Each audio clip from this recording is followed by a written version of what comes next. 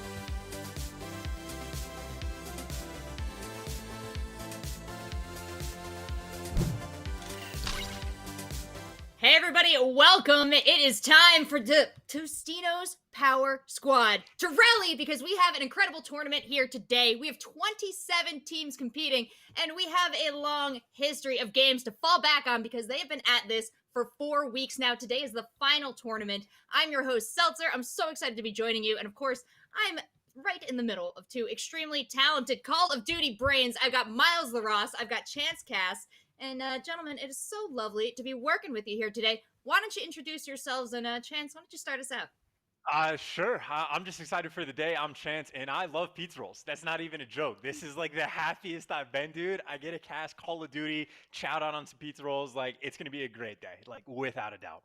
I'm glad you like them. I finished mine already. I'm done. I need to go reload. That's just the remnants. It's a massacre here in the Ross household. But yeah, I'm ready. I'm ready to go. Seltzer, it's good to work with you as well. Chance, finally get my duo on the other side of the board here again. It's been a crazy couple of weeks. We've had a lot of fun here in the Totinos Power Squad.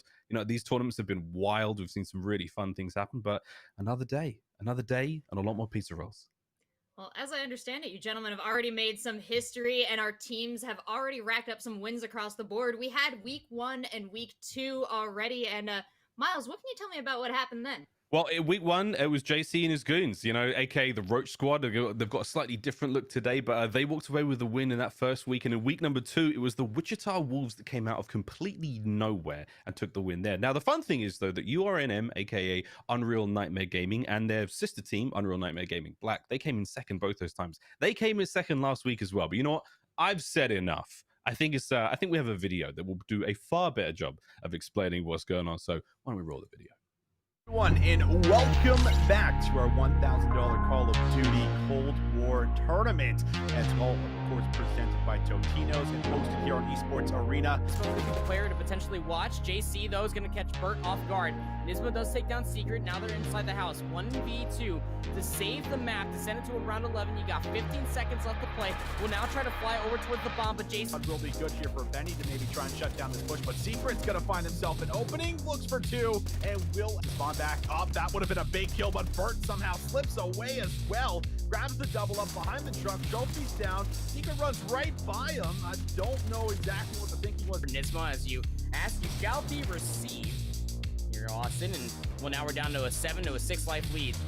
Only by 1 so far, now in URN Gaming's favor, trying really all cards on the table here for JC and their goons. They really need this B capture to come on through. They could really benefit from getting the extra minute on the board, and they're also splitting their focus.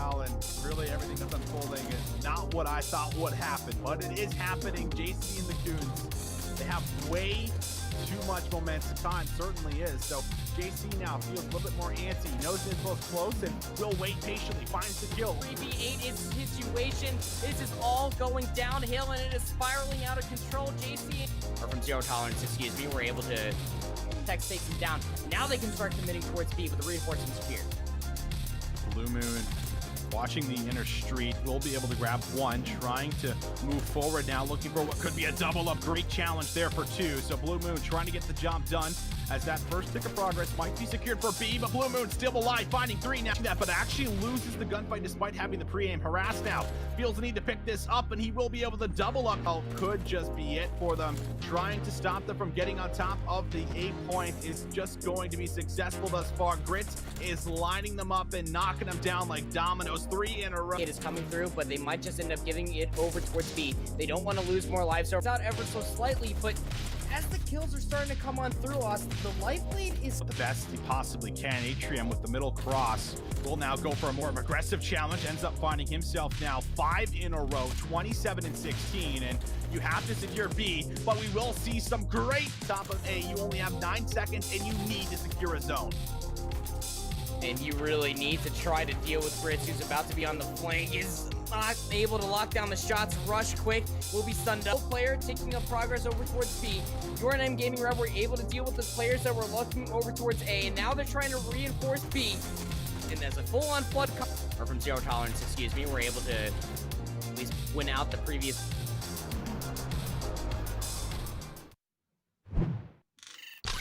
All kinds of fun there in the first 2 weeks of the Totinos Power Squad Call of Duty Black Ops Cold War tournament, but week 3 was where the real fun was had. Once again, JC, our Lord and Savior, and his goons, now rebranded as the Roach Gang, they took a big win here in week 3. More fun and games ensued.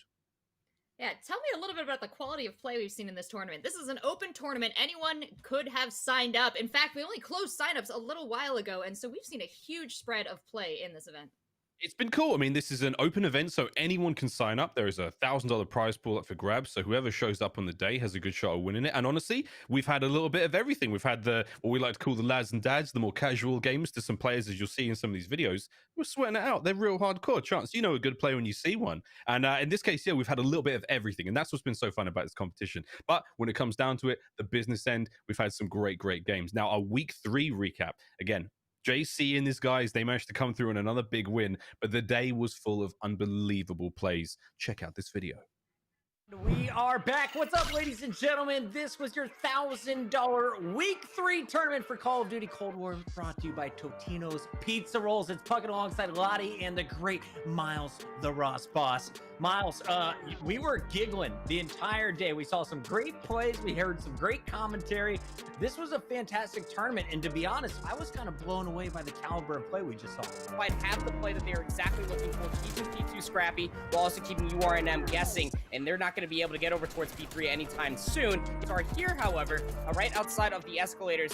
Pinstripe kill feed is only going to favor Your side will be no good. 3 now fall, all up to Sirens trying to move in, but this is such a difficult gunfight.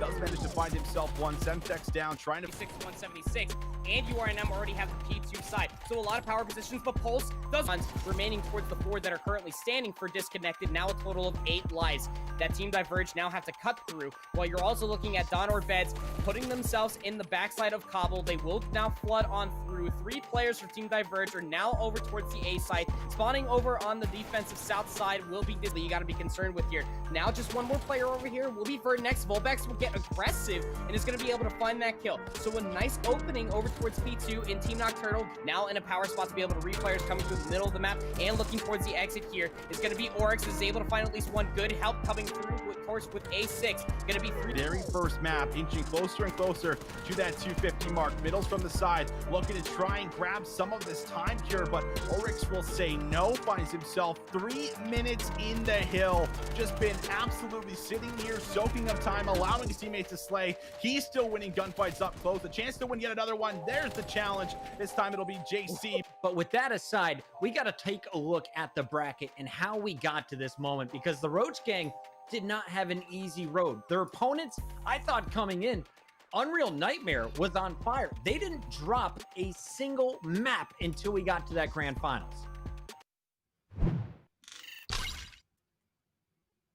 Hey, welcome back, everybody. We were taking a look at that wrap-up from week 3, and we're really appreciating the level of gameplay that has come out here. We're talking about this as an open tournament. Anyone can sign up, but what we've seen week after week at this event has been impressive. Miles, you were there for last week's event. You saw that big victory. Tell me a little bit about more your assessment of these players that showed up. We were surprised. Like, we got to watch the entire tournament. Obviously, we had Proper and we had Visions casting it, but I mean, we watched the whole thing from start to finish, and we saw some amazing plays. We saw some really bold stuff. In my notes, I still have it written down. There's a guy on Unreal Nightmare called Sleepy who we watched him try to do like a 720 no scope off the top of the cliffs on Crossroads, and I think he came close to hitting it. You know, and this was in the early days of the tournament. Things were a little bit relaxed. They weren't exactly going up against teams that were making them, you know, catch a sweat or anything, but it was still really fun to watch. But we're getting a little bit of everything in this competition, and it's been real fun so far. Chance, I know you're a first timer like me for this weekend, but taking a look at the bracket, any of these names stand out from you? We've been watching the games leading up to this. We've been checking out these teams. This is, of course, the bracket from last week with Roach Gaming there with the W. What are your thoughts, Chance? I mean, honestly, it's any of the teams that like went to the distance last time, right? Your Team Diverge that looked pretty good. Obviously, Unreal Nightmare we've talked about a few times, but even just watching the clips of like the highlights of these guys playing, like one of the like litmus tests you can do to like evaluate a player's skill is the mechanics of like how good they are while they're taking a gunfight, not just like how good their shot is, but like some of these guys are doing like the scraps thing, right? Little crouch spam like in the middle of the gunfights. When kids are doing stuff like that, I know I'm up against just something fierce. I know skill-based matchmaking has fully kicked in. So I'm just excited to see how good these guys actually are. Because again, just from the highlights, like they look pretty good.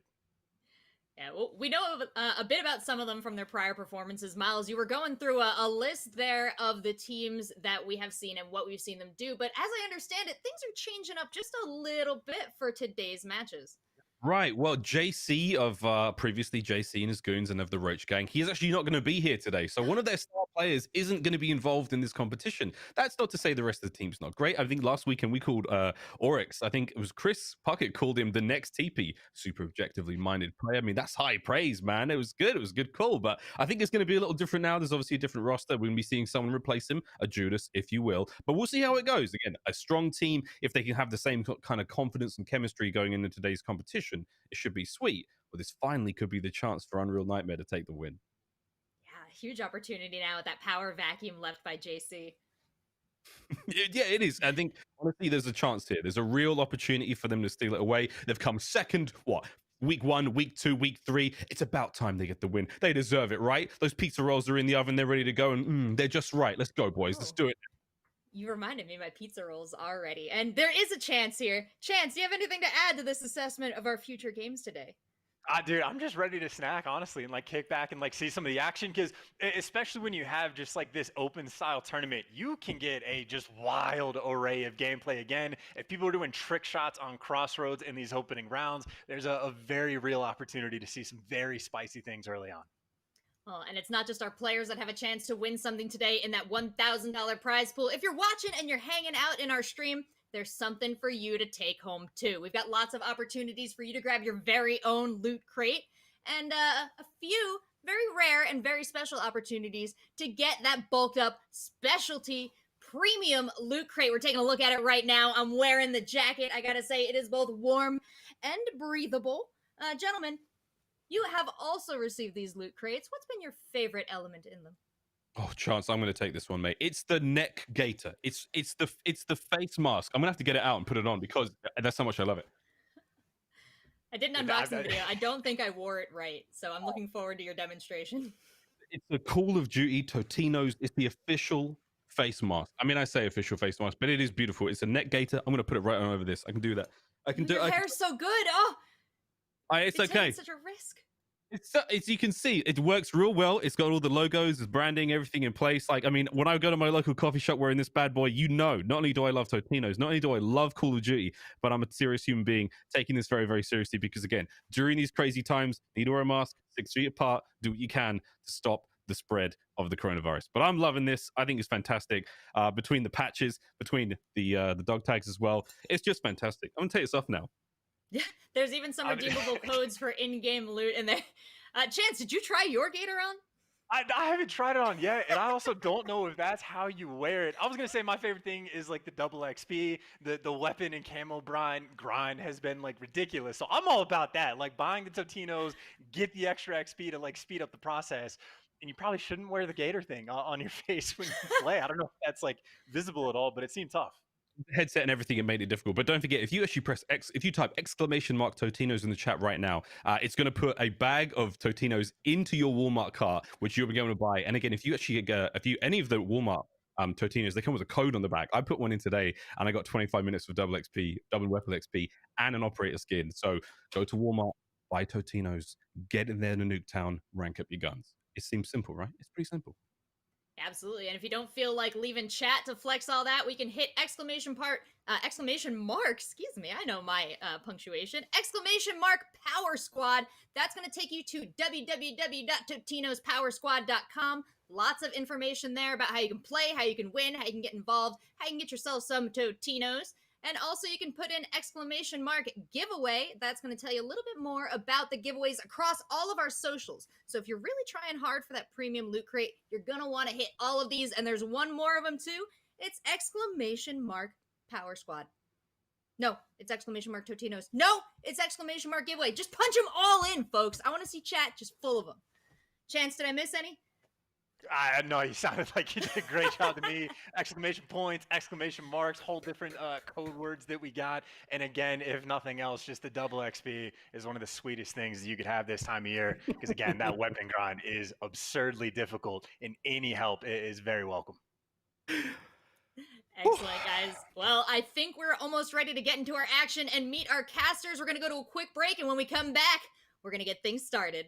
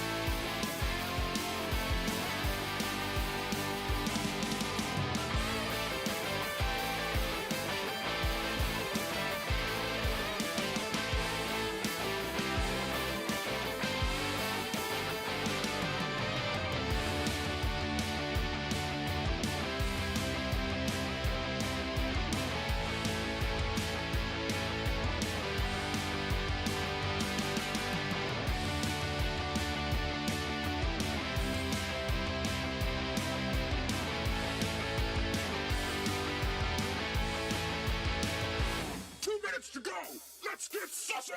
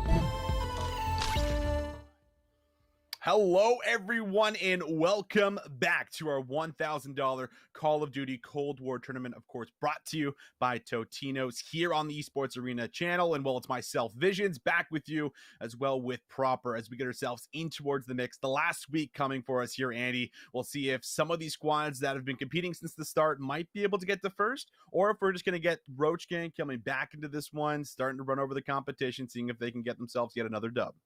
Yeah, what Miles ended up saying that the Lord and Savior JC is not here for this week for Roach Gang, so we're going to see how that substitute really shows up to the plate, or if we are also just jiving in the background to the Silver Surfers coming out in tow for URNM Gaming. Maybe they might be able to walk away with their first W and their gold placing. We'll definitely be interested to see how it all plays out because there is some stiff competition for this final week. There really is, and I think my favorite thing about this entire tournament that we've had over the course of 4 weeks now is how these players and teams have slowly been able to improve, getting themselves towards the mix. You know what I mean? We saw the first week where it's like we're learning the game, trying to figure out how to get there. What's the meta? Now these players have a grip on the meta coming in towards that week 2, week 3, and now we're pretty much a month in where strategies should essentially be formed. And we take a look at a team like URNM Gaming here, Your Nightmare, where a squad has finished second. It seems like week after week after week, trying to push towards that first place spot. And they have made some of those roster changes. We saw last week, Joker Exogen coming in towards this roster, seeing if that might help. And it did. It felt like they were definitely more on par with some of the respawns. They were very, very close. It was just a couple of mistakes, a couple of slip ups, that ended up costing them on some of those maps. And that plays the difference. And you have to look at fixing those. And I know I was talking to Exogen. He was like, listen, we're going to really study up this week. We're going to improve. We're going to get better. We're going to come in towards this tournament and see if we can bring this one home. So now it's just a matter of will they be able to do it, especially knowing that JC's not in that Roach Gang lineup.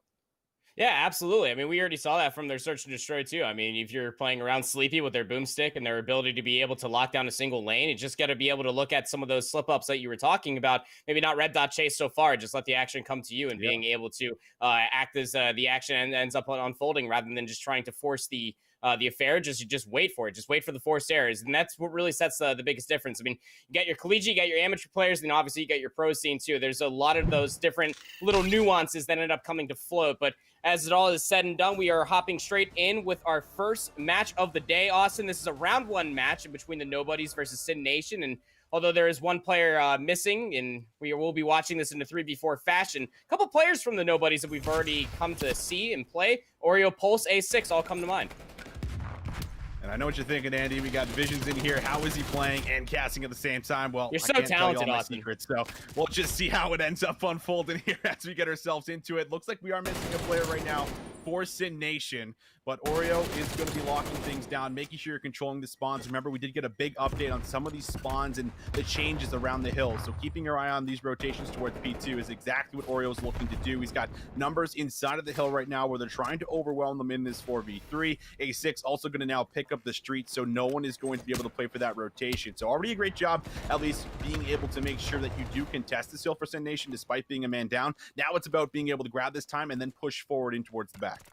Hey, you had one player working their way in, and they're going to be dealt with handily, but you're quite okay with this if you are the Nobodies, all things considered, that you were able to keep P1 relatively scrappy. Even in a 3v4, Sin Nation were still able to walk away with 20 seconds, but like you said, you ended up having A6 watching the streets. They will end up taking down 1. Now you're just shifting your focus over towards the shops and the lobby side, so that way you can really make your presence felt here on P2. It's a great setup as well. Keep in mind that you have Pulse up in the police station. They can just be a beam from up top, but you do have 2 players holding up close here inside the lobby shops. Zeno has the cross here with Oreo, while you also have A6 pushing through checkers.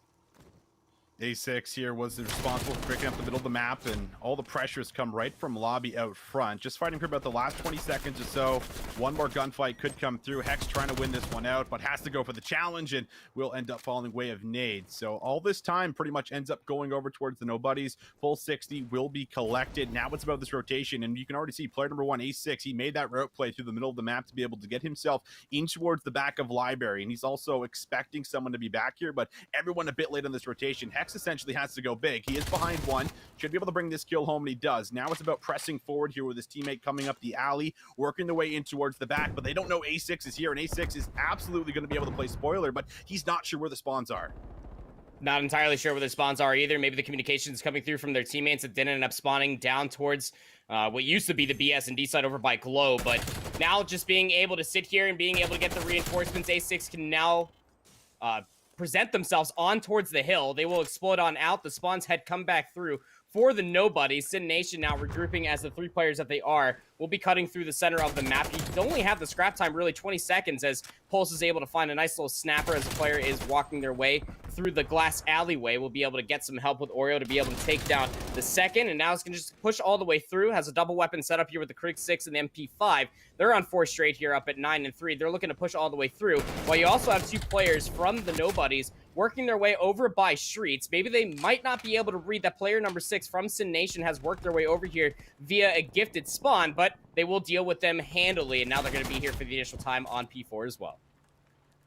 Vision's not able to play the life, so that means that this push is going to have to come to the middle of the map, and A6 is watching that here patiently. First gunfight is going to be good, takes minimal damage, going to check for the spawns here through the street, challenges right back towards the middle of the map, and while you're essentially trying to break this setup here, again, 3v4 right now, not everyone being on this roster for the side of Sin Nation, so really struggling to be able to break some of these hills being a man down, but they are still trying nonetheless, and we will see a push come from the side. Nice little double kill and a waiting towards the point, but going to be picked up from Pulse. Hex now the one to try and see if he might be able to play his life contested, but at this time trophy system will not go down in time. Visions with some good shots here over towards the statue, trying to keep them off of the 10 seconds, but more importantly looking to get themselves back towards the middle of the map where you can already see some of the submachine gun players set up ready to go. Pulse might be cut down and is as soon as he makes his way in towards P1. So finally Sin Nation are able to at least touch this hill first. Now we'll see if they can actually try and hold on to it.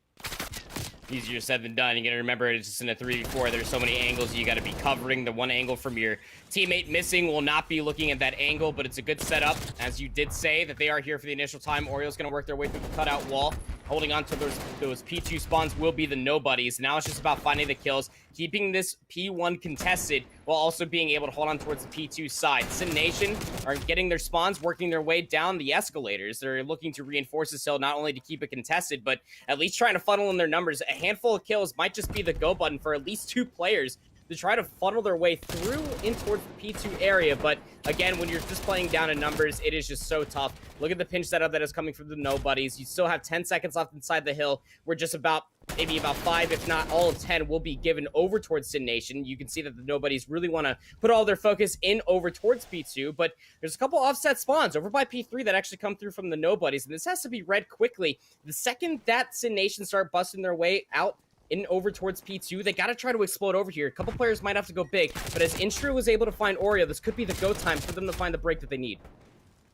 They don't read Pulse in the back here, so that top police station position is going to do wonders as everyone tries to come in from behind for the side of Sin Nation. So can't get themselves a break here in towards the back, and while player 7 sitting inside of gold right now, they might just be looking to chalk this one up. They had their best hill coming off of P1, but we saw a full 60 come over last time for the nobodies, and that's very likely going to be the case again as they start to set up their rotation here across the map. Everyone trying to lock down their lanes. It's going to be Visions in the middle, but doesn't even look like he's got the controller in hand. So rotation should honestly be one as they spawn in towards the back here right behind P2, and that's going to be red from A6 as he's currently watching that off screen. So we make our way across, and once again, of course, man down. This will be a rotation 1, full 60 picked up. A6 finds both 2 players in towards the back and might be able to even continue that spree as he's reading for one more.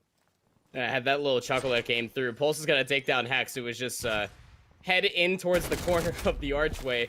You can just tell Oreo was just so leaned into their monitor, didn't even check the full quarter. But now we will move over towards P3. Some good opening kills is going to upset the spawns for the nobodies. They're actually put all the way towards the north side of the map, over inside of the planter alley. And, well, now being able to have the closer spawns, Visions and Instrid are just trying their best. Hex is the last player that's standing back here, but again, doesn't even look like they have the controller even picked up at this point.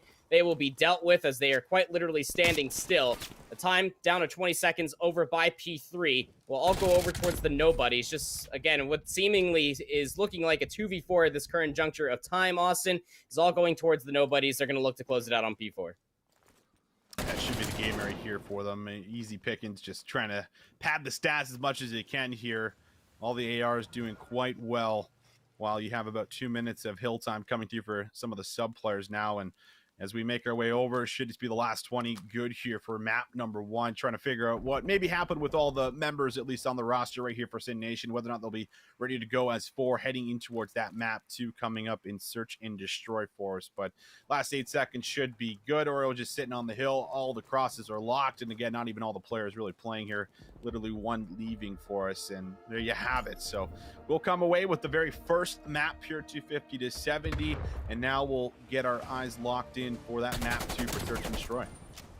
Yep, absolutely the case. I mean, even just to talk about the nobodies a little bit furthermore, because there's really just not much to break down in that would turn from a 3v4 and towards a 2v4. Although you did have Sin Nation being able to find a handful of time here and there, they were still able to put up 70 points. As you just saw, the nobodies were not taking their enemies for granted. Obviously, they were playing for those money hills, being able to play for their spawns as they wisely should. If you want to make a good running inside of a tournament where you're playing for the better part of $1,000, such as you are today, you got to be able to showcase that ability and that esportsmanship, as I like to call it. But still, for the nobodies, on the other hand, I mean, we saw even through the hype videos that we have, the recap videos, one named Pulse is just one of those players that you got to be on the lookout for. I expect the nobodies to be able to make a decent run throughout this tournament just from Pulse's stature, along with A6. You even saw just some of those finer moments as A6 was playing the route man. We saw it happen from P2 over towards P3, just understood that they could cut through the middle of the map, get their team set up with the close response for P3, and that just allows players like Pulse, who was going on an absolute tear, again, in a 4v3, but was still able to find those influential amount of kills,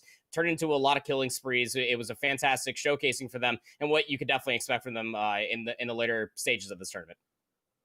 For sure. And as we get ourselves ready for map 2, there's still a chance to send things all the way towards that map 3. Remember, these are just best of 3s for as far as our format. Also single elimination. So if you do end up losing here, you're out of the tournament. There's no way to work yourself through a lower bracket and get yourself back up towards that grand final. So you really have to try to come alive here. And honestly, you have to try to regain. I feel like that's the big thing, whether or not, their teammate lagged out or, something had happened for as far as not being able to connect and stay in that game. You have to really try and regain, because it's always frustrating knowing that you're already at a massive disadvantage. You didn't really have a fair fighting chance at being able to say, hey, we might have had a good opportunity of being able to take that first map away. So you have to try and do that first of all, and then going in towards the Search and Destroy.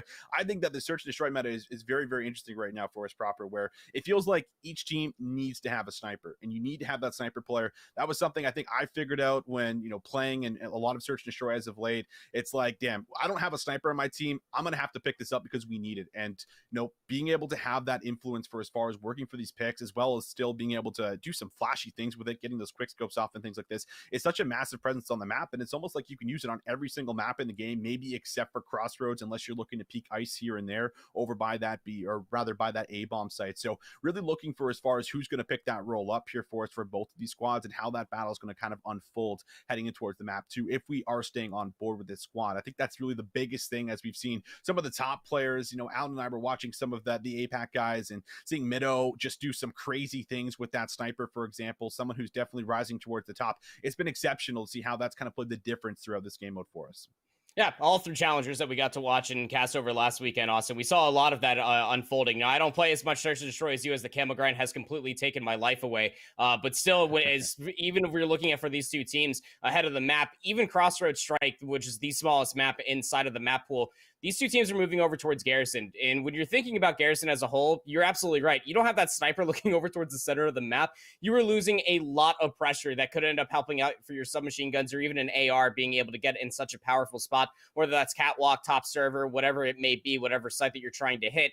That influence that the boomstick ends up bringing out inside Cold War is just so needed. The LW3 Tundra is just such an integral part towards the Search and Destroy success. We're talking both offensive and defensive like that. When you are missing that, if you can kind of be a little bit of the snake in the ground and being able to work your way to catch the enemy by surprise, then by all means do give it a try. But the way that a lot of these maps end up playing out, you're going to be out in the open a lot, and it's a very easy snipe that can end up turning the tides too. And this isn't 5v5 anymore. Remember, as Cold War did move over towards a 4v4. Once you're in that 3v4 placing, you got to end up being concerned with your flanks at that point too. Maybe there could be that fourth player from the enemy team that did see that opening lane that the sniper didn't end up opening for themselves, and that could end up just being a pinch that you're not necessarily going to be ready for. And that's what's always really exciting, as you brought up the Search and Destroy meta, how we are at this current juncture. For sure. And I mean, that's a big part of offense on Garrison too, like you're talking about, getting those picks, forcing those man advantages on the attacks so that you are able to work towards that B bomb site. Because a lot of the times it comes down to those last 30 seconds. It's like, well, we can't really work ourselves in towards A because green control is not easy to get really control of, especially when you're sitting on that SATCOM truck, just being able to laser people in when they go for that challenge coming in from the outer peak to the staircase. And you really have to kind of just say, all right, we have to default towards B. We have to get this bomb down. So you have to get that barrel destroyed. First of all, make sure that's no one's peeking and being able to blow that up, destroy your bomb carrier as he's trying to drop that down, and then panicking about getting the bomb down, coming down to the final seconds. And you really have to kind of work yourself in towards lights, get control of these really important power positions that aren't the easiest, because Garrison is very much set up for a lot of these headies, and you have strong AR players, strong sniper players, whatever it might be. When they're able to get control of that back tank area on defense, or pushed up in towards the side of bricks, playing by tools and things like this, it makes it very difficult to be able to get past that without opening up with the kill, so that you can then bait and switch to see if you can get towards the site. These are some of the things, of course, we're going to be looking at getting in towards this map, as it does feel kind of a little bit one-dimensional, just not too many options for as far as how you're going to be able to set these up. So looking for these smoke plays again, something else that's going to be able to kind of enable these offensive pushes, and grabbing offensive rounds on Garrison is really the success towards actually closing out this map. It feels like if you're able to grab these offensive rounds, you should be closing out the majority of your defenses, simply because they have to run into you, and they're typically running into you when you're set up with the covers. So that's kind of the little advantages again we'll be looking at going in towards this map too, as we're just getting ready for it to set up, hopefully getting our squad with their full 4 members as well, so they will have an even fighting chance heading in towards this map too in the rest of the series. Yeah, we're missing Kilgod in that opening hard point, so definitely be interested to see if we do get a full 4v4 versus this more than strapped nobody's roster. Again, we saw them make a pretty good run in the previous week, and we're definitely going to be looking for them to do it again. But you know, we even saw too, we were slightly breaking it down that even as a standing 3, Sin Nation were still able to find a handful of breaks. So we do know that the gun skill is there. You can even visibly see, if you go back and you watch the minimap, that they were definitely knowledgeable in the angles that they were looking to cover. I'm very interested to see what they're able to bring out inside the Search and Destroy, because if there's one thing that we know, Austin, when it comes down to these very young amateur players, that they do play a lot of Search and Destroy, much like yourself too. So the communication's got to end up being there, whether the teamwork soon's to follow. Definitely interested to see how these lanes start opening up, especially ahead of Garrison. Like you already talked about, there's so many headies that you got to be concerned with, offense and defensive flight. It all comes down to where those snipers do end up coming into play, and very interested to see if we do get a little bit of an offset sniper battle, because you can end up seeing from spawn to seeing spawn with those snipers right off the rip too, as you do have your automatic weaponry working off of the side angles. Your sniper typically does look down the mid lane to open things up. But you also brought up a fantastic point too about how offensive rounds will absolutely be able to swing Garrison in your direction. You could also say the same thing about the defensive rounds too. If you're able to halt the offense from even trying to work their way through the middle of the map in a very early fashion, this could end up keeping them guessing even when they move over towards defense as well, when we end up switching sides, so that way they don't feel comfortable pushing in towards the enemy team. Because Garrison, it's a very big map, again, from east to west, not necessarily from north to south, and you got to be concerned with all of those things when you're not trying to push and take away the map from your enemy team, because then your submachine guns and your ARs can't get in those power positions that Visions was alluding to, and then your sniper basically has to do legitimately every little bit of work. For sure. But ladies and gentlemen, looks like we are having a bit of troubles with the lobbies. So for now, we're going to send things to a quick little break, get ourselves rested, set up here for this next match here for game number 2. Do not go too far. We'll be right back with Search and Destroy.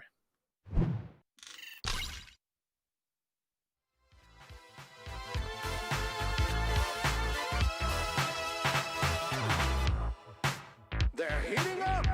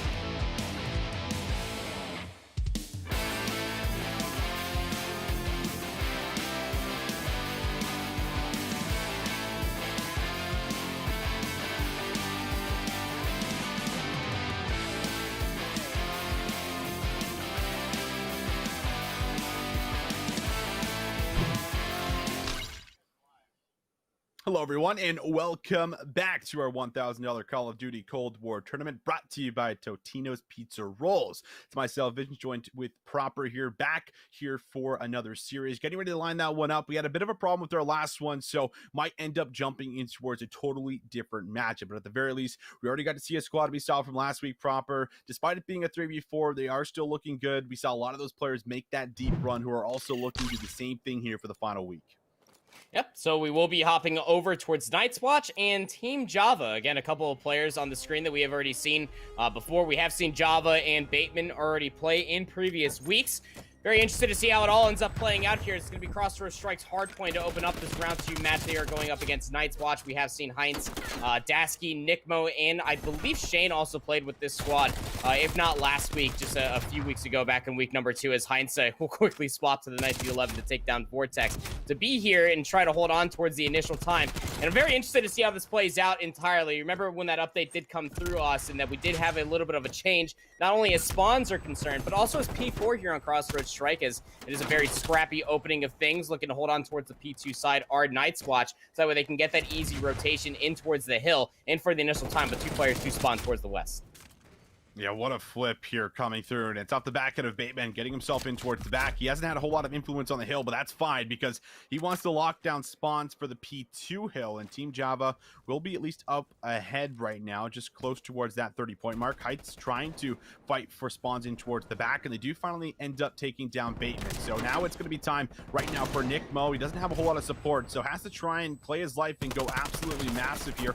Gets a read on some of the players that are going to be coming in. His teammates now slaying in and around the hill, finding a couple of these key kills to just allow Nick to be able to sit here, soak up the time, and well, the first 20 seconds will be good.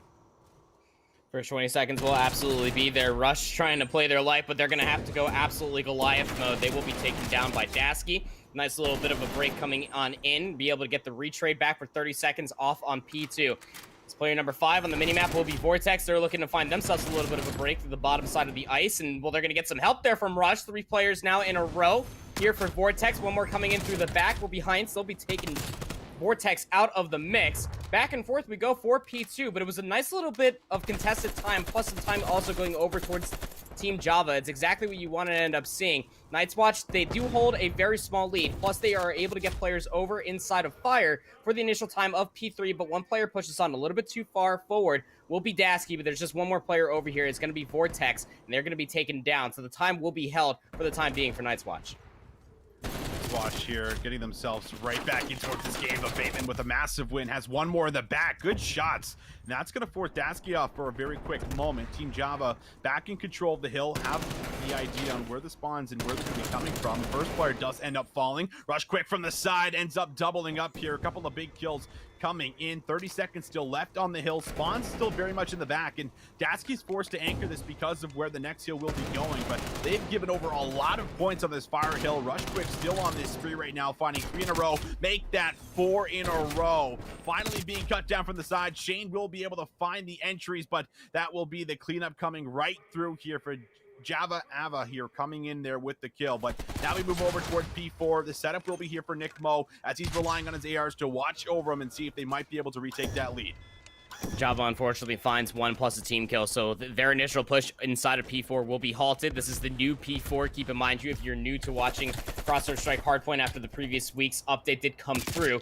See, this is the idea, right? You end up putting Nickmo on towards the hill, but no player is here to help them out immediately. You do have player number 1 of Heinz looking at them from afar.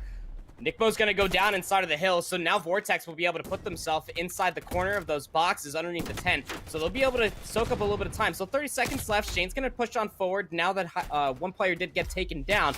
But the real understanding as far as how Crossroads is now played, Austin, is you're mostly looking at a lot of north control. As again, all of the hills minus P2 are just about on the north side of this very small map.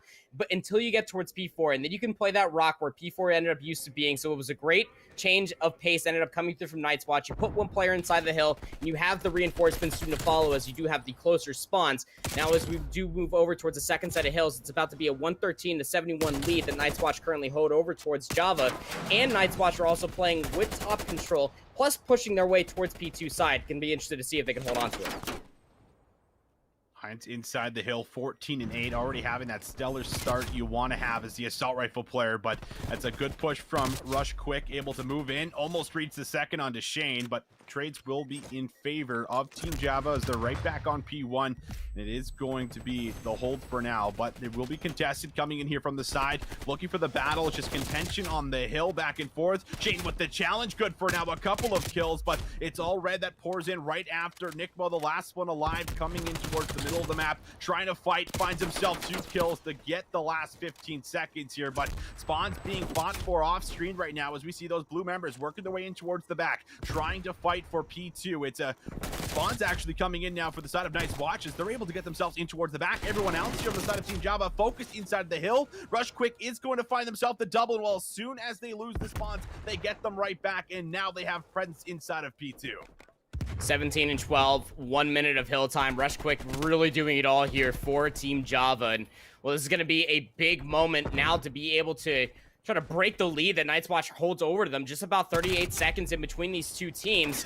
And as they're just trying to hold at least one player, it's going to be Bateman left alive inside of P2. They will be cut down by Heinz. And now you have Night's Watch working their way in here. But Team Java, you can see how they're looking on the minimap. They're trying to give it one good scholar's try to be able to break inside of P2. Just about 2 more players will give up their life to try to break inside here. But it is a fortress of solitude that Night's Watch currently hold over top of them. Nice little turnaround from Dasky. Will be able to help out Nickmo be able to keep their life. Now Team Java trying to play at least for the back and scrap time, but you got to be concerned with that P3 hill, and luckily enough for Team Java also finding those kills, did cut through the middle of the map very quickly, so they were able to hold on towards the northwest spawns, and that's what you're mostly looking at here as we are about to be moving over towards 3 and 4, but Dasky and Shane come back into the mix. They find 2. Bateman answers back with their own. It's just one more player here offensively for Night's Watch. We'll get a little bit of help here, but Dasky won't be able to keep their life for long. Reinforcements soon to follow. This is just something you can't allow to happen. You can't allow them to break on that very first push. And well, Night's Watch have done so nonetheless. Still, though, don't have spawns, but Heinz with another massive kill inside the hill on the 5 spree. Make that 21 and 13 for the total score. Heinz looking to double up here once again. Gets the help. They will be able to shut down the push. And if they can get in towards the back here, this very well could be the game. 20 seconds is what's left on this Fire Hill, and they have not been able to re-break this one. They are still having the fighting presence in the back right now for the spawns leading in towards P4, but you just have to hold full 60s from here on out for Team Java if they're going to be able to secure this very first map 1 win. Vortex coming over towards the right. We'll be playing a bit of this anchoring role now with that AK-47, trying to cut down Nick Mo. Lands the shots, can't bring home the kill. It's Dasky who does find both players here on the cross, but trying to be able to hold the spawns as well as keep all the time coming your way. Not going to be very easy to do against Night's Watch. Yeah, Nickmo did work their way in behind the rock. That's going to force all of Team Java to spawn over by the northeast side of the map. Looking like they want to set up towards P1, but now Night's Watch, they put themselves with 35 seconds left inside of P4 in the driver's seat to be able to close it out here. They have the positions, but Java and Rush Quick come back in the mix, join along with Vortex and Bateman. That's 4 players down, and Vortex is going to put themselves on towards the hill. It's interesting that you also said, Austin, that you got to get full 60s. This is Crossroads Strike. Spawns flip like no other here. And you got to be careful when you are setting up these positions, especially for P4. These back 10 seconds will be good, but you're going to have to play, I want to say just Chris Hardpoint. It's going to have to be flawless Hardpoint coming out from Team Java if they have any hopes to be able to take this away. As you see Night's Watch setting themselves up for P1 and the east side alike. They know that they have the winner's advantage, that they could soak up 10 seconds here, maybe 20 seconds over on P2 as well to be able to close out the game. Well, they do find the initial break here. It had to happen very fast, and it does. Shane, the last one up right now, trying to hold on towards that tires power position. And well, that's a pretty difficult challenge for the 74U, so easy double up for Shane as he locks things down, allows for his teammates to move in here for what could be the final points. And well, another snap for Heinz. Almost closing in on 30 kills here. Goes to the pistol, trying to grab the last couple, but we will see Java have a move in here with the double. Still trying to fight and keep this going. You would have to grab the last 30 seconds as well as find another flawless transition moving in towards the second hill. Not going to be easy, but possible. Nick Bo is going to find the double up. Java almost finds the double, gets the help from his teammates, and they are doing a good job of grabbing the last 30 on this P1 hill. But everyone right now, for Night's Watch, they're getting set up here towards the hill that they know they can end off of. It's all about being able to lock down the spawns, and they lose the spawns moving in towards it. They grab a couple seconds, that's fine, but now they need to find yet another break. Just 6 seconds that Night's Watch need to be able to close out this map. Bateman also had a heroic play cutting through the catwalk side and being able to break in from the top side inside of P2. But like you said, the spawns are here for Team Java, so they can reinforce this hill just all the more quicker. But you got to be careful. The players that are already inside of this garage, Heinz will be there to take down 2. Nickmo was there for the help. Just 6 seconds were needed as Night's Watch do find a nice break to be able to get inside P2. 250 to 182. Night's Watch take the hard point. Get a little closer than I expected. It felt like after the break we saw on Fire, leading in towards what was essentially a full 60.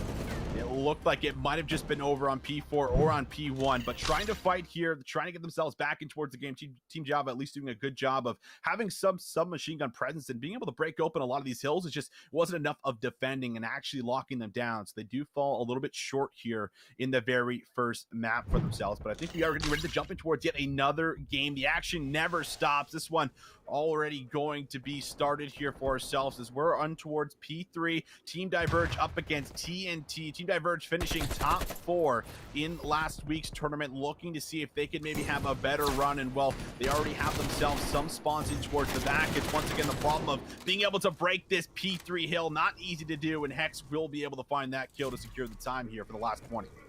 Yeah, a couple players here for TNT that I'm unfamiliar with. I believe we have seen Tito play in a few of these turn-ins before, but again, like you talked about, you're going up against a strong team of Team Diverge, but Hex is lighting things up inside of this Fire Hill. They're on 3 straight. They also have a minute plus of hill time, and well, there's that Teep reference that Miles was also alluding to, same for you last week. You have a player of Hex's caliber that can be able to keep their life while also soaking up a lot of objective time. That is a recipe for success on hardpoint, but the hit does come through for Team Diverge, but you're okay with this if you are TNT. It was just about 10 more seconds left inside of that that hill, and now they are looking to focus over towards reinforcing those P4 spawns. But you got to be careful because Team Diverge, they're working their way out of fire, and they also have Donor Beds in such a powerful position, but they're going to get ripped off of that Sandbags Heady by Hex from the respawn.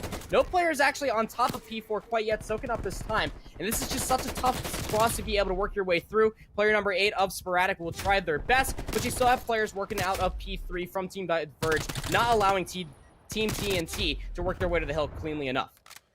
Dinero just played an absolute incredible role right there, sitting on steps, finding what was, I believe, 4 or 5 kills in a row, stopping them from being able to get on top of the time, and does deny a good maybe 15 seconds or so, and Hex ends up finding a double here by the street as well, make that almost 3, coming in with the kill, will be a kill from behind that's able to bring that one home, so able to at least make sure that it isn't a full 60 coming off of P4. Good job from Dinero to keep Team Diverge inside the game, but they still need to come back in towards this one, and it starts on P1. It's going to be Donner Beds, has a big gunfight against Hex, and Hex gets the best of them, throws that trophy down, gets a little angle underneath the tank because he's going to be throwing out some of those tacticals and nades. The nades won't go under, the stun will, but still staying alive as his teammates watch over him, have his left and his right covered, shooting the toes now as both players getting weak. Tito with the double up will stop some of these players from moving in, but one more sitting on the hill. Donner Beds having to go big, goes for the challenge, gets the player off the time, but won't be allowed to stay alive to secure the last 20. Yeah, that's right, and now with the 20 seconds remaining inside of P1, you still have TNT holding on towards the east side of the map. They're looking to try to keep this contested for the time being, but no one's reading Wavy, laying prone towards the center of the map as they just lock down 2 very easy kills as the rest of the players from Team Diverge start working their way across the catwalk. Straight Bussin' is here. Straight Bussin' is lasering players towards the spawn, and that's going to be the breaks for the spawns themselves. Team Diverge now put themselves in a spot to where they can get the initial time here on P2. Now TNT are working their way entirely across the ice side of the map, which is quite open indeed. And Dinero is here in a great spot with the Craig 6 to be able to read this potentially. TNT, all the wiser, are now shifting their focus to work their way across the catwalk. Players through the center of the map as well. Gonna have to make themselves fly in here, but this is a good time going over towards Team Diverge. Great time. Team Diverge worked themselves back in towards the game, and Wavy is also just still finding a lot of these kills pushing down the street. Finally, there's a chance for a break here, and they do end up breaking on through, fighting for this last 25 seconds or so. Spawns no longer going to be in the back, though, for the side of Team Diverge, and this is fine. You grab the first 30 seconds off this hill, you play for the rotation towards the side of the map that is going to populate 2 spawns, or 2 hills, rather, coming up here very, very shortly, so not too bad of a situation. Tito, however, he wants to make his way in towards the back. Big gunfight coming here. Top control. Finds that one, looks for a second, grabs a double up here onto Wavy, knows the spawns are in the back, so the work is not done just yet. Still a couple of players staying alive, but Tito has been able to work himself through. One more on towards Wavy, finding him off spawn. Tito on an absolute massacre, almost finding himself one more on towards the back here for Dinero, but is not able to stay alive for it. So a beautiful rotation comes in for TNT. They find the break, they find the spawns. Now they need to get themselves back in the hill, but Donner Bed says no as he finds himself the 2-piece. That's absolutely right. I mean, Tito just tried to put every little bit of lick of work inside of that push, was able to do so, but now TNT on the back 25 here for P3 are going to be looking to soak up this time, as you also have player number 8 of Sporadic.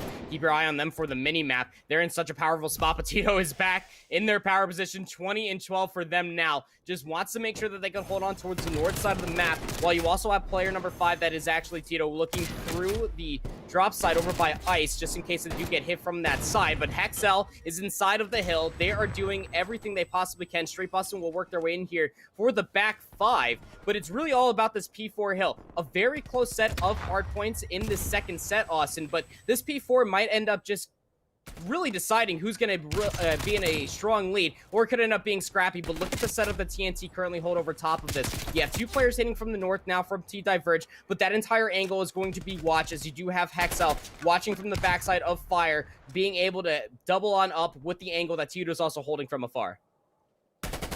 Braddock has sat here the entire hill. 30 seconds to TNT.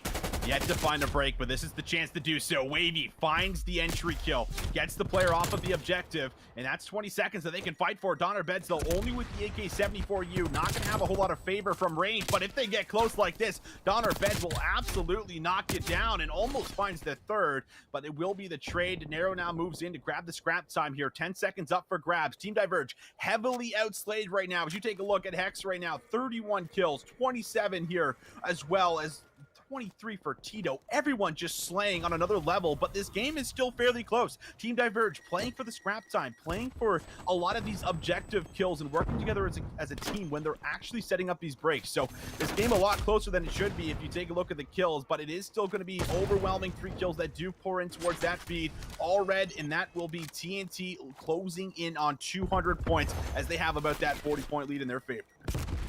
P1 being contested here through the third set of hills, but you're absolutely right to say, I mean, TNT are just playing their roles just so wonderfully. You got Sporadic just looking to anchor things out. Tito and Hex are looking for the breaks along with Hexel, who is also looking for the early rotations. There's Tito again for 2 more straight. That is 4 now for this life. 27 and 13, they're working their way up. Team Diverge are keeping this close and competitive because they're always stacked up on top of each other, being able to play for each other's trades. There's Wavy being able to find 2. Don Orbet's going to be able to find another one from afar off screen. Now they're looking for the break inside P2 where you leave Wavy to soak up this back a handful of seconds off of P1, but now you're going to be looking towards a very unfortunate circumstances. You're just about down a few players inside the P2 scuffle. Will go in the favor for TNT as they eclipse past the 200-point margin.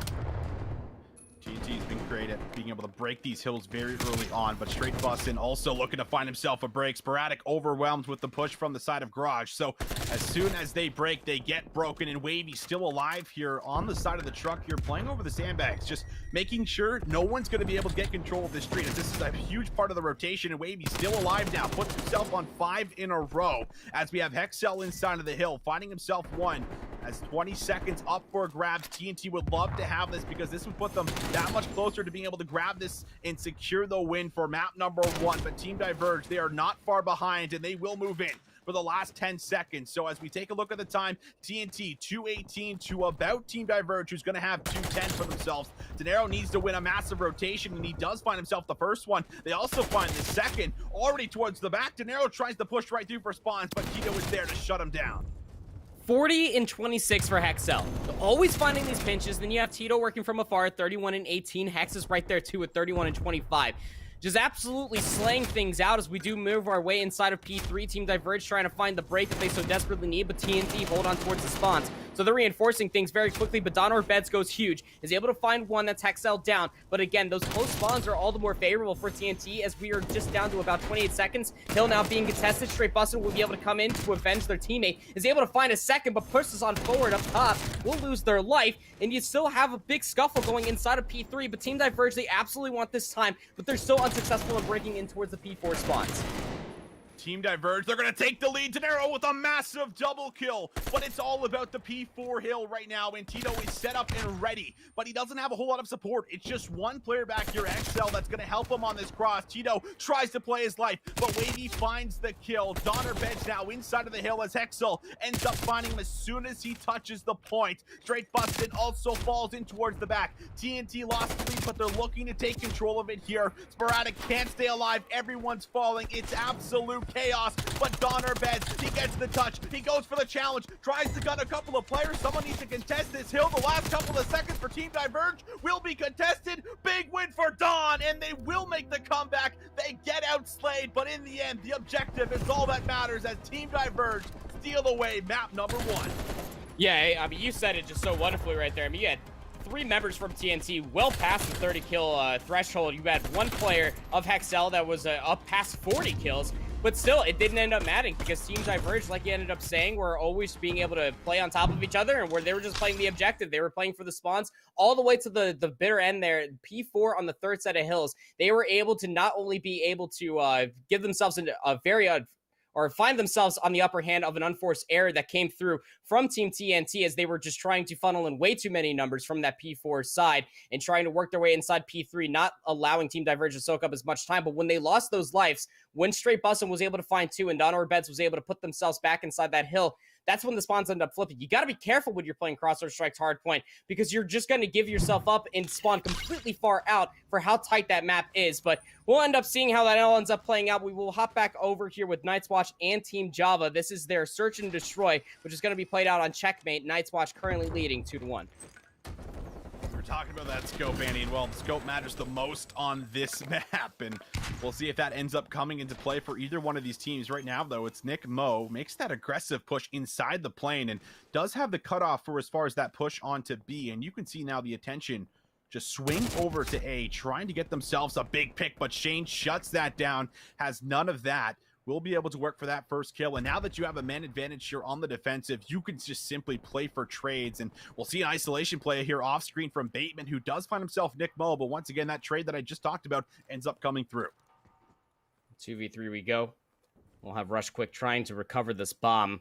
Looks like the hit might end up coming through from A, and you're absolutely right. I mean, the boomstick presence here for Checkmate is absolutely massive. There's so many different openings for this map, but could end up trying to work their way over towards B. I mean, you do have Vortex over here trying to lock down this site inside of the plane. Rush Quick will be here, so they're going to be looking to plant this bomb. Players defensively, though, not really here anytime soon. They will lose one along the way, just trying to search for the information, so the bomb will be planted. So it's all up to the retake, as the clock does go back up to 40 seconds. From the side, we'll try to chase out one, and we'll Rush Quick, we'll punish him and make him pay. This could be a massive turnaround in this 2v3, as it's all going to come down to Heinz. 3-1 for him over the course of these last 3 rounds, looking to now pull off a 1v2 clutch. Does find himself one. Does he read the challenge for 2? Oh my God, Heinz, yes he will. Reads them like a book, gets the defuse, and grabs another round for Night's Watch. That is just something you just can't allow to have happen there for Team Java. They were able to find one as they were working inside the BS&D. They had the setup that they were hoping for, but Heinz, like you called out there, Austin, just had all the whereabouts to read the second challenge, as they did take down Rush Quick on top of this desk. Very unfortunate stuff. The round definitely looked like it was going to go towards Team Java as they were coming back from a 2v3, but absolutely says no, does Night's Watch. And remember, this is a best of 3 all the way through. Night's Watch did win that hardpoint on Crossroads Strike, 250 to 182. They are leading now 3-1 as we look to see how they set up for their offense. A lot of flip-flopping in that last round. Looked like there was enough for the first couple of kills to come through.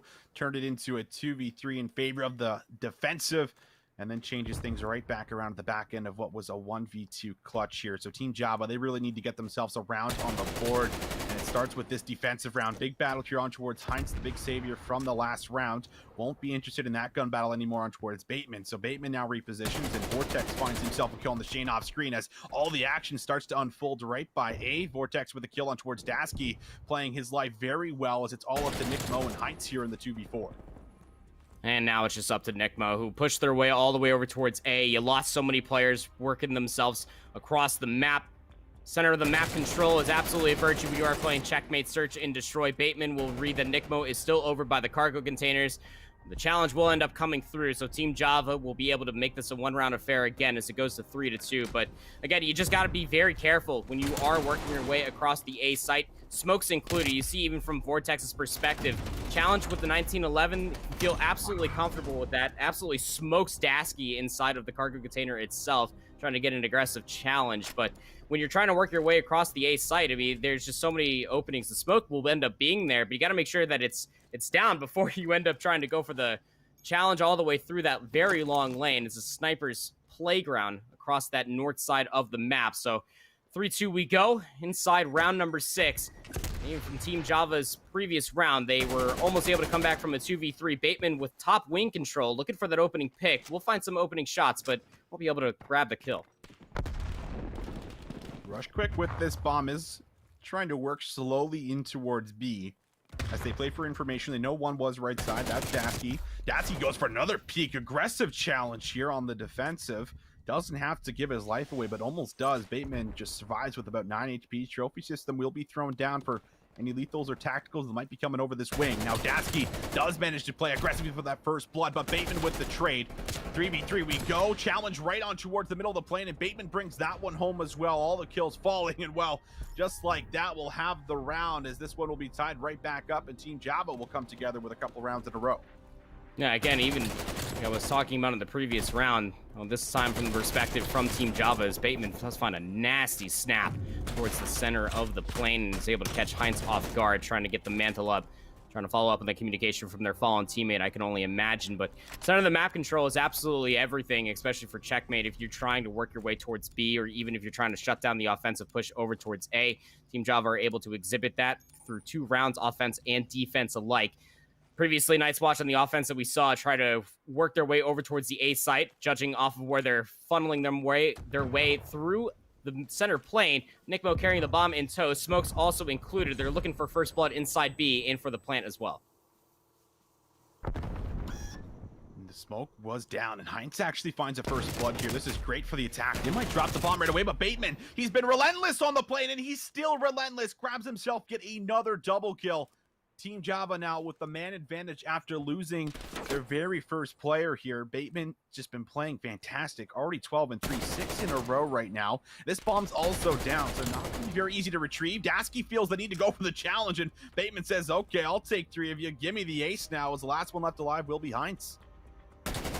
Heinz will read one, that's Java, and that's all the communication that needs to come on 3. See all the 3 red arrows just working their way across. I'm not too sure if Bateman ended up finding that last kill for the ace, but regardless, they're well past quad positive now. 13 and 3, absolutely massive. We'll see it from Bateman's perspective again. Just wait for the smoke to dissipate, and they were able to catch a handful of players working their way over towards the BS&D site inside of the plane. That's what you really love to see if you are a fan of this Team Java roster, who have now flipped the lead. Now they lead by 1, looking for another strong offense here to be able to start really running away with the search and destroy and tie up the map count 1 apiece. And if that's the case, we would move over towards a garrison control. And you know Team Java absolutely want that to happen. I'm glad we're staying on board with Bateman. I was going to say, we'll see exactly how far he can really push this streak, but Heinz will have no more of that. He does read the pathing, and we'll find the very first kill here. A big kill to have, as you have Java Ava here yet to find a kill.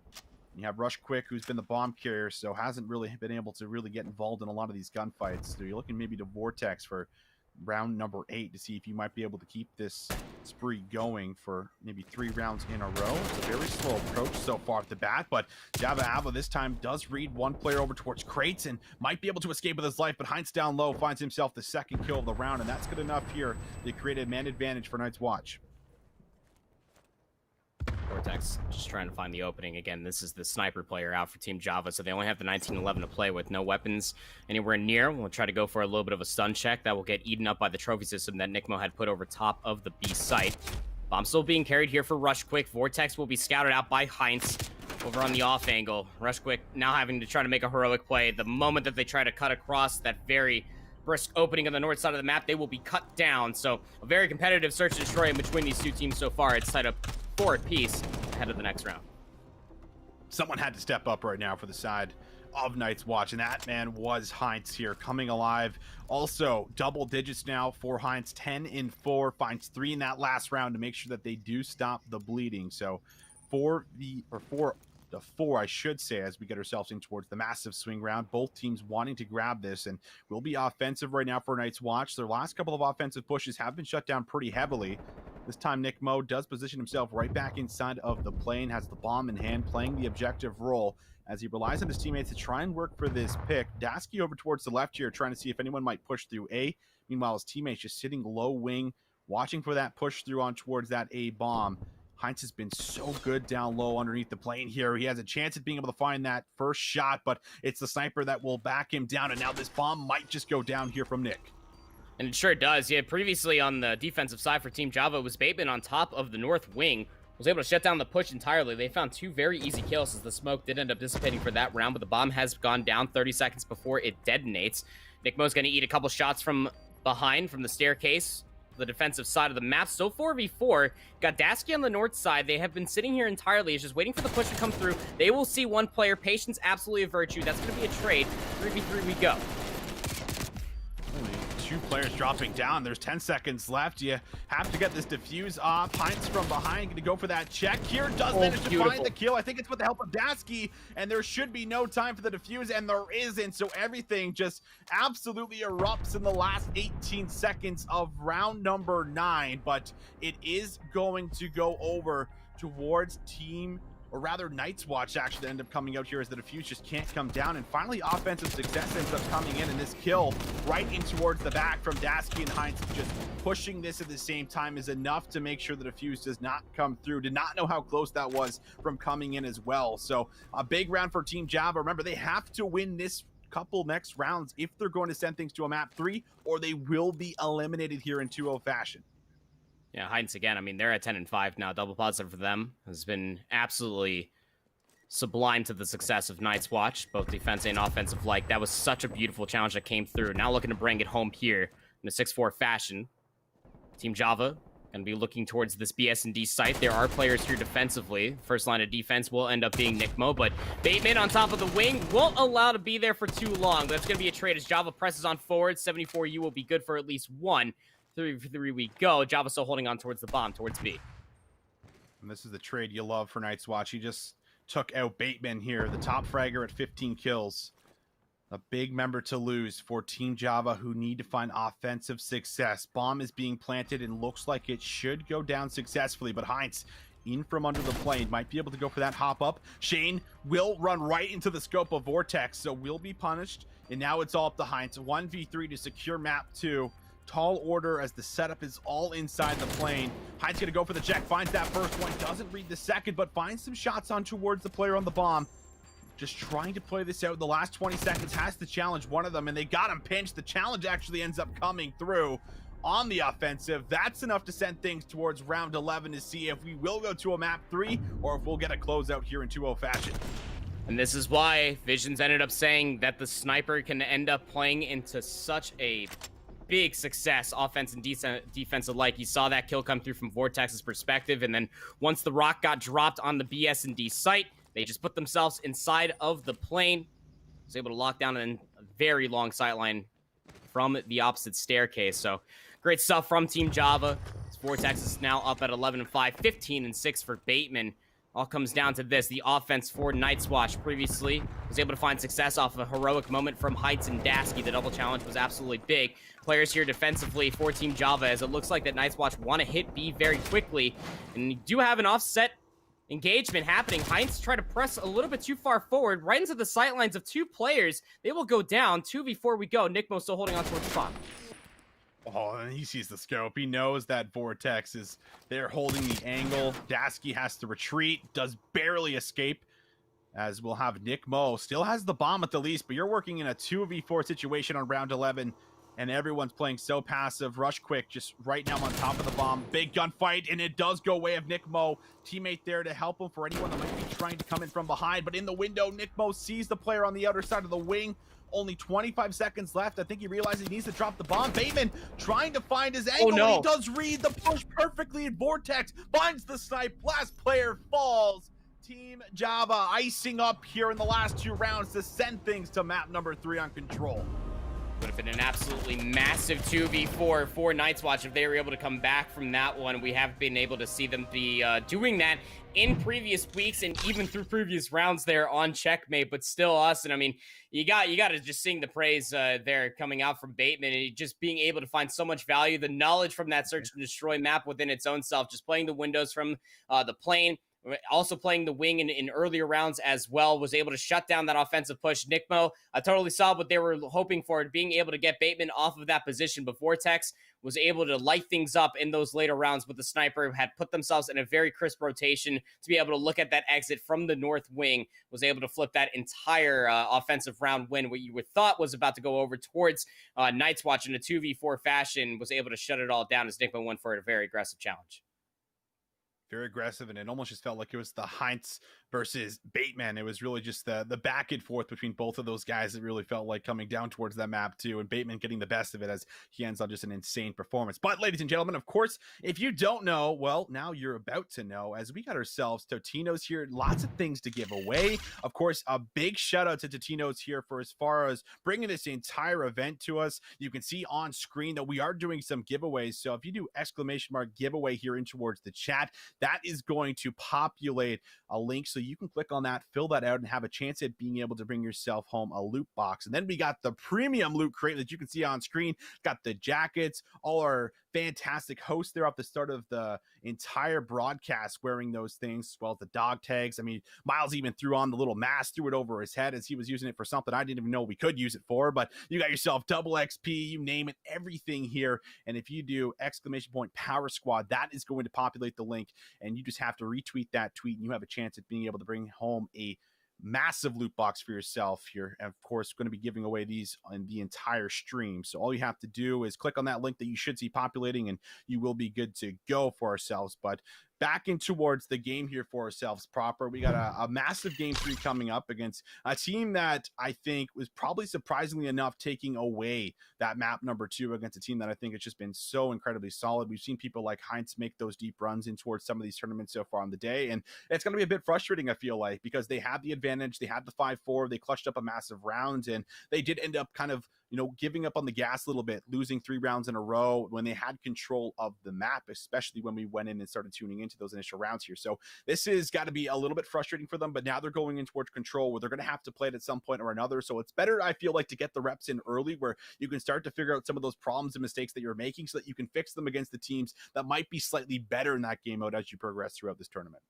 And it's scarce in control too, Austin. I mean, regardless of the changes for spawns, this one is still just such a big anomaly of just how the heck do you win an offensive round? There are a couple other maps that also come to mind, but just focusing on the one that's at hand in between these two teams of Team Java and Nightwatch alike, it's just so hard to be able to transition, even if you do get at least one site early, or one zone rather, mostly looking at the center of the map to be able to transition over towards that satellite dish, but easier said than done. I mean, if you somehow work your way over towards that satellite zone, and you somehow still have a significant life, and I don't even say elite, I just hope that you have enough inside the bank so that way you could try to work a handful of pushes ended up coming through.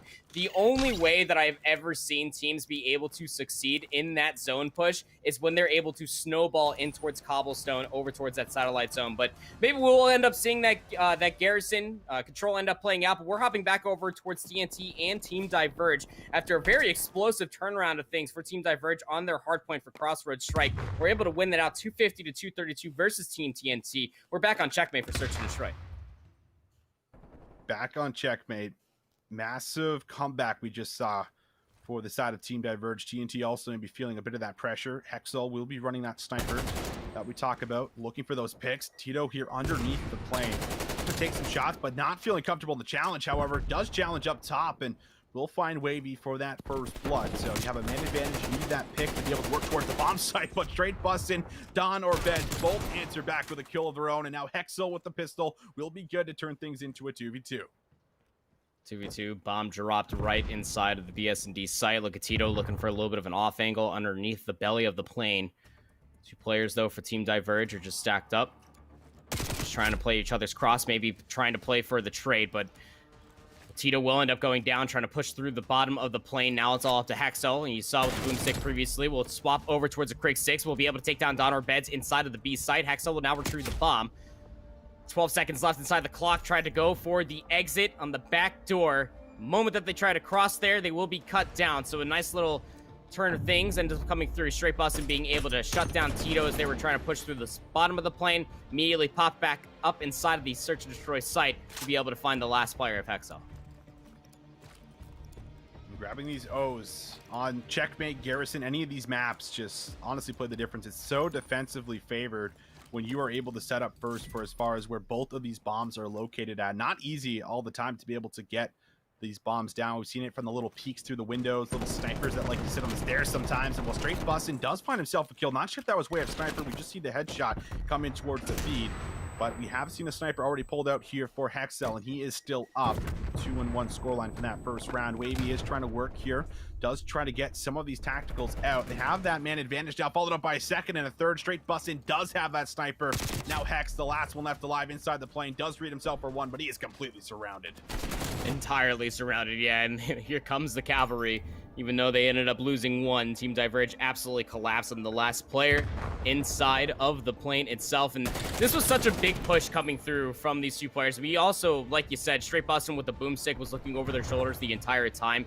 It's a player that definitely comes to mind in previous weeks with the sniper in tow, when we've seen them play Search and Destroy for Team Diverge, be able to find so much value with the sniper. And again, when it comes down to Checkmate, Search and Destroy, if you can lock down those lanes and being able to help out the players getting aggressive like what we just saw from Team Diverge, it makes things all the more easier as we do have a 2-0 lead. Into round number 3 we go here for the offense for TNT. Looking to stop the bleeding here, hopefully, potentially going to be looking towards a B hit. Got players working their way through the south side. Looking for information in our Team TNT before they commit towards any site. But you got a player of Tito over by the south wing. Just waiting for Team Diverge to press on forward, but you got to be concerned with Straight Bus in their current position. If you try to cross over towards A, you're probably going to lose your life.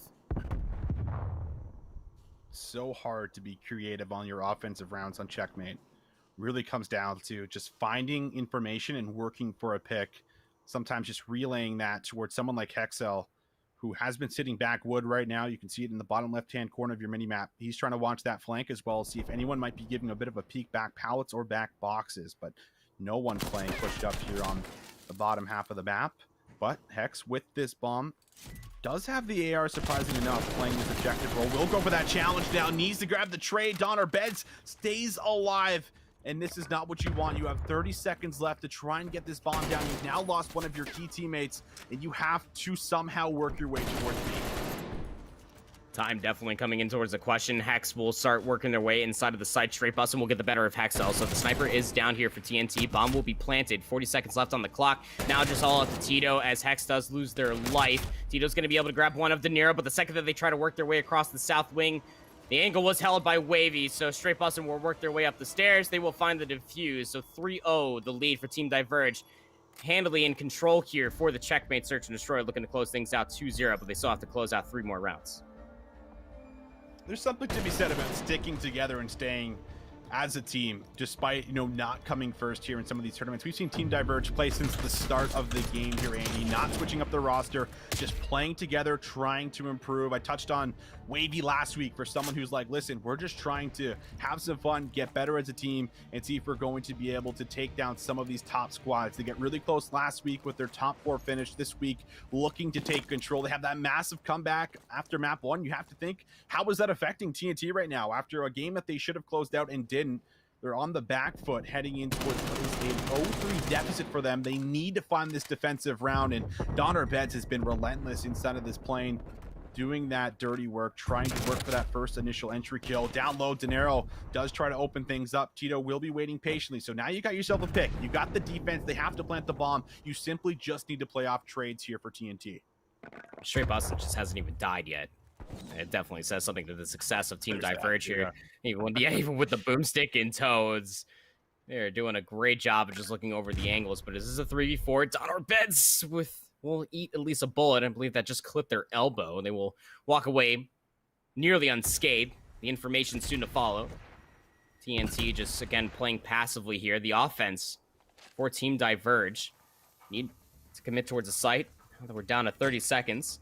But you can't work your way up here from the mantle or the back of the staircase until you get some help. That's some great sightline coverage coming through from Straight Bussin', as you do have Wavy with the bomb working their way all the way across. Now A looks to be the hit. Donner Beds will take down Sporadic. So 3v3 we go.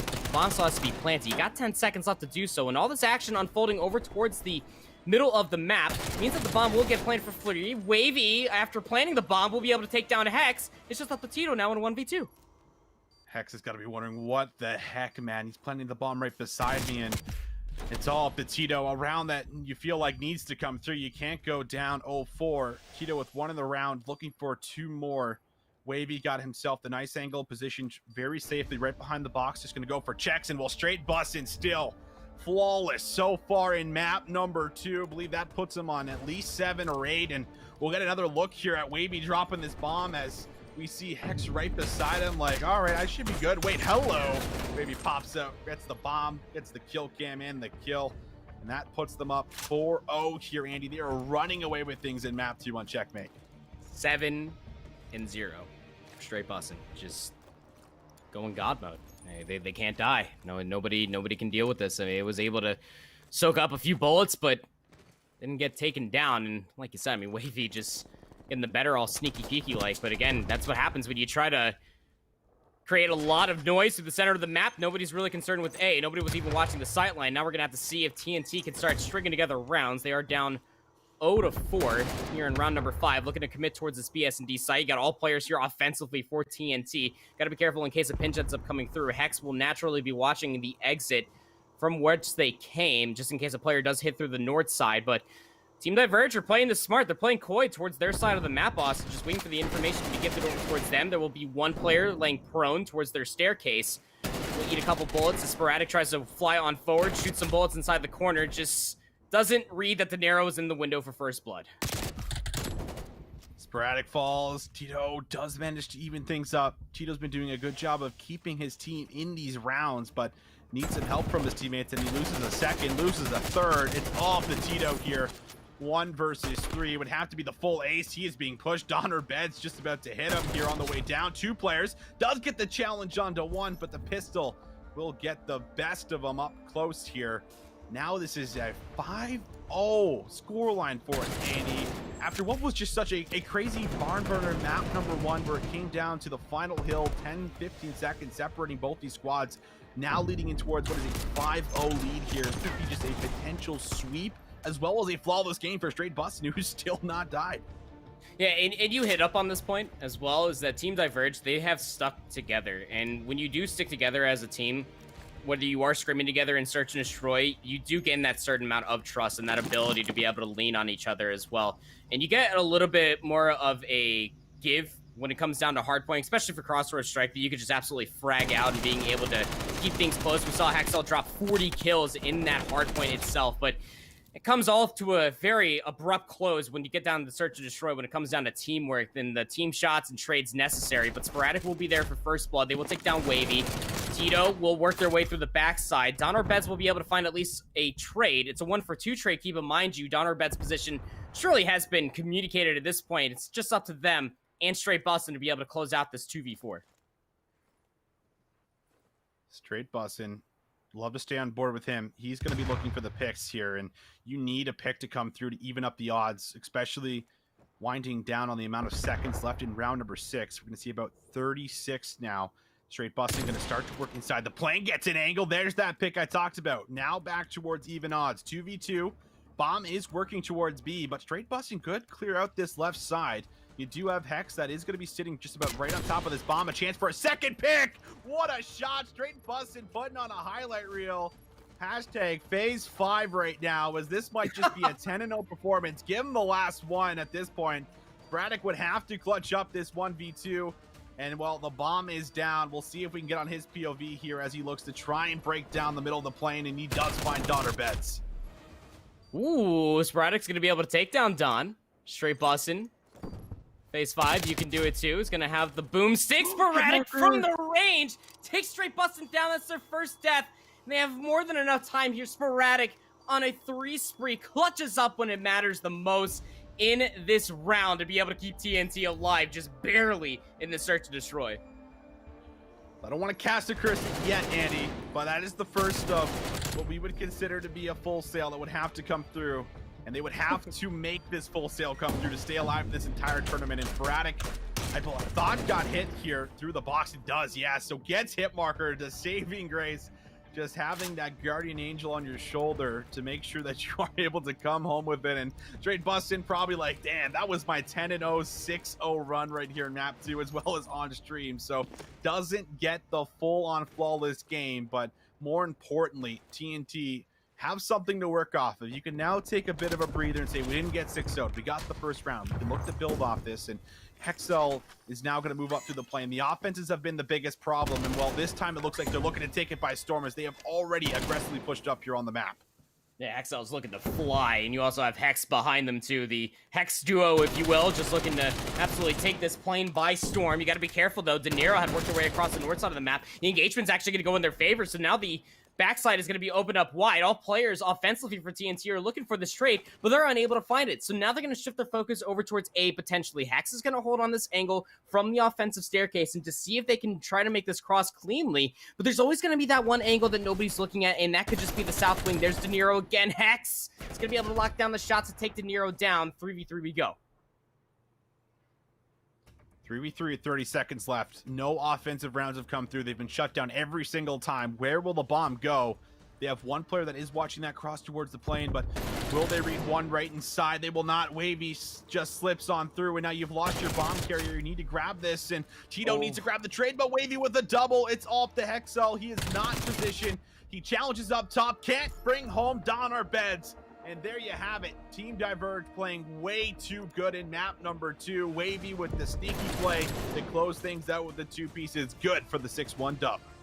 Now, Straight Bussin' was unable to find the 10-0, 6-0 that they were hopefully looking for. They were finding a lot of value. And again, that just comes down to the point that we brought up just quite some time ago. You know, the sniper rifle in checkmate, search and destroy, absolutely can do just that, holds the angles, but if you hit in shots like you saw from Straight Bussin', it can mean a lot of rounds in succession, both offense and defense alike. So great to be able to see that come in towards the play there for Team Diverge. We'll be able to continue on after just narrowly escaping a last-ditch comeback in that Crossroads Strike hardpoint versus TNT, who were slaying out there too. I mean, it can't go unnoticed that you ended up having Tito and Hex dropping 30 kills or more apiece. And then you had a Hexel did drop more than 40 kills in that hardpoint, but they just ended up losing in those final moments. And then that search and destroy just all came tumbling down in front of them, as it was just nice, crisp teamwork coming out from Team Diverge. Again, a team that Austin had already talked about, have been sticking together for quite some time since we started doing these tournaments here on Esports Arena. And you're just being able to see that teamwork just come all the way through. And search and destroy, you're going to need all of that. You sure will, but we're jumping in towards this map number 3. We just saw a crazy game unfold for us in round 11 fashion, and that's enough to send things towards this map number 3. And Heinz actually ends up reading this push beautifully here through green, trying to come in from behind. We can already see Team Java grabbing that first initial round for us, and now trying to respond with defense as Nick Mo does manage to grab himself one in towards the back, not going to allow anyone to slip through just yet, as he goes right in toward this D zone. We'll make sure it's not contested. Good snapper from Nick as he's staying alive and shutting down players in the middle of the map. They're going to be known that they're inside of the rat's nest of the vents, but doesn't end up getting pushed. Heinz and Shane are going to be able to find 2. It's going to be a trade coming out from Vortex. Nick Mo now from Lights. It's going to be able to shut down Vortex, and now it's going to be looking towards B zone control. It's going to look to stop the clock, and we're going to be saying that phrase quite a lot when you do end up coming down towards the control game mode, but especially for defense, it is just so easy to be able to collapse on top of these zones. Offense just has such a hard time to be able to work their way from their spawn, and when you put yourself in power positions after finding a handful of kills, you can get away with things like this from the defensive side. 27 seconds left. Nick Mo in an isolated 1v1 will be able to get the better of Rush quick. It's a 3-for-1 trade as Vortex does take down Shane. They know exactly where Java is located at, up on top. Caution will be able to take down 1, but time's certainly coming in towards the question. Great turnaround for Nick Mo. Had that slow start, finds himself on about a 4 or 5 spree, and that might just be enough to secure the defense, as it's a desperation play, and Shane is just stopping the play by himself. Finds 2, the third manages to grab the trade, but Vortex left all alone, down in lives, needs to win up top onto Plat. Dasky will win out on the 1v1 battle as they retake control of green as well as the middle of the map. And well, no time for the offense to touch here one more time and stop that clock. So both teams coming away with that defensive win. And really, this entire map is about who can take an offense proper. If a team can get away with an offense and have one good breakthrough green, like we were seeing that push unfold, if you can successfully find those kills, that's your chance at being able to maybe pressure two zones at the same time and stop that clock, as well as chip away at the life lead. But a lot easier said than done, that is for sure. But map control is everything, and green is something we'll talk about very heavily throughout this map 3. Oh, absolutely.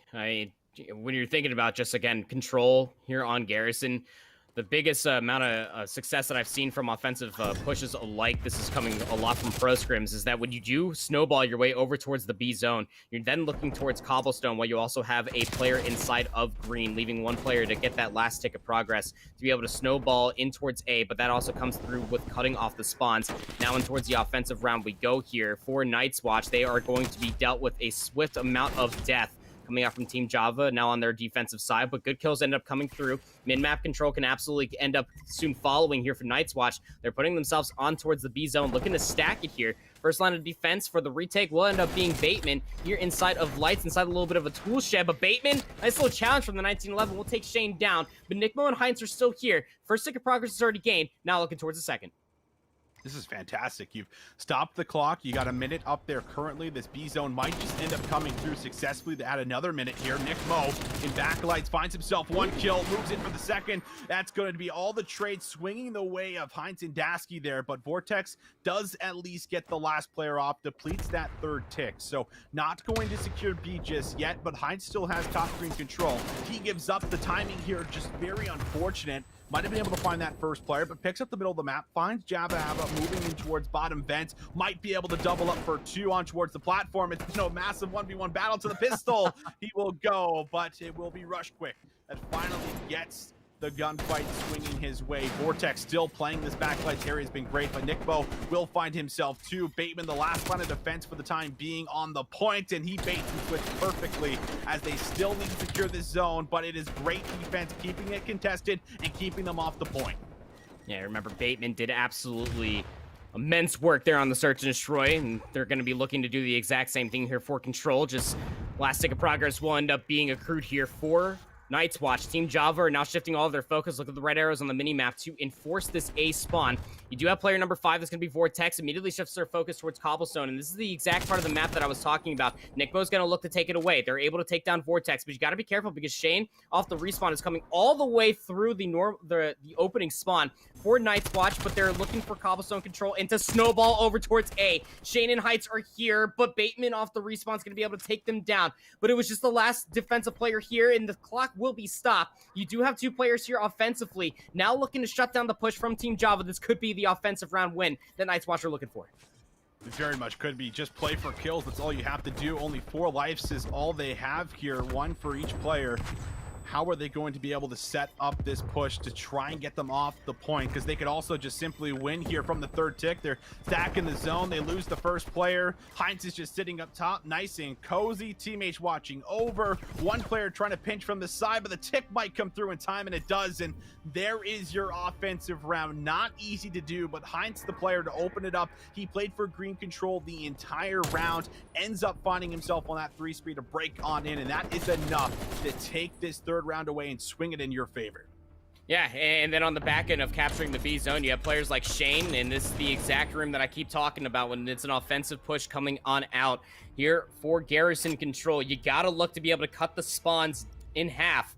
Even did a great job earlier on, did Nickmo and Shane. As soon as they started flooding in towards the B zone, they were able to then find themselves a very nice angle to be able to cut down Team Java off the spawns continuously, which is why that life count certainly came in towards a question and why it came down to the last 4 there for Team Java. So now they have to win an offensive round just to keep themselves alive here inside of the tournament and of this control. But the opening flurry will not be a good one for Team Java. Vortex, the last player alive here for themselves, is down to 60 HP. Their position more than scouted out. It has the better angle for Dasky, but Dasky absolutely obliterates him. Nice snap there from Dasky, and this pushes back the line of offense just a little bit more, and you have to work for these kills on the Nick Mo and Dasky before you can really comfortably push up. They do go for that bait and switch, and they do effectively find themselves the sub-machine gun player. So Nick will fall, but Dasky, meanwhile, he's looking to set up a bit of a pinch here in from behind. Might be able to chip away at the lives here, maybe 1 or 2 players. Finds that first one, challenges for 2, but it's going to be Java Ava just playing that massive role of watching the double door pinch, finds the kill, gets the snap. Shane now contesting the point, goes to the pistol, finds the kill onto Bateman as Heinz also finds 2. They stop 3 players on the zone. The first tick comes through, sure, but 35 seconds is all you have to make this push happen, and Shane is going to be able to find 1 behind Jens. We'll be able to find that one behind the gens, just tapping the trigger, just locking down shots inside of the right arm of that player. So 20 seconds left on the clock here for Team Java to make a desperate push. They are spawning so far out, and there are players here defensively for Night's Watch that are looking to shut them down inside of Dark. Dasky and Nickmo will be able to find 3 straight. Bateman's there for the trade, but you only got 7 seconds left, and Bateman has to touch. Shane is here just patiently waiting. That's their 4 spree. 20 and 20 they are going to be sitting at, and no player offensively will be able to get there for Team Java to be able to stop the clock. So Night's Watch will be able to win the control here on Garrison 3-1 and take the series as well. Take the series, and when it came down to the respawns, it just feels like this squad for Night's Watch is so good at slaying out, so good at being able to double up, find these 2 and 3 pieces that just play the difference, especially on a game like Control where you spend, a good 20, 25 seconds getting map control and you lose those gunfights. You then are just going to have to do it all again. You just don't have enough time to be able to do that. So just a great job, but it comes down to those offensive rounds. That's what we said. What team is going to be able to succeed on offense? They are able to do it in that round number 3. That's enough to be able to put the pressure on and just lock things down defensively. So coming away with it is going to be in game 3 fashion. Night's Watch really trying to bounce back from that last week as well, as they were able to get themselves in towards the mix. But ladies and gentlemen, we are getting ourselves ready here for a bit of a break. Have to get that next match lined up. None of our players currently in game, so we'll take a quick little breather, get yourself a drink, get yourself some pizza rolls, and we'll be right back here with more action.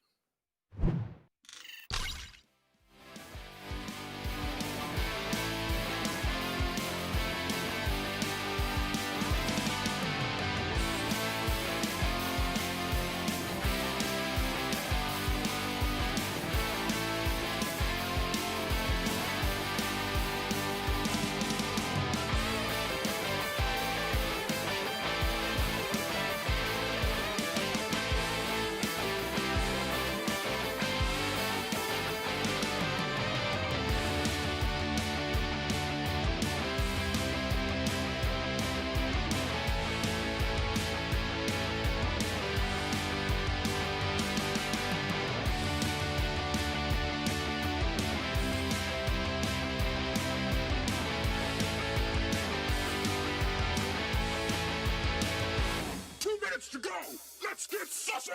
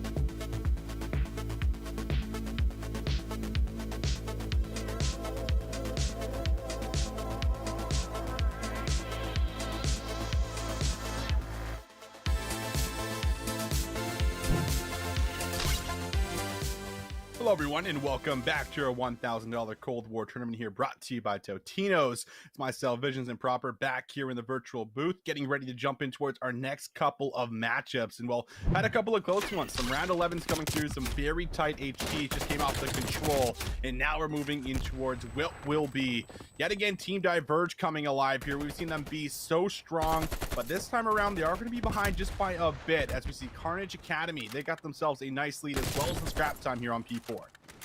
They sure do, yeah. On Moscow Hardpoint, this is so it's technically a quarterfinal match here, so gonna be interested to see how far Team Diverge are gonna be able to go versus this Carnage Academy squad. And well, it's gonna be at least one name that I right off the rip just automatically recognize will end up being Stooky along the mix. I'll talk more about them later on, but nice little flurry ended up coming through after the reset for the Hills, and 139 to 42 is the current stand here. Team Diverge coming off of a map 3 heavy win versus their previous adversaries, and now looking to continue on the momentum in towards their quarterfinal match. But it's easier said than done when you have the setup that Carnage Academy are currently looking at here, as they are keeping P1 scrappy as that's what you want, while you're also having at least a player or two anchor out towards the Boulevard, and also at least looking towards that P2 side. Down to 20 seconds left inside of P1. Wavy and De Niro are going to be able to come out on top, but no one Red Lunars coming from the Escalator side, who gets a second snap over towards Don or Beds.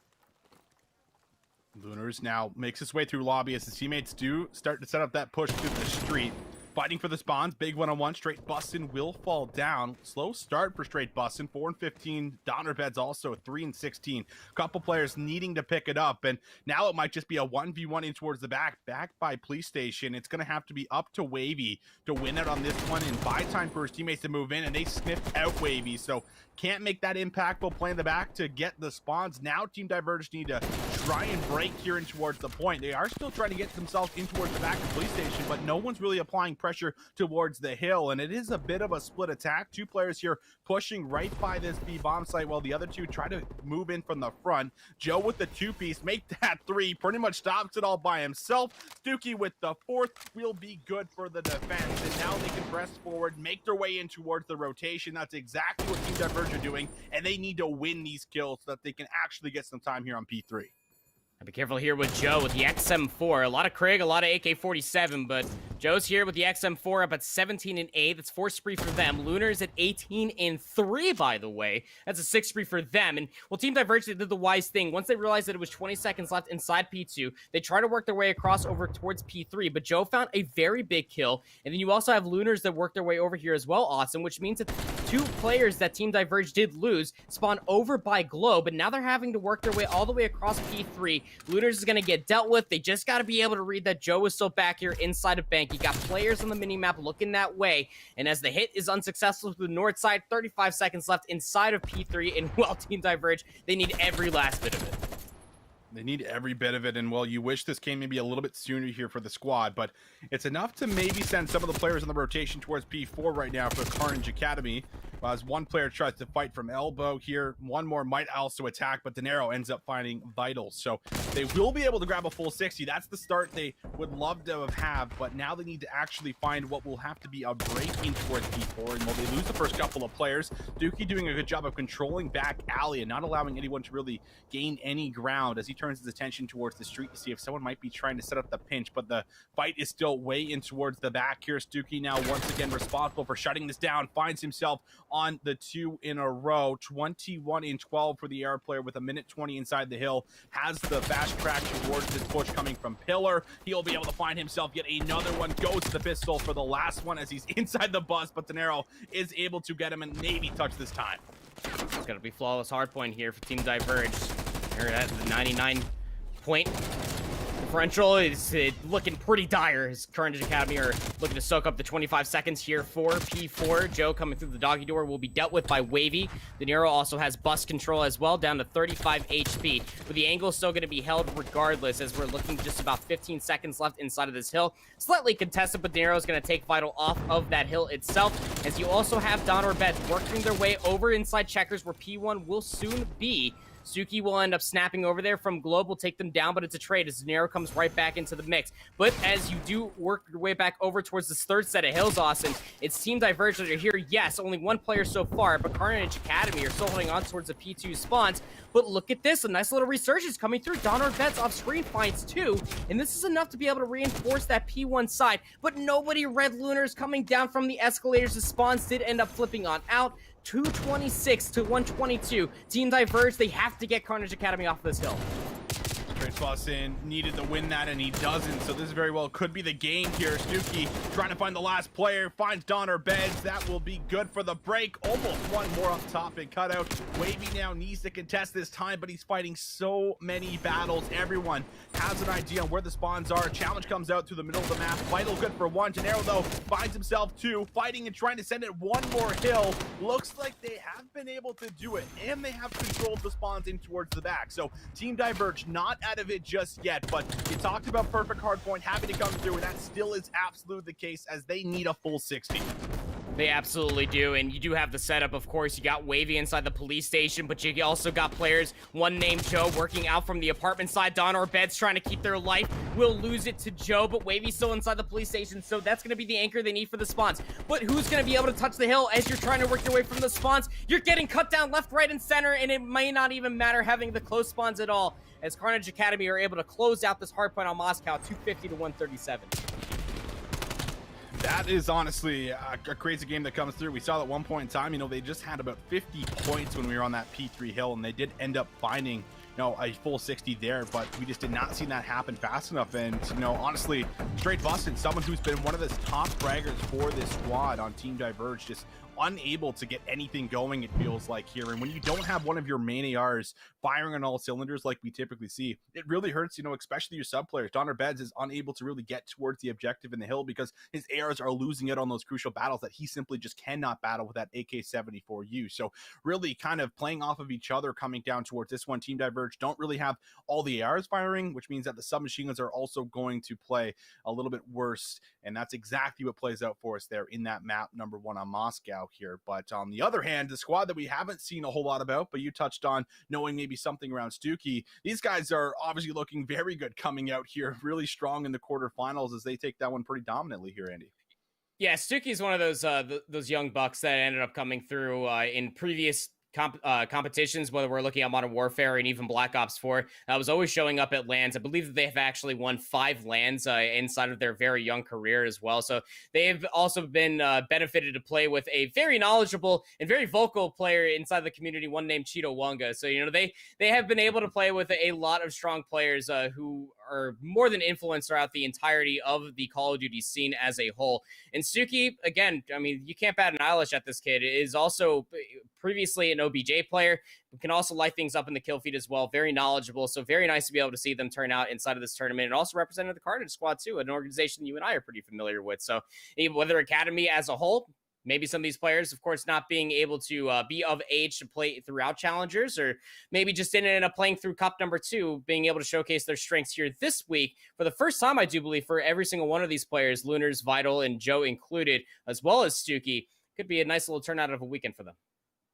It very likely could be. And coming up against a team like Team Diverge, not easy to take down. So when you're able to, beat them up on a couple of those rotations, take down some of those hills, and have, 40, 50 points in your favor, it's got to feel pretty good, especially against a team that has been together now, has a lot of that chemistry that we've been talking about. They're able to use some of that chemistry in their last matchup. And now it's about being able to bounce back here, heading in towards this search and destroy. That's the biggest factor that we have to look at now, setting up here for map number 2, assuming we are staying on board with this quarterfinal squad. We do like to kind of bounce around, give you guys a look at all the teams that are currently playing out some of their matches here. So very likely that could be the case for us as well. But assuming we do stay on board with them coming in towards this map number 2, this Team Diverge squad, I feel like, has been really good in search and destroy. And if there's one thing that chemistry is really going to pay off for as far as a game mode, it is going to be in this one, where you have kind of set setups, you have set breaks for as far as, all right, this is how we're going to start to play this round, or, this is how these guys are playing. They're stacking one side of the map, stacking one position very heavily. You can look to play off that, be able to utilize the sniper that we just saw from Straight Straight Bussin, who had that insane performance where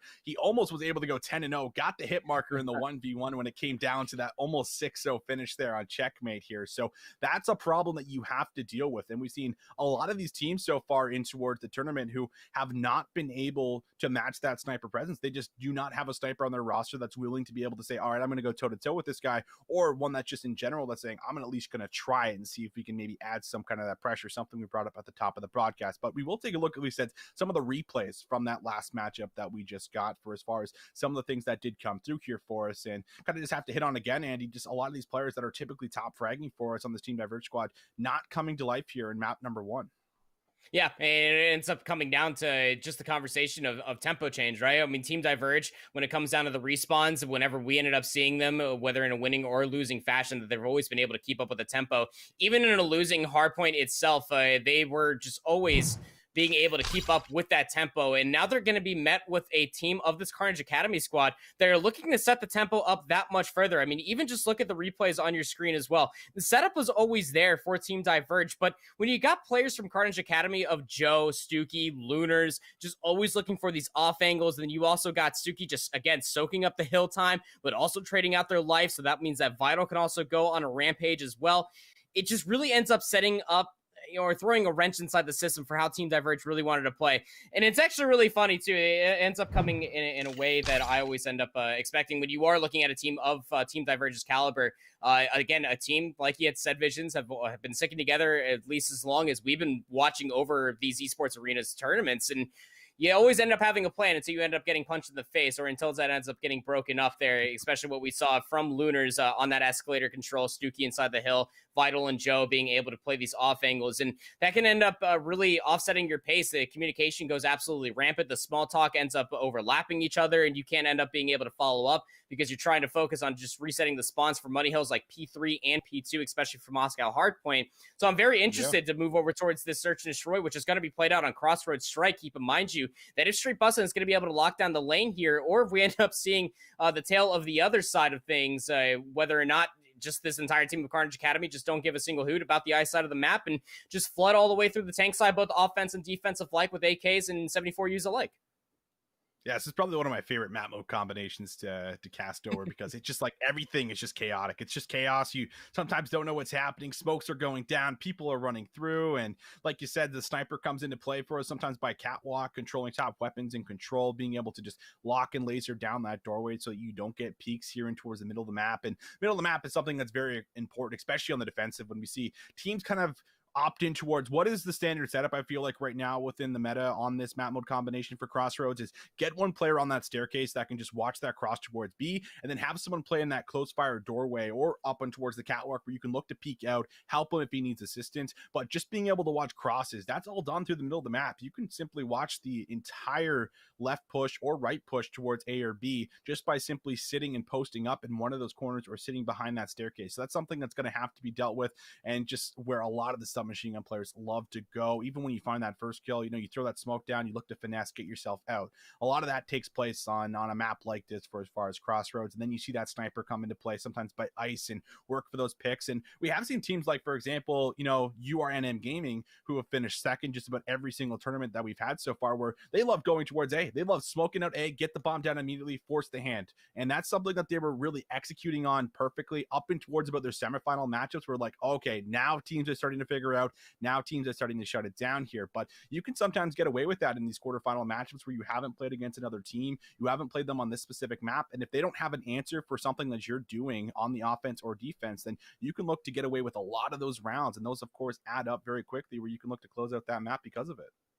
Yeah, that's absolutely the case too. I mean, again, if it ain't broke, just don't fix it, right? And that's exactly what we saw from Unreal Nightmare just in that previous week, until I believe they actually went up against Roach Gang, and they just ended up flipping that right back on its head. But that smoke play over towards A is really where you're able to find a lot of success. I mean, also URNM Gaming's success over towards the A side of the map also came by way of Sleepy with that boomstick. So yeah, it's definitely a good conversation point of example, especially when you're looking from Team Diverge's POV is that straight busting with the sniper in tow needs to go absolutely big if we're going to be looking over towards that side of the map for them. Or they just might end up just flipping that entirely, because when we have previously seen them play this map mode combo, it's been mostly just Don or Beds just flying through the north side of the map, offense and defensive like, playing those concrete stairs in the center of the map. We also have a player playing over top of P1 over by that big tank, just looking to shut down things because, again, like you said, middle map control is absolutely massive for them. Sometimes they don't even care to really look over towards that AS and D site, both defense and offense respectfully, as they're always looking at that catwalk, being able to shut down the push. As again, when it comes down to crossover strike, search and destroy, a lot of teams naturally favor to work towards the middle of the map, offensive side, to work over inside the fire BS and D site. It's a very rare circumstance, like what we saw from URNM Gaming last weekend, that they do favor to go over towards the A site. But again, it's very hard to be able to shut down a team if they execute those smokes as beautifully as we saw from URNM in those earlier rounds just last week's tournament. Then you can't really shrug them off of those boxes. That S&D site as well works a fantastic cover, and it's all just a giant bait, so that way you can give up your own positioning over by that cliff path to where the sniper in straight Bussin's perspective this time around will be able to find a lot of influential kills. That's really what we're looking at, I feel like, for sure. And then will there be a match? Will someone try to match it, or will they just look to, triple, double up with SMGs and work themselves in towards B? That's kind of what we're looking at for as far as what we could get at the moment. Just currently waiting on our match to start. For anyone, though, wondering what's happening, this is our $1,000 4v4 Cold War tournament. This is the 4th week that we've done this since the game has actually launched. And well, of course, the entire thing has been because of Totinos. And if you do, ! Totinos in the chat, you will get a chance at being able to click that link and bring home a loot box. All you got to do is fill out a form. Very, very easy to get yourself some double XP, some dog tags, get yourself a face mask, you name it, everything coming through. And then we're also giving away a premium loot crate, which all you have to do for that one is !Power Squad. That will also populate a link where you just have to go to that on Twitter, retweet that tweet, and you will have a chance at being selected on bringing that home. And well, that bad boy's got a jacket in it, and it's got just about everything else you could imagine coming through in that one as well. Again, all brought to you by Totinos. But looks like, ladies and gentlemen, do have a match coming up here for us as we get ourselves right back in towards the action. Roach Gang, this is, of course, without JC, but this is still going to be the champions from last week, seeing if they can bring home this one again. And well, Andy, they're not off to too bad of a start, as they got just about double their opponent's score here early on and towards the map one. Yeah, they're going up against Ari Twerk team, which is a very interesting name. Can't expect me to say that 3 times fast while also balancing a glass of water. But still, yeah, like you said, I mean, 100-point differential here. Roach Gang just absolutely laying it down versus their adversaries here. I mean, again, Oryx comes the player that really comes to mind here. Again, the OBJ player up at 1:39, while also at 11:11. A6 is right there at 1:30 hill time. But then you also have Verdinex, a player that always came up in conversation for this Roach Gang squad, right next to JC just last week, and being able to flip pushes right back on its head, sometimes single-handedly. But over towards P3 we go here. It will be the Twerk team in favor towards the initial time, but that immediately gets flipped back on its head. Verdinex try to lay down the pain from afar, trying to double on up, but it will be Prufio that does take them out. Prufio trying to also win this challenge, and Oryx won't have any of that. Able to make sure this last 18 seconds should go over, but one more player is hitting it. We see in towards the back, and this could be a chance to be able to play a bit of a spoiler. It's just for 10 seconds, and we're more focused on the rotation, which one player is already here for Roach Gang, and this is going to come down to a bit of a foot race for the rest of the members here, as they are starting to set up this push here through the street. Oryx now moving in towards the hill, realizes he made a bad turn, and will run right in towards the assault rifle player of Alex, who finds that easy kill without a problem. And now RH Work team need themselves some crucial points. This is the hill to do it on and get themselves back in towards the game, but Alex with 2 will be pinched from A6 in behind, as A6 also follows a very scrappy hill to kick things off for P4. 211 to 124. Always seems to be coming off the broken record that teams really do need to start playing some flawless hardpoint when they are down at this deficit, at least so far in these earlier rounds. But in towards quarterfinals, to definitely expect the team to be able to do so, as again, our Twerk team is going to be able to look to do just that. Being able to soak up this back 20 would be a good spot to be in, but also keep your eyes out for Prufio. Player number 5 will be working their way through checkers. They're able to find 1 plus a teammate. Unfortunate to say that they gave up their position at Oryx from the cutout wall was going to be able to take them out. This hill time will be given over towards the Tsquared team, and as we move over towards another set of hills, it's again 212 to 157. So now for our Tsquared team, they are now tasked with two different sides of an evil. You got to be able to contest P1, potentially get a lot of time off of it. We'll also break in towards P2, but look at player number 8. Lazo just spawns over there towards P2. It's going to be a north to south spawn. So now it comes down to be able to, again, hold on towards P1 while also influencing towards P2. They got to play flawless here, Austin. Lozo also realizes his role. He knows he's the last one really on this side of the map, and his teammates do spawn behind him, so that's going to give them at least a bit of comfort here, but you still want to make sure you contest a bit of this time. If you give this all over, then it's going to be just about a closeout here for Roach Gang. Need a couple more seconds onto P2, and the contest does come through. See Lozo here still up top looking for the shots, trying to find Vertex here, but won't give them the challenge. A6 also with a great stun, going to pressure them off so they can't contest the scrap time, and now you need to hold what will have to be about 2 or 3 hills perfectly. A6 from the front looking to find this break, but up top it's going to be the double good with the AR player. Oryx, the massive SMG player, trying to work in towards the back, but it's Alex not having any of that. Finds and cuts down one as Prufio just sits on this time. Will read himself a kill on towards A6, gets challenged by the second. Nice double up inside the hill onto Vertnex to make sure they grab and secure the first 25 seconds. Looking for an early break here. Again, we saw this happen just in our last series. 249, 250 will be achieved. Close spawns don't even matter unless the player from top police can somehow go contest the hill. A Roach Gang, no JC included, are able to win out here in their quarterfinals hardpoint. And looking to stay, at least on top, looking to stay dominant here, even with their substitute of Madman. Quite a nice little substitute coming out from JC.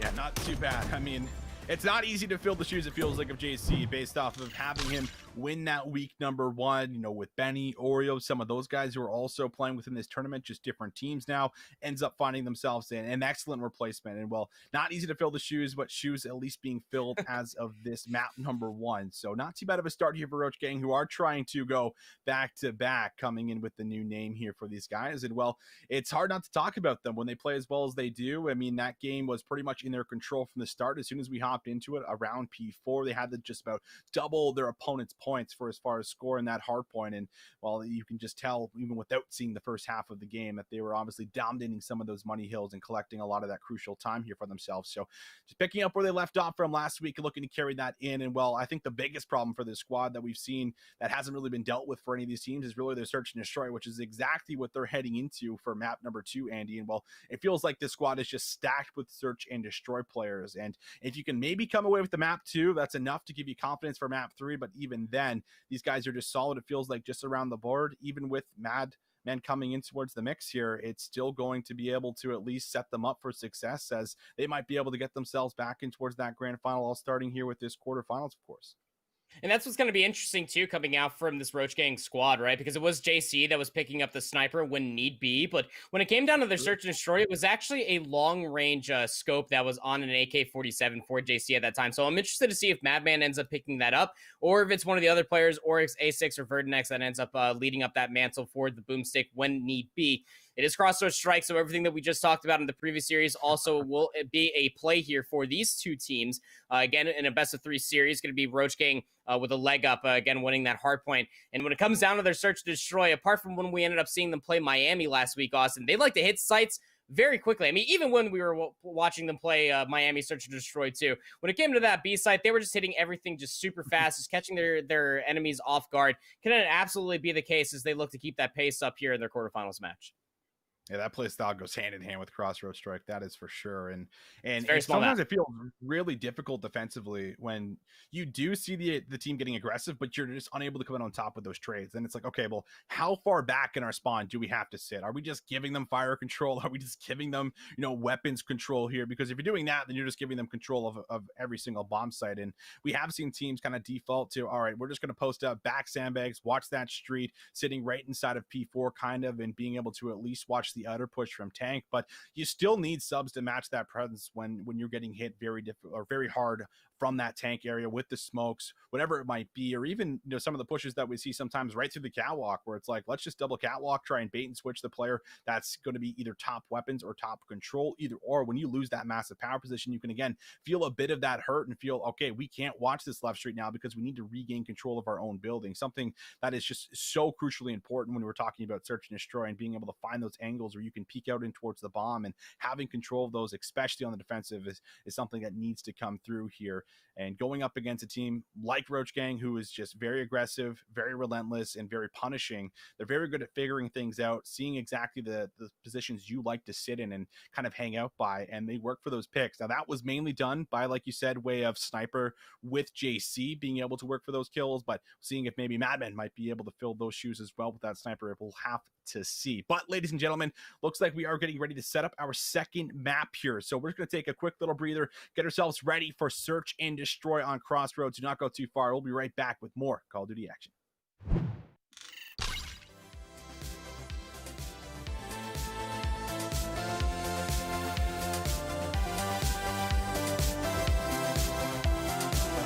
Halfway there, you can do it.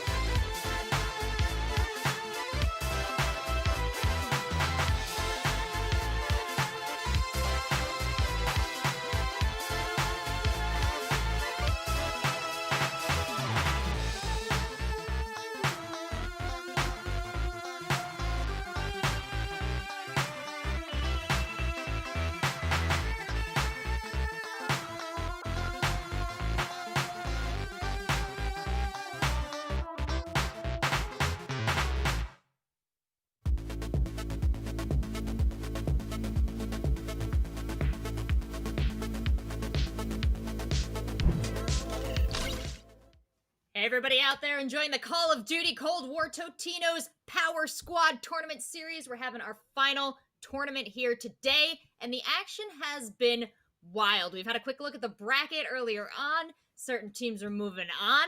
Expectations are being a little bit upheld, a little bit subverted, but Miles, we've been watching the gameplay throughout the day, and I know you've got some standout moments for us. What's the experience been like?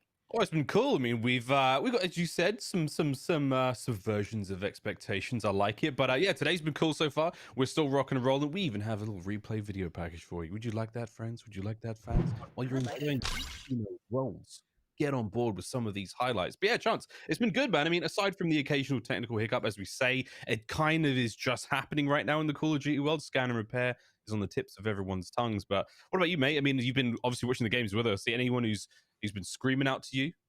I mean, honestly, it's like it's back and forth, right? Like, obviously, the first match had the 3v4, which is disappointing, but then like different players kind of taking turns making big plays.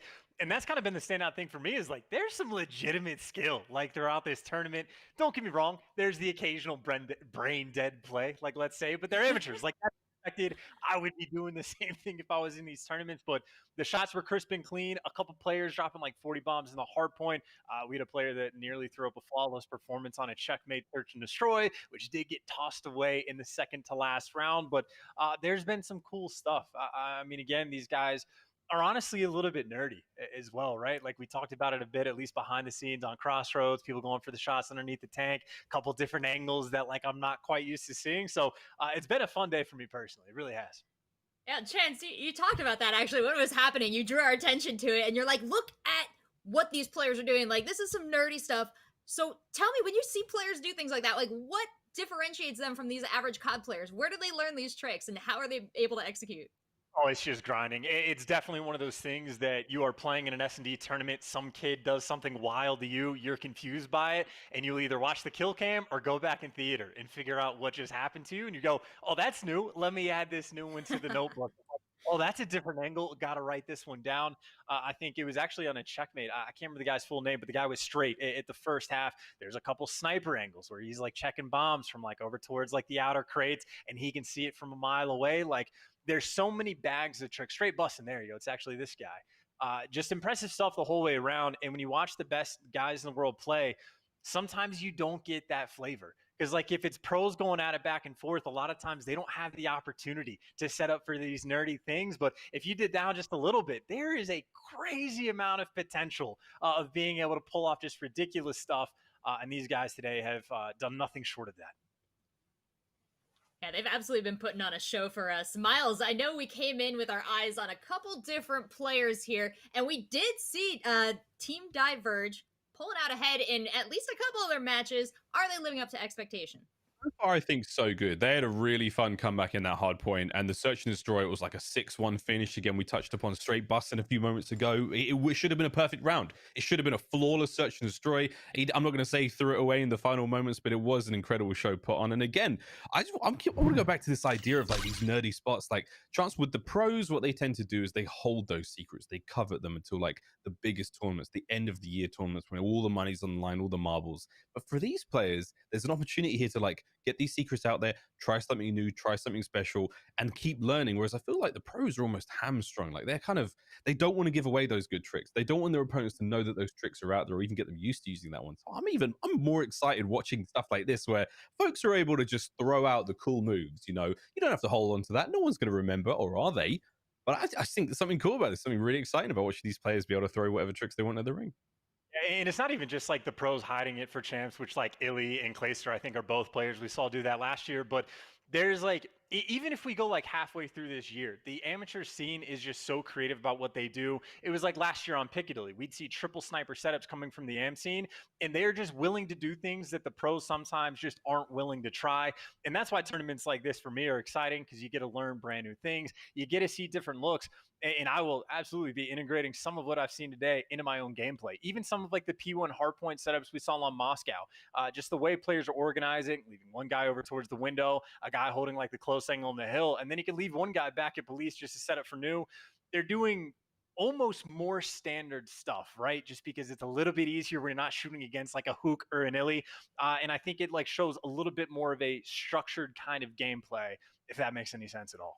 Makes enough sense to me. I'm also interested to see the slight variation in weapon attachments. We have seen an AK-47 that did not have the Liberator barrel on it. At first, I was like, "Wait a minute, F5, like refresh, refresh, refresh, refresh. Something's wrong." But no, it was just interesting to see players using something a little different. Everyone's got no ideas. The sandbox in this game is one of the biggest sandboxes we've had in Call of Duty, and it's just really cool and exciting for me to see players getting their fingers dirty in there. Now, you've talked about a lot of these players going back to basics and pulling out some really impressive scores, some really impressive situations from that. Let's take a look at the bracket and see where that has left them as we move into these final rounds here. One team, of course, pulling out ahead, Your Nightmare Gaming. They have been second place finisher several times over throughout this tournament series. Do you think this could be their day, Miles? This could be it. They're already in the semifinals there. They're waiting for the winner of Team for Diverge versus Carnage Academy, which I believe is ongoing right now. And this could well and truly be it. Their rivals, if you will, in Roach Gang are missing a player. JC's not here. So this could be it. This could be the opportunity. There's a chance here. But from what I'm hearing, there may or may not be a amateur team in here, an academy team rather. I might have to get back into the chat and confirm that one. But it'd be very interesting to see if there is another team in here who's looking a little dangerous. There could be some underdogs, some dark horses roaming through the Totinos bracket here. Yeah, you mentioned keeping an eye on chat there. That's a great place to hang out too if you're looking to pick up some of your own Totinos swag. We've got our promo boxes going out, and of course our special top tier. What is this? The elite box? What are we calling this now? What do we say? The premium loot crate. The premium jacket that came in the premium loot crate with the premium neck gaiter, the premium dog tags, and of course, Chance, your favorite part, all those hookups for the in-game XP boost and the cosmetics looking real sharp. I mean, dude, if I ever needed motivation to buy some pizza rolls, double XP is like all you needed to say to push me over that edge. It is not difficult to munch on these things all day long. And I think it's even double XP weekend. So I got to figure out if this stacks or not. If that's the case, I'm getting every single gun to level either 30 or 50, depending on whether or not it's secondary. Because again, that camel grind, oh dear God, I need all the help I can get. The double XP is very welcome. Does not stack. When you go in game, it tells you it does not. I love that they've done that, dude. It does not stack. There's a great big yellow disclaimer saying no, it does not stack. But you know what does stack? Those stickers, those Totinos Power Squad stickers, and that Call of Duty Black Ops Cold War. You can stack them atop one another, and you can definitely stack this atop of pretty much anything. My headset and face and beard, not a problem. Yeah. We had some people in chat even talking about stacking the Totinos themselves. And I want to say, if you're home and you're going to make yourself some Totinos in the oven, well, luckily Totinos has partnered up with Spotify as well to create a little perfectly timed playlist for when your Totinos are in the oven. You hit that playlist, you can jam out for a couple songs, and when it's done, so are your delicious pizza rolls. So if you want to find that, open up Spotify, and it's under Pete Zarol is the artist. Mr. Pete Zarol. Zarol. If you listen to the lyrics as well, there is a time where in some of the tracks where he shouts, "They're ready," like you're ready to go now. A few more minutes, like just to keep you engaged. Make sure you're listening. Make sure you're on point because no one wants to burn their pizza rolls. Trust me, it's not that. And Still very great. important is that 2-minute cooldown when they come out of the oven as well for your safety, of course. Very, very important. Rookie mistakes have been made. This little burn here. This the same thing happened last week. A little bit of damage.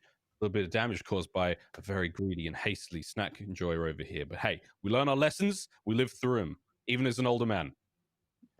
Well, I'm glad you're still out there learning. We've got a lot to learn from these players as we head into the final rounds of our tournament today. We're going to go to a quick break, and when we come back, we've got a lot more Call of Duty.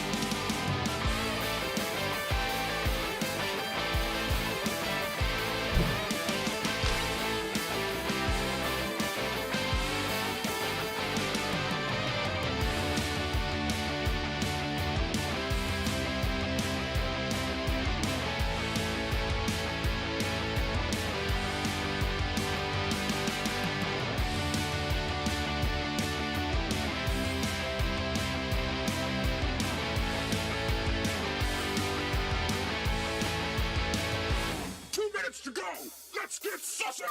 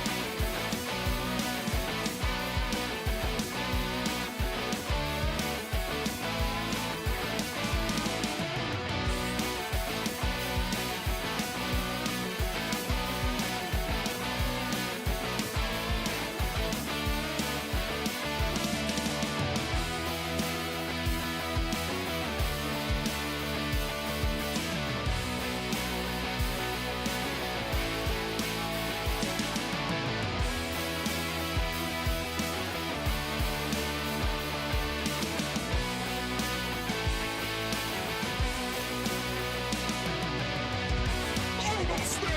Go, go, go!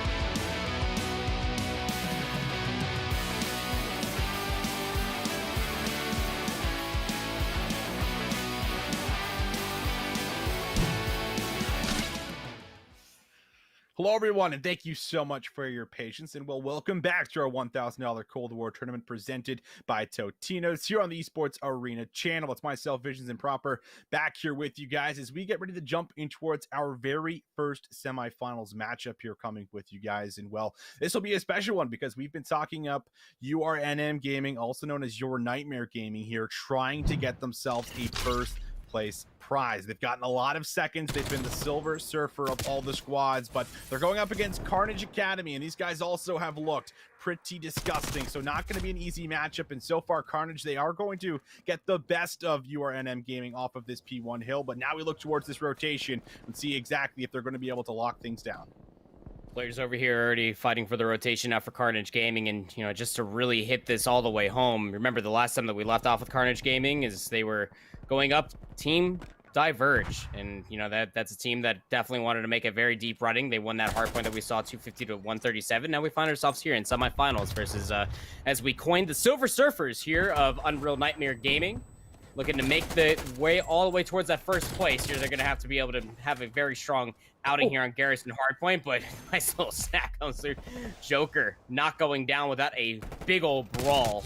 Hate to see that if you are a fan of Carnage Academy, but definitely love this back 20 that's going to go over the fave for Unreal Nightmare.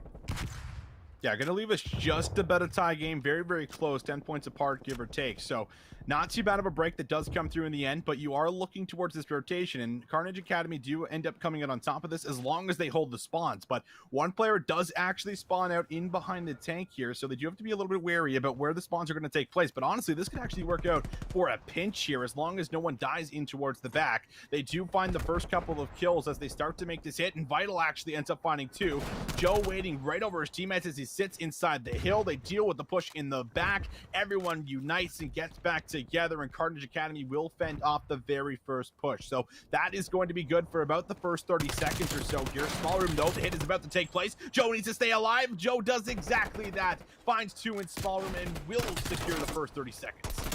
And wants to go challenge forward with Sleepy. The 1911 is going to be good. Of course, you also had just a little bit of help from the spawns on the back end. Stuki was just down over there, but Exogen explodes coming out of the small room, but also combating it against the spawns from Carnage Academy, who could always reinforce this hill a lot quicker than the spawns coming out from URNM Gaming. So now, although they were unable to find an influential amount of time, they will be able to walk away with a little bit of contested time, making this a 57-point affair between their adversaries of Carnage Academy. Now looking for the setup over by the trash hard point. They will be able to get there in time, but now Siren's looking to at least hold this angle over on top. Won't be able to hold it for too long as Carnage Academy will be able to be there. But is anybody going to read these spawns that come out from Carnage Gaming all the way on the north side? The answer is absolutely not, as Joe and Vital along with Blooners will find the sweep against URNM Gaming to get control over this hill.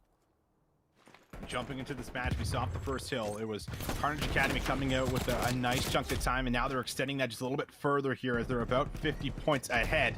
Finally, Sirens able to bust on through, fighting for the last 25. Sleepy, big one-on-one in the middle of the map, loses that as well. So everyone ends up falling here in the middle, and now it's going to be a late rotation towards P5 because you simply have to still fight through P4, and Joe is going to be delaying and stopping these spawns as well, forcing them back pretty far. One player has managed to slip through. You can see on the minimap Exogen here, very important role on being able to stay alive and allow his teammates to spawn with him, and that's exactly what he gets. Player 2, Sleepy, spawns right on top of him, so this might be enough to start to get things going and swinging in their favor, but it's all about actually getting all 4 players here and finding 4 down so you can set up in that spot, and we'll see Exogen here just closing that corner, starting to collect time.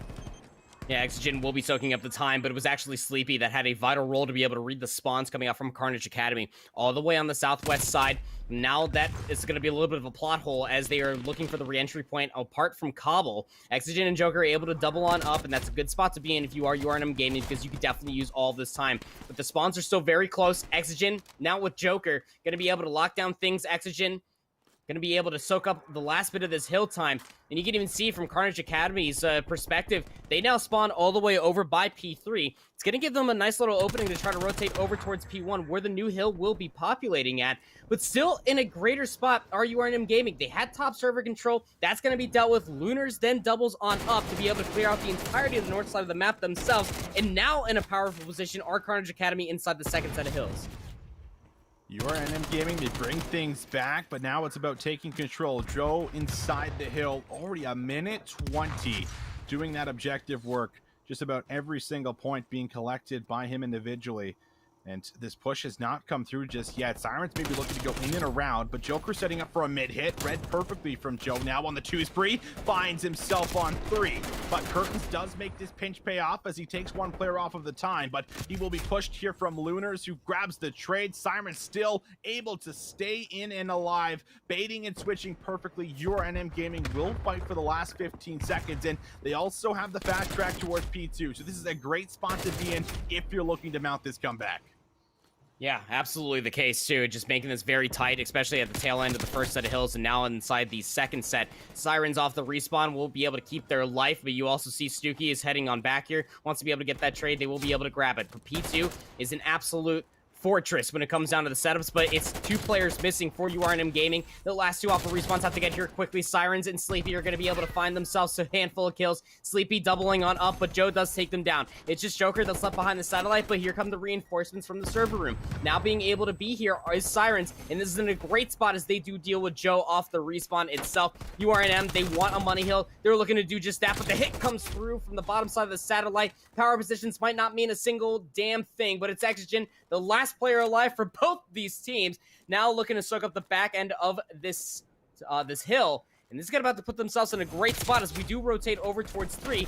Look at the minimap as well, Austin. URNM Gaming, they're here initially, and they soaked up a lot of time off of P2.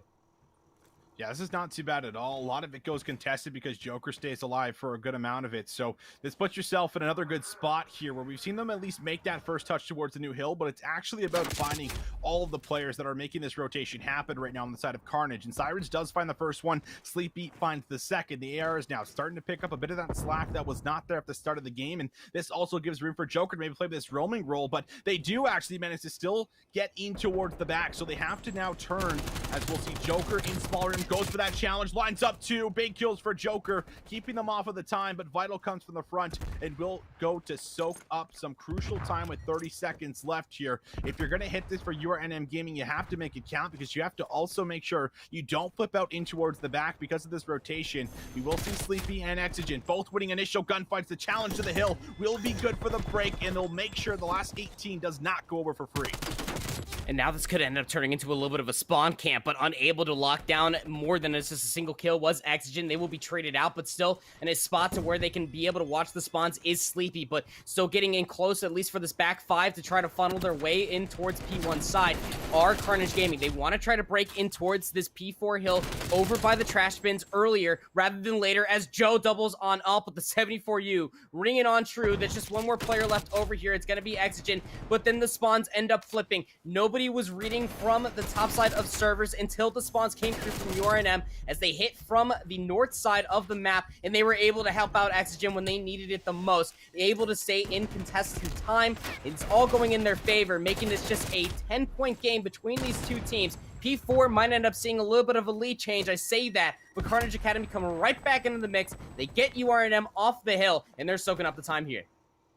Joe with the three-piece right in the middle of the map, forcing these spawns back again. You have to now come back with so much time before you even get towards the hill, and then you lose those gunfights. Exogen also falls top catwalk. So this is just some phenomenal time to pick up at this point towards the game because they're still so far away from the P5. Last time it was Exogen that was able to come in from the side, and they were able to get themselves back in towards the game. This time they don't have it, and they have to make this rotation happen through caution. Exogen does grab 2. Sleepy grabs the 3rd, and while this rotation actually will work out in their favor, only giving over about 10 seconds, now they throw themselves on the hill and start roaming around. Exogen from the side will look to pick up bricks here as he throws himself in, has an idea where the spawns are, but gets taken down from the back. So we will see 4 drop as soon as it looked good. It unfortunately will turn bad, and now they need to contest as they can't let this 30 seconds go over, as will be the game. Yeah, it absolutely will be, and you gotta be careful here if you are the side of URNM Gaming with how you approach this, because you're spawning just so close, but it's also just out in the open, and you can see the spread from Carnage Gaming. They might just be in good spots to be able to read this and say that, but Sirens works in, is able to find one. Joe doubling on up, though, to join with their teammates to get that full-on wipe. There's more than enough time left inside the bank to be able to shut it out here, and URNM Gaming, although spawning close, they're not close enough to touch the point in time as Carnage Academy close out the first hard point here in semifinals on Garrison, 250 to 181.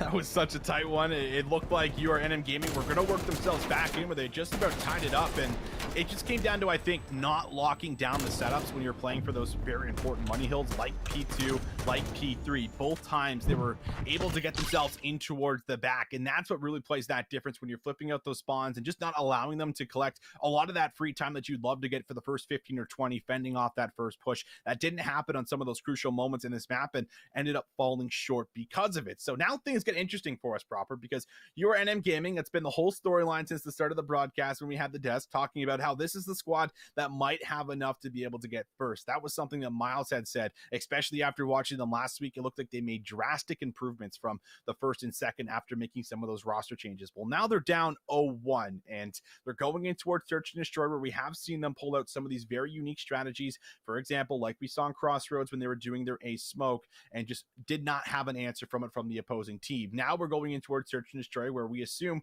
with the extra week of practice, they're probably going to have a few more strategies down. And well, this is the absolute moment to pull this out, as you need to send things towards that map number 3 here on Control.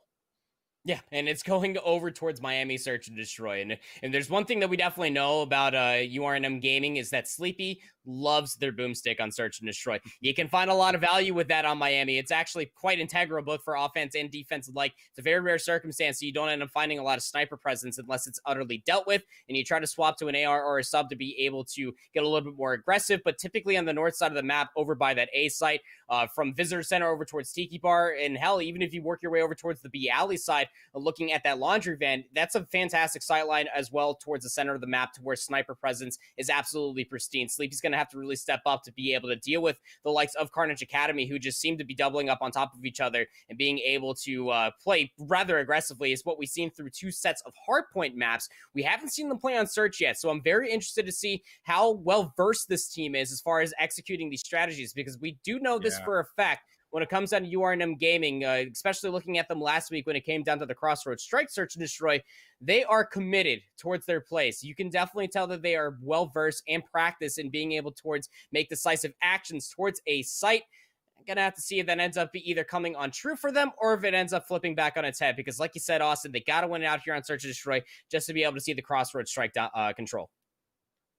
And, you know, what a moment it would be if you are able to 2-0, you know, your Nightmare Gaming, where that's not the storyline I think, you know, everyone wants to see based off of these guys' history. But if you're able to do it, the confidence that then gives you going in towards that grand finals, knowing you took down a team that has been a top 2 team this entire tournament that we've had here through week 1 to 4, it is got to be something that might just ignite that fire that needs to be ignited to be able to close things out. Now, we are about to load in towards it, ladies and gentlemen. Could be the last last time we see URNM Gaming in these Totino $1,000 tournaments, but it's all about to play out for us right now. They could still send things to map 3 on control, and well, already the aggressive push from the defense. Vital goes for that peak. Exogen will make him pay, but he loses his teammate over towards the left as we go 3v3.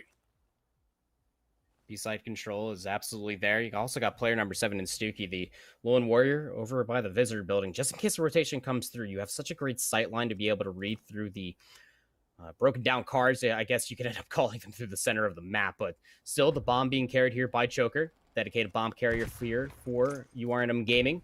Now we'll go ahead, try to smoke things out. Wants to fly forward. Knows that there's a player on top of the bomb site itself. That's actually a trade, as Joe did take down Exogen on the backside of the garage. So 2v2, the bomb will be planted. You would think Sleepy looking over top. Stuki with the 1911 is going to be able to take down Joker. That actually stopped the bomb from being planted, Austin. And now it's just up to Sleepy, who again is going to pick up this Crick 6. It's their only weapon that they have to play. The bomb site actually got given up here entirely. And with 17 seconds left to play, Sleepy doesn't know that the players from Carnage Academy did wrap all the way back around from purple. So they're going to make the smart play and try to rotate on over towards A for this plant. It's just going to get down in the nick of time. I think they started it just in time. It will get dropped here at A. So now the retake has to be here for a 2v1. What a play from Sleepy, but can he slip? He does get beachside. So he resets the gunfights here, but Stuki waiting here will be able to come out on top.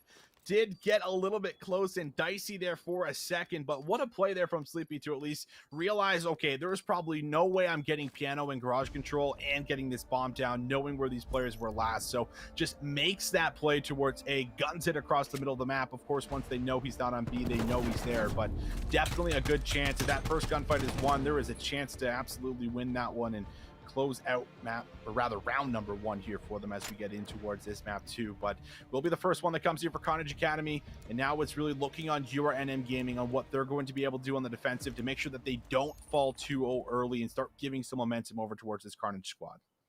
I said this a lot in our third week, just last week actually, especially about Sirens for Unreal Nightmare Gaming here, is that Sirens has kind of like the Bees effect, tries to fly on forward, tries to pick out those first bloods, sometimes is able to find 2.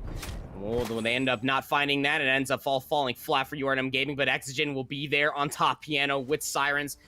And that power position is going to be able to shut down 3 players in a row after Stuki found first blood with the boomstick middle of the map. Now it's just the Vital for this 1v3. Bomb does go down. We'll see Vital kind of work his way in behind and see if he could pick off 1 or 2, but it's a pretty close stack right now for the side of URNM Gaming. They should be able to play off of trades, but they do actually give over 1. They know where Vital is, of course, now, but this is going to make things a tad bit easier heading in towards this 1v2. Vital now going to reposition, as it looks like he could attack from the middle of the map, but once again, the piano stack here. Will he be ready for both players? Not ready to look down low. I believe that's Exogen that brings that last kill home. So both teams so far will be able to come out on their defenses. It will, in fact, be Exogen. And, well, here's the opening for that round right after Stuki found first blood. Just pushing right past the purple bar and looking over top of the banister. Was able to lock down 2. Of course, help was there from Sirens. But yeah, and a very tough ending towards that round is Vital. Well, bottom side of the red dot site was just covering where Exogen was located at. So was not ready to look down that side, as Exogen did find 3, including the closing kill for that round. So we move back over to the offense here for URNM Gaming. Bomb, of course, being carried by Joker, looking like a B hit again. Could potentially be waiting for Sirens to push on the river side of things from the parking garage to try to find an opening defensively. There are only 2 players here for Carnage Academy. Player number 8, Vital, just always be on the lookout for this. They are working their way all the way through the north side of the map. Sleepy is here, of course, potentially with their sniper to try to read this. On the other side of things is Stuki, of course, looking down the middle of the lane. But is Sleepy going to be aware that Vital is working all the way around the long flank of Miami? Well, no, now. There is your answer. Sleepy comes right in and will butt heads with them for a moment, but Vital comes out on top. Now the action dropping down by B as Sirens finds himself 2 kills to open up the site. Leaves us in a 2v2, looking to player 7, maybe to try and find some exits, but is not going to take any shots. Waits for his teammates to collapse, and looks like it is going to maybe be Vital coming in, jumping over the wall as they look to start to play for this retake. Both players playing inside of Garage. Sirens will be spotted. He is tagged up. Suki now going to put on the Jets and hit the angle. Finds himself the kill. all up to Joker here, as you have Stuki watching over with the sniper rifle, just going to simply hit it in towards the back. Joker finds that first one, but 2 tagged up to survive Stuki. It's just a matter of, can Stuki get towards this bomb in time? I have to imagine he should be able to, and I think that will be a defuse that will come through for Carnage. It'll be tight, but yeah, Stuki just there in the nick of time. 0.4 seconds left before the bomb had detonated. And, well, that was a wise choice again. We have actually seen this meta change from Modern Warfare Search and Destroy, where you had one player hop on the bomb and the second player then went for the challenge, to now in Cold War. I'm seeing this more often than not, that where you just try to flush out that player as quick as possible, try to play for the trade, which is what you just saw from Carnage Academy before you end up going for the defuse rather than just having one hop on top of it, because in worst circumstance, you only lose one, but at least the trade is there so you can safely defuse the bomb rather than just hopping on the defuse immediately and just trying to think that the gunfight might be prolonged. So Carnage Gaming being able to win the defensive round. Now 3 players stacked to flood in over towards the garage. Stuki takes down Sirens for first blood, was trying to hit the middle of the map fast. Now you just can't really peek the middle of the map any further because of that sniper rifle. And good thing is that they are actually winning gunfights over by Garage. Joker, a chance to find 2. Vital feels the need to trade this right now and will be able to do so, as Stuki is trying to come in from behind. Has a chance at grabbing the bomb, but even he is pinched from behind, so it's all up to Vital, and they know where Vital is. I love this play right here in the 1v2, not going looking for him, saying, hey, he's got to come to us. He needs to retrieve the bomb. So both players are going to opt in towards stacking piano and just going to wait to see what Vital does. And Vital is about to be spotted, takes a bit of fire here. He challenges out, but challenges to both players. The 1v2 will pay off, and we will see URNM Gaming grab themselves the second round. Thought it was going to be a 1v1, ended up being a 1v2. And well, here's one of those nerdy spots that Chance was talking about. There's Joker underneath the laundry van inside the parking garage. Has a great sight line looking at the river walk on the opposite side of the BS&D, and immediately shifts their focus, winning a gunfight that they probably had no business doing versus Joe, but still able to find 2 to open up that round underneath the van. Was a great spot. Very competitive back and forth in this Miami Search and Destroy. We go in towards round number 5, the offense for Unreal Nightmare Gaming. And 3 players hitting over towards B very quickly. You can see the reposition from Sleepy this time around. Wants to at least clear things out, if not put themselves at a wider angle here, Austin, just in case they have a player lurking and flanking over towards the north side. But Lunars will not allow Joker to get in a powerful spot like Exige did a few rounds ago. And everything just stalls out now that they've lost Joker.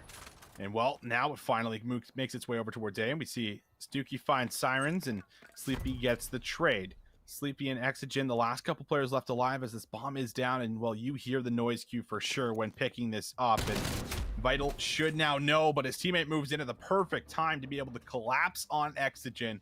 Sleepy was known position was by A. They have a player watching over it, so I'm not sure if they're going to anticipate the flank here.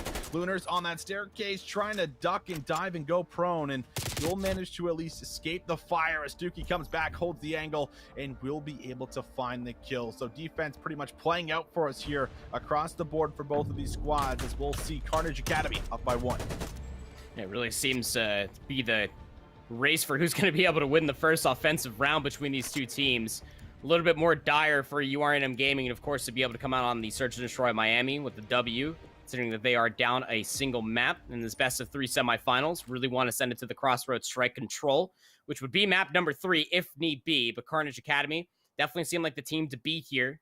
New kids on the block for this tournament, but definitely well-versed as far as Call of Duty and Cold War, respectfully. Stuki tries to swing wide, and after they had cleared out the visitor building, but Sleepy's going to get the better of them. Pinstripe kill feed coming on through. 2 for 2 trade. The offense halted. Sirens was also going to be able to find Joe on the cross. Vital now last player alive again for Carnage Academy. Has the bomb. Now in a 1v1 versus Sleepy.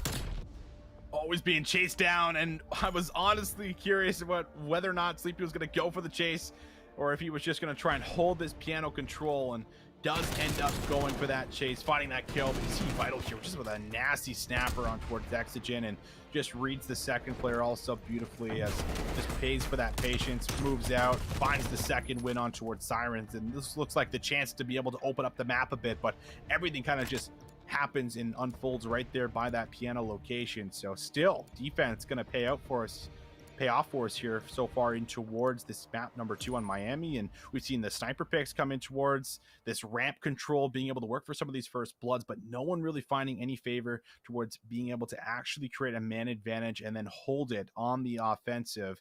Once again, lining up for what will be piano control. Bomb is taken right in, and well, it's going to be matched with a lot of those red members as Lunars grabs an easy double kill, but Sleepy trying to respond back with a double of his own. Can't find the shot, trying to weave in an angle, but Vital just trying to play his life. Yeah, I mean, be careful with how many bows you throw. They're all sliding back and forth. We'll be able to escape unscathed. Vital will press on forward. It's going to be able to clean up another one in this round. It's just up to Sleepy now in this 1v3. Going to be looking to try to clutch things up when it matters the most, though easier said than done, judging off where the bombs plant or dropped at. Swaps to the 1911's going to be able to find one of Stuki. Has sightlines on another player. Will take down Joe from afar. Sleepy looking to do it all. Has 32 seconds left to play, and if you're Vital, you just play safe. You don't try to challenge this player, giving them the win condition here. 25 seconds left to play here, Austin. Has to get this bomb. Has to get through Vital. This could be the big offensive round that could swing the momentum. And Sleepy's about to find Vital as he picks up this bomb here. And well, you can hear Vital or just see his positioning on the map. Like he might have been able to get some information on Sleepy. Bomb's picked up, has to drop it by B. Vital should be able to pop up on top. Does play the angle perfectly and still able to clutch up in these 1v1s. Back-to-back rounds coming down to these 1v1s, but we get another look at what Sleepy was able to do here. Goes to that pistol, just catches Stuki off guard, and then Joe decides to go for the ego chow here, and Sleepy will make him punish for that. Lucky enough, Vital's able to clutch up in his ones. There is a world where Sleepy immediately goes for that quick scope and finds Vital, and then immediately goes for the other scope on towards Joe. They were so close, Austin. So just a little bit outside to the right on that opening shot, and that just would have been traumatizing from Carnage Academy's perspective. But now looking to flip the switch here. Gonna be setting things up on the north side of the map. The Tiki push over towards the visitor building is a tough one. Of course, you're gonna have a lot of help. ARs, Crick 6, AK-47s, and LW3 Tundras alike. It's going to come down to Sleepy to try to read this, but the rotation from URNM Gaming defensively has to be here. Sleepy with Joe for first blood is quickly traded. Vital can't complete the plan for the bomb either. Now it's just up to Stuki and Lunars to clutch up the round. Stuki looking for an angle, and he might find one onto Sleepy. It doesn't matter who sees who. Siren's up top. Hit marker comes through in the quick scope. Not what you like to see. Still, though, both players alive for the side of Carnage Academy. Lunars working his way up the beach side, as they are trying to find and take down the last couple of players who have now all got themselves in and around visitors.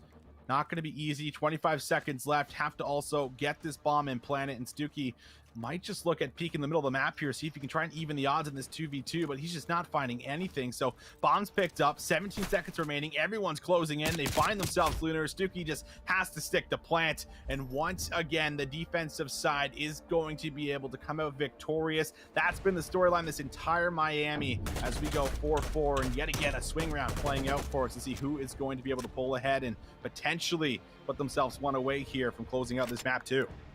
And you saw that pick that came through from Lunars over towards Sleepy inside the visitor building. You want that pick to happen before you end up storming the beaches here on Miami. And you got to be careful with how far forward you push.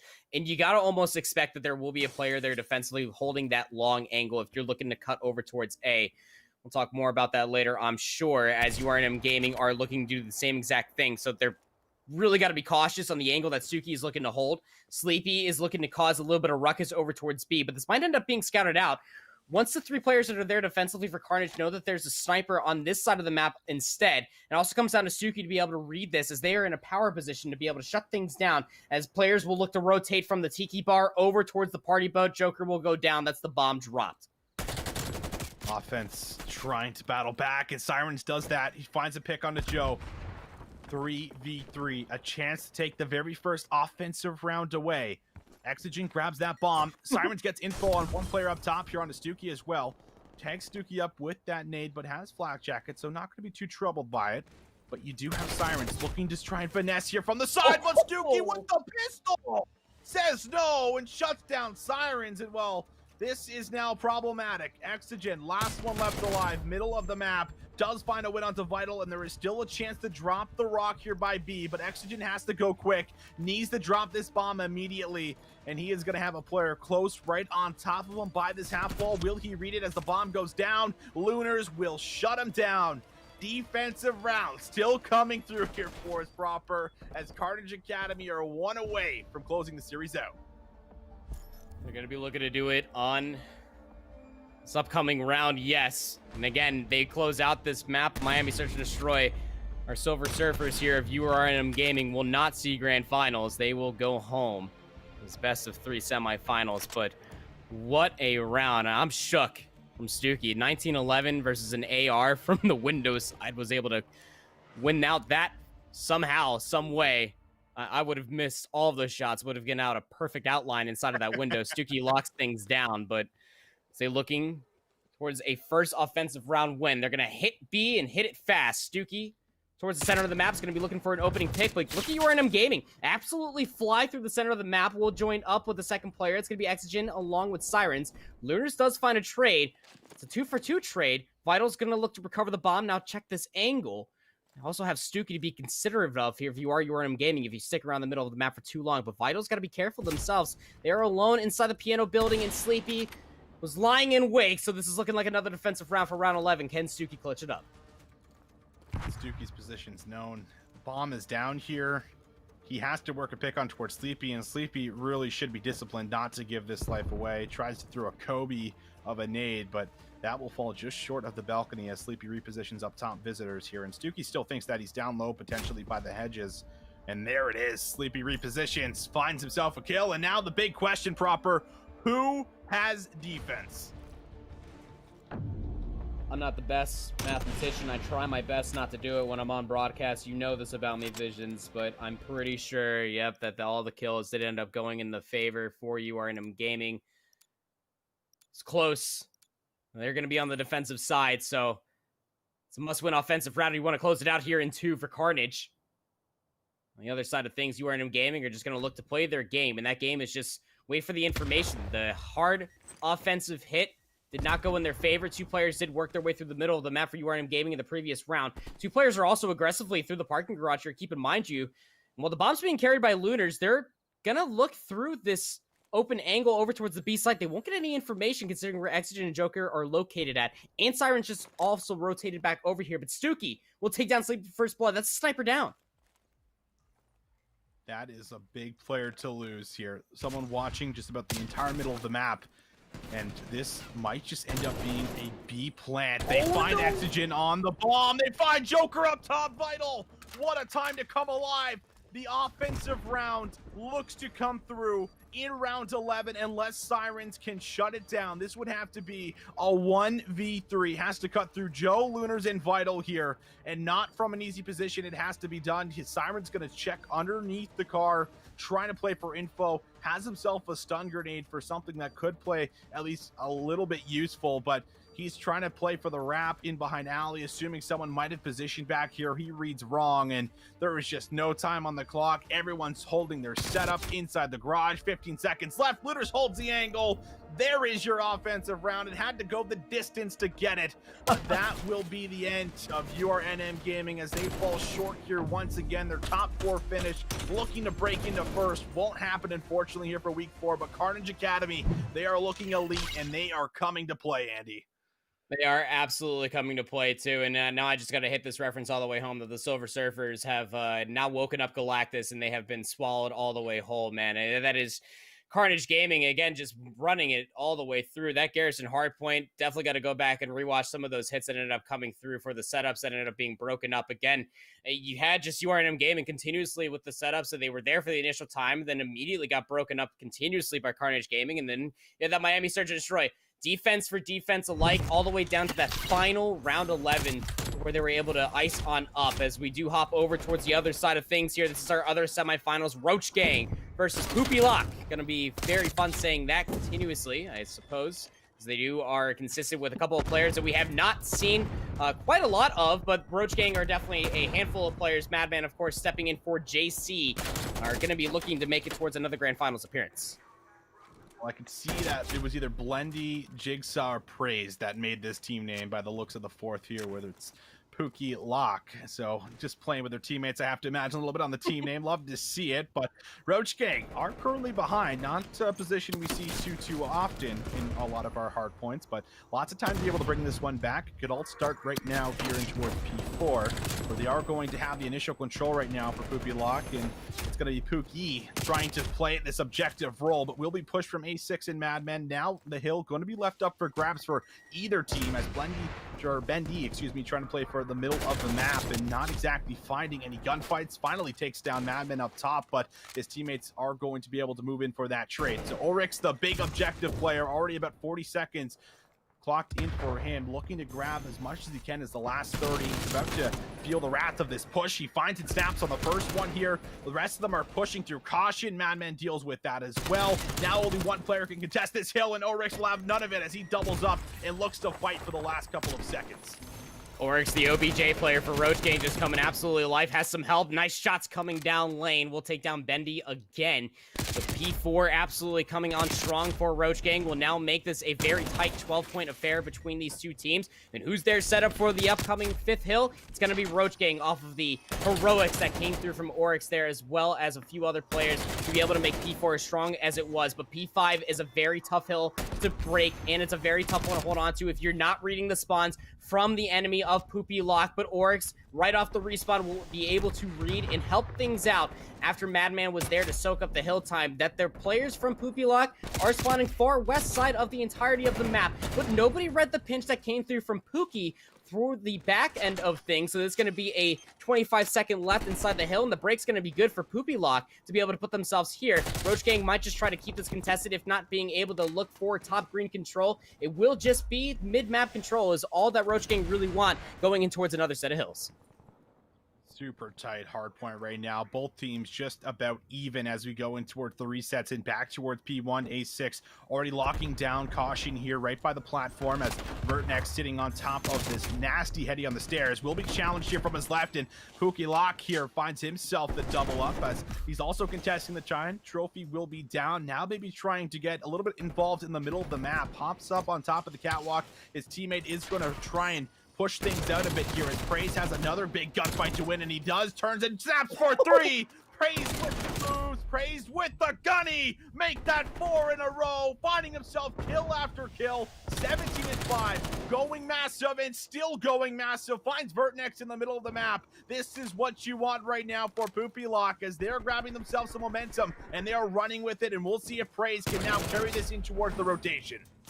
We'll trade off things, so Betty's going to soak up the back end of this time, trying to hit through Cobble very quickly, but there was no player that was able to find success in top server. So that means that Roach Gang are here on P2 first. They're going to look for the big setup here. They're going to read a few players coming through Cobble itself, trying to fight things out from the east side of P2, but Jigsaw doubles on up. Oryx is here, trying to make their presence felt. Vertnex, the last player remaining for Roach Gang, will be dealt with. A nice hit comes through from Poopy Lock as they work their way through Cobble after finding a very big amount of a big time coming off of P1 and just break inside P2. They didn't even do it through top green, Austin. They did it all the way through Cobble and were able to rip all of Roach Gang off their power position. So now we're down to 35 seconds left inside of P2. And Oryx and Vertnex are here to be able to find the break. All 4 players are in and around the hill, and this is all time that Roach Gang absolutely need. They do need this. This was very crucial that they were able to break on in and make sure this time did not go over for free, but you still have to worry about this rotation. And I mean, Poopy Lock, as long as they don't press too far forward, which they are not really going to do, just one player trying to hit for the scrap time, while the rest end up setting themselves up here for the next rotation. And now you have one player that actually spawns in behind Old that could play a massive flank potential here in from behind, but we will see a gunfight up close. Oryx, of course he wins this one, always winning those crucial battles on the hill, as he does it here again. Now knows there's one player in the back, that will be Bendy, and they need to have that kill before they really secure spawns. And Bendy actually manages to stay alive back here. He's trying to buy time for his teammates to make their way in, but they are spawning deep in behind green. So Roach Gang do actually work themselves right back in towards this game. The first 25 points is going to be secured, and now they're looking to lock down the rest, as we still have fights in the back for spawns, Andy. No team can really lock it down, and Oryx also finally will fall. Yeah, and A6 had to be able to read that Bendy was pushing through the center of the map as well, but also the communication obviously coming through from Roach Gang that the players did hit through the northeast side, and that's going to be the late break that Poopy Lock were looking for ahead at the end of P3, trying to look for the setup over towards P4 as well. That's where you really want that late break. Someone ended up saying, just go ahead and chalk up that hill and try to set up for new, but the rotation from 3 to 4 is not a very far one, and you can put your players inside of top server. That was Pookie Lock that was up there, but Oryx says, this is my hill. I'm the OBJ player. I'm going to be able to drop back down in here. Has some help with Madman to be able to find a break. 50 seconds left inside of P4, and Roach Gang are in firm control. Firm control. Roach Gang just have the submachine gun presence inside the hill, as well as Madman, who's just locking down some of these headies, not allowing easy access. And now the push comes from Caution, but A6 picks that up. He found 2 off screen. Oryx finds 2 on screen. What more could you want from the submachine gun players for Roach Gang? If there was a time to turn up, it would be in the final couple of hills. That's exactly what's happening. A6 locking down this rotation from double doors. Finds himself what could be a couple more kills. Goes to the pistol. Finally, Praised able to move in and find himself a kill, but still on top of the time. Oryx has just been pushing them back, fighting for every single second, and the last 9 seconds will end up going over, but Roach Gang are here first. They're going to have themselves a massive hill if they can lock things down, and if they do, it might be enough to run away with this game. Would have been massive if Madman was able to stay alive. Top catwalk control would have been absolutely massive, so that way you can read the spawns, whether they're on the east or the west side. Though for Poopy Lock, it's going to come through from the west. Are you going to be able to read this now that Oryx is on top catwalk? P5 is just so hard to break when you do have that power position, but you also want to make sure that you have a player inside lights, if not soaking up in this corner. It's going to be Oryx. Of course it's Oryx. They have 2 minutes and 26 seconds of hill time for Roach Gang here, looking to close it out on this hill. 30 seconds left. They can absolutely do it. As they're reading all the spawns, they're still spawning deep in the west. To find a break for Roach Gang here, fighting for the back 20. Madman will be able to kind of clear the way right now. Aggressive ego chow from Pookie, and that will be punished from Madman. A6 wins his one-on-one, and the spawns are still in the back of the tank here, so you have a chance to just about close this one out. You're going to be a few seconds short, but it could set yourself up for an easy win on P1 as Madman is trying to move into lights, but will be overwhelmed. Jigsaw finds that entry kill and will be able to touch the zone as he's trying to check for a player that might have went down low vents, but reads incorrectly. So Oryx now on top of the point, looking to try and secure things. Will be taken down for praise. Vertnex from the side absolutely gets obliterated, and we will see 4 down. So Poopy Lock not out of this one just yet, but they still need to hold the last 40 seconds here on P1. You gotta regroup here if you're Roach Gang. You gotta try to get top server control. Even if they get all of this time, you can put yourself on the money hill that is P2. All of the headies galore, but they might just try to fly to break inside P1. There's nobody here. Defensively for Poopy Lock, swaps to the pistol. Vertnex gets some good help as well. Now that's 4 straight down for Roach Gang. They're gonna be able to put themselves back on P1 to be able to close out this opening hard point on Garrison. 250 to 216. It was tight in the middle, but then towards the end of the second set of hills, Austin Roach Gang, they were there for the setups. They got the breaks that they were also looking for as well to continue to set the pace and really be able to dictate the gunfights that they knew that they wanted to be able to close out this hard point. And the submachine gun play coming through here for people like Oryx, and you know, just being able to, like you said, and just to compliment what you're saying, having this important piece of, I guess, holds inside of the hill or being able to lock things down is just playing so important for as far as being able to come out with this time. And Oryx is just always someone who's going to throw his body on there. He's never going to look at, okay, I'm just going to play for kills, I'm going to play my life. He's just going to run at the hill. He's just going to run there. Like, if there was someone you were going to team with going in towards Cold War, I'd be picking up Oryx and saying, you're my team at 2. Like, we have to roll together, because it is so difficult to find players that are willing to play this selfish role or unselfish role of just saying, I'm just going to play for a hill time. I will let you guys do what you need to do. Just make sure that you have my lanes cut. Just make sure that you're watching over me. And that's exactly what they're doing. Even without JC, Madman's coming in, filling these shoes just absolutely beautifully, still dropping numbers, still have these crazy 20 and 30 bombs coming through for your assault rifle players. So nothing has really drastically changed without having JC in the roster here. There's still the core 3 that are coming off of last week with that dub. Everything just seems to be fitting together so perfectly, so beautifully. And that was a game where they were down by quite a bit, and we saw them work themselves back in, coming off P4, coming off those rotations, just knowing and trusting in each other is just playing for the dub. And these guys are just coming out here absolutely swinging for that grand final spot. Another chance to be able to walk away with some cash as well as the pride for first place. But it isn't over just yet. Have to get ourselves in towards search and destroy. And going in towards what will be another search and destroy, we saw how the last one was just very defensive heavy. It took the round 11 for an offense to finally come through. Backs up against the wall, make sure there's no map 3. And I'm really curious to see how that kind of changes up for us, because I have not really seen or known Miami to be just a strictly defensive type of map due to how open it is and due to how many flanks you can kind of work in from the beach side or be able to pressure one bomb site over the other. And you usually have to stack your resources with one player kind of sitting over maybe by beach side, but stacking the majority of them around B and piano here. So I'm very interested to see how much of a difference this map 2 is going to play out for us in this series compared to the last. Yeah, and Miami's also just one of those maps that you can get rather creative, both offense and defensive like too. We actually saw that in our previous series, and I've been seeing it just continuously ever since Cold War has dropped, Austin, all the way up to the pro level of play too. Whether you are working that very long flank from the beach side, working your way into the backside for the offensive setup, you can also be able to fly through the defensive side of things through the center of the map, negating the sniper rifle's presence as they look to put themselves in top balcony, or even on the bottom side of balcony as well to try to go look over at the visitor center. Or you could try to work your way over towards the A site entirely, and you can try to go for that slow push. We saw it fall flat on its face in our previous semifinal to absolutely no value whatsoever. Or you could just try to go for the tried and true when it comes to Miami search and destroy and just try to really flood your way over towards the B side and just try to look for that top purple control. Try to get the parking garage control. It can end up happening as long as you have the AR in sub presence that we have seen, at least from both of these teams, in that hard point. So very interested to see how these two teams ended up playing out from Search and Destroy. And again,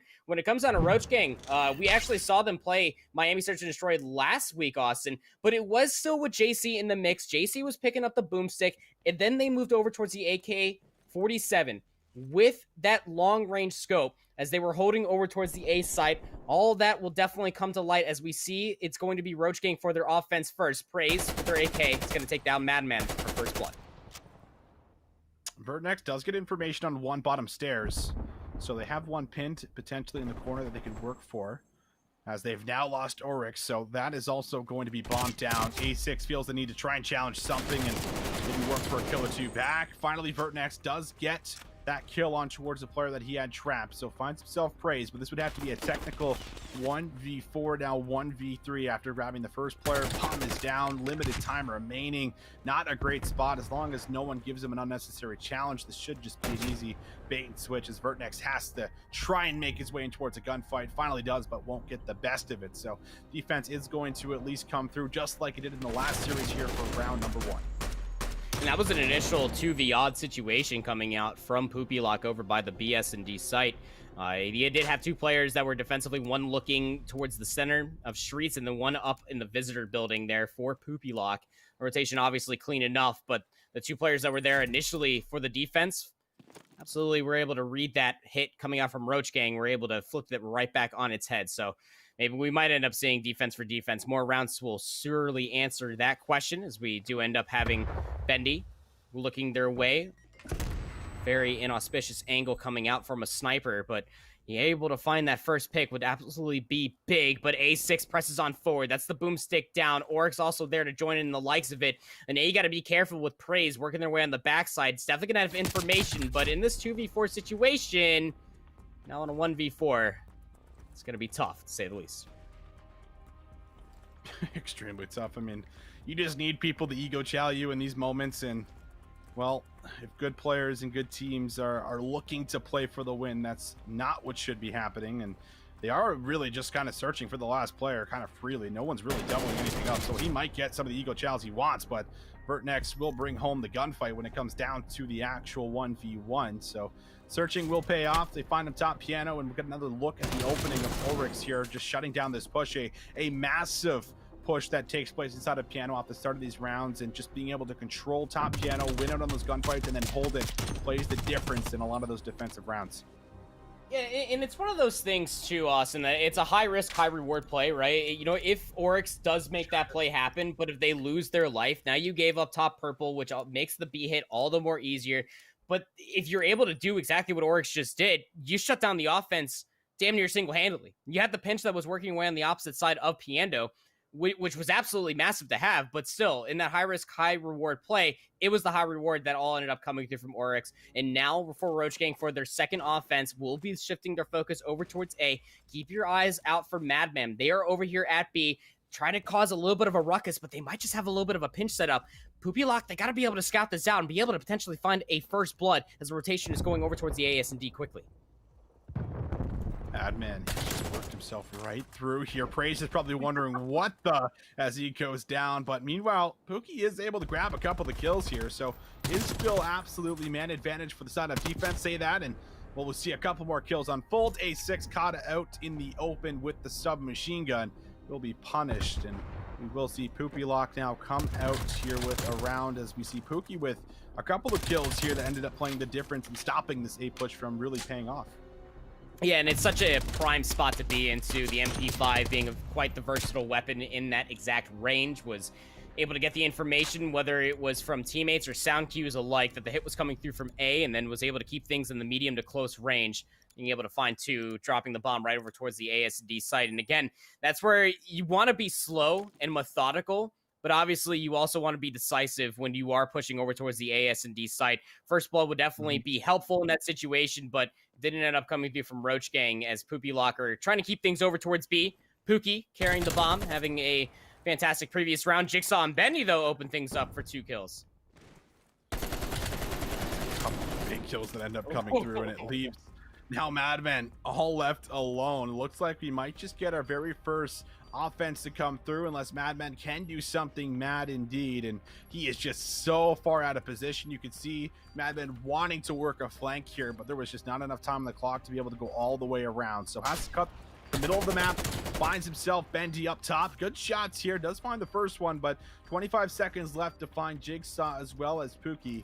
Not going to be easy as he does pick up the sniper, trying to maybe go for some crazy world stars. I think he might have got a hit marker there, I'm not sure.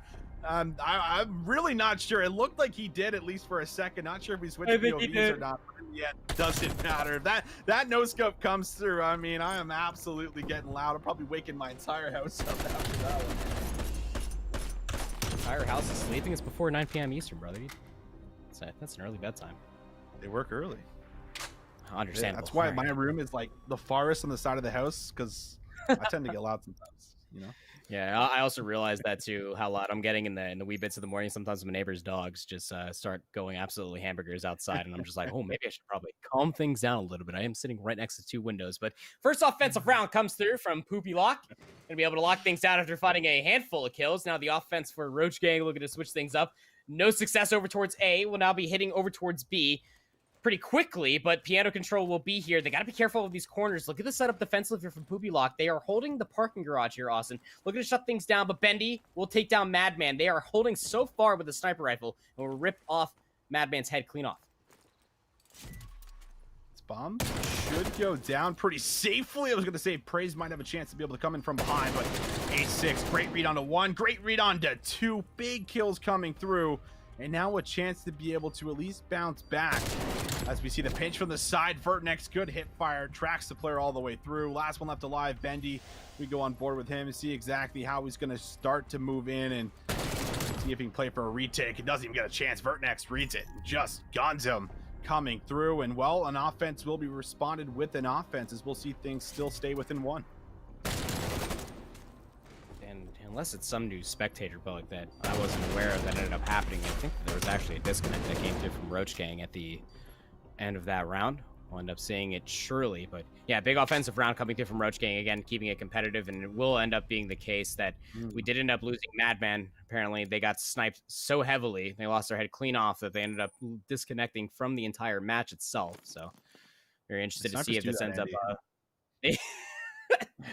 it feels like sometimes I get sent in towards the next dimension when I just get absolutely quick scope lasered coming in with some of those close engagements. So, I mean, I would not be surprised if that's what ended up happening here to Madman as we get ourselves in. And, well, Bendy does manage to find himself a kill with the scope. Vertnex up close, won't find any value with his. And now this is going to be a 2v3 situation. We lose 1, now going to be a 1v2 as A6 has to try and clutch up here in the 1v2.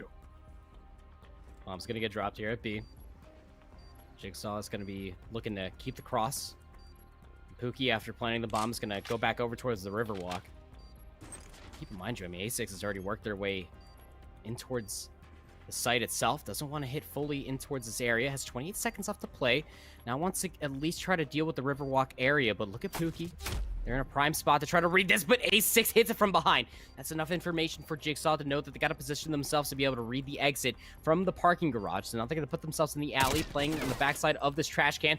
But somehow A6 just reads the location, goes for the challenge. A6 comes out on top of it, but I don't think he's going to have enough time. It was close, but just with 5 seconds left, A6 with the heroic double piece at the end will be able to lock down the kills, but didn't have enough time for the defuse. Oh, man, that was close. That was darn close. I mean, he read it perfectly. Knew where the first player was going to be, finds him on the wall, challenges the back, and I mean, to be fair, it was a very wise play to make sure that you aren't just going to give a free challenge away. And we see Jigsaw play his life, hop up on the dumpster, and just try to hold the angle as long as possible to make sure that they are shaving off enough time so the defuse won't come through, and that's exactly the case. Still without Madman, however, though, is going to be Roach Gang, so they are fighting from this disadvantage, being a couple rounds down, almost able to clutch up that last round despite being down and not having Madmen in towards the mix. So we have seen crazier things happen in the Call of Duty universe. We'll see if that ends up happening for us here in towards this one, where you still have a nasty lineup of A6, Vertnex, and A6, but you have to take a lot more risk, I feel like, now that you are down without Madman. And we'll see A6 kind of play pretty standard, make his way over towards the left wall here. It's a nasty power position as he has his teammates actually in control of Piano here, and it could slowly work for a B plant, but they need a pick before they can really make this happen.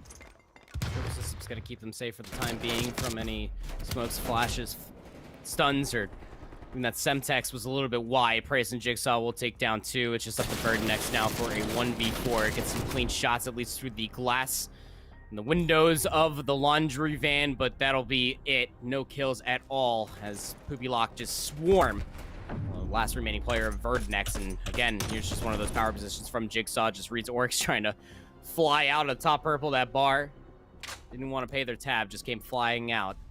Try to go towards that B-side control. Did not end up being the case as Poopy Lock, even in a 4v3 fashion, are looking to send it towards a crossroads control. Yeah, I guess the best news is that you know it's not over for Roach Gang. If they do drop this map, they are going to map number 3, but still have to imagine spirits are probably pretty low in the situation. It's not over yet, though. I imagine they're still going to come out here swinging, seeing what they can do in the 3v4, and it will be a stack over by B, pretty much totally conceding A control, but now we'll see actually one player make his way back over. I believe that's A6. Oryx does manage to grab himself a trade, but that will be a teammate actually that comes in. So best case scenario for A6, and he actually finds himself Benny, challenges up top, and will be able to win that one there as well. A6 frying some of the members on this squad right now as he will keep things alive. I'm sure that A6 is probably just gonna say that they were just doing some tasks. They're not the imposter, not at all. Trying to split things over towards the other side, as it will end up being the case. The Roach Gang keeping themselves breathing here in the Search and Destroy Miami. Again, I've seen some pretty crazy things happen inside the multiverse that is Call of Duty so far. Many times in Search and Destroy. Interested to see how it all ends up playing out. A6 just kind of hanging out. We'll now swap things over, and look like they swap the Krig out for a submachine gun, potentially. We'll have to see how that ends up being the case. 74U in hand here for Oryx. The bomb as well. Trying to hit hard and fast through the backside of the parking garage. His Praise meets Oryx. That's a bomb dropped and first blood. A6 needs to grab his trade onto Praise. Didn't know. Praise finds both.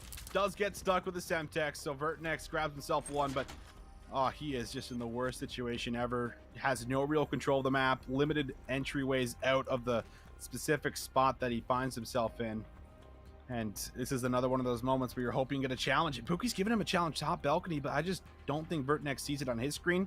His teammates gave him the call out slightly after. There's the challenge, and Pookie, he'll have none of that at range. He will be able to find himself the kill, and 6-3 will be the score. Unfortunately, without Madman really being in the mix, the one player you would have loved to have based off of the performances he's had today, but praise for the 2-piece here in the final round is enough to be able to secure the dub and send things to control.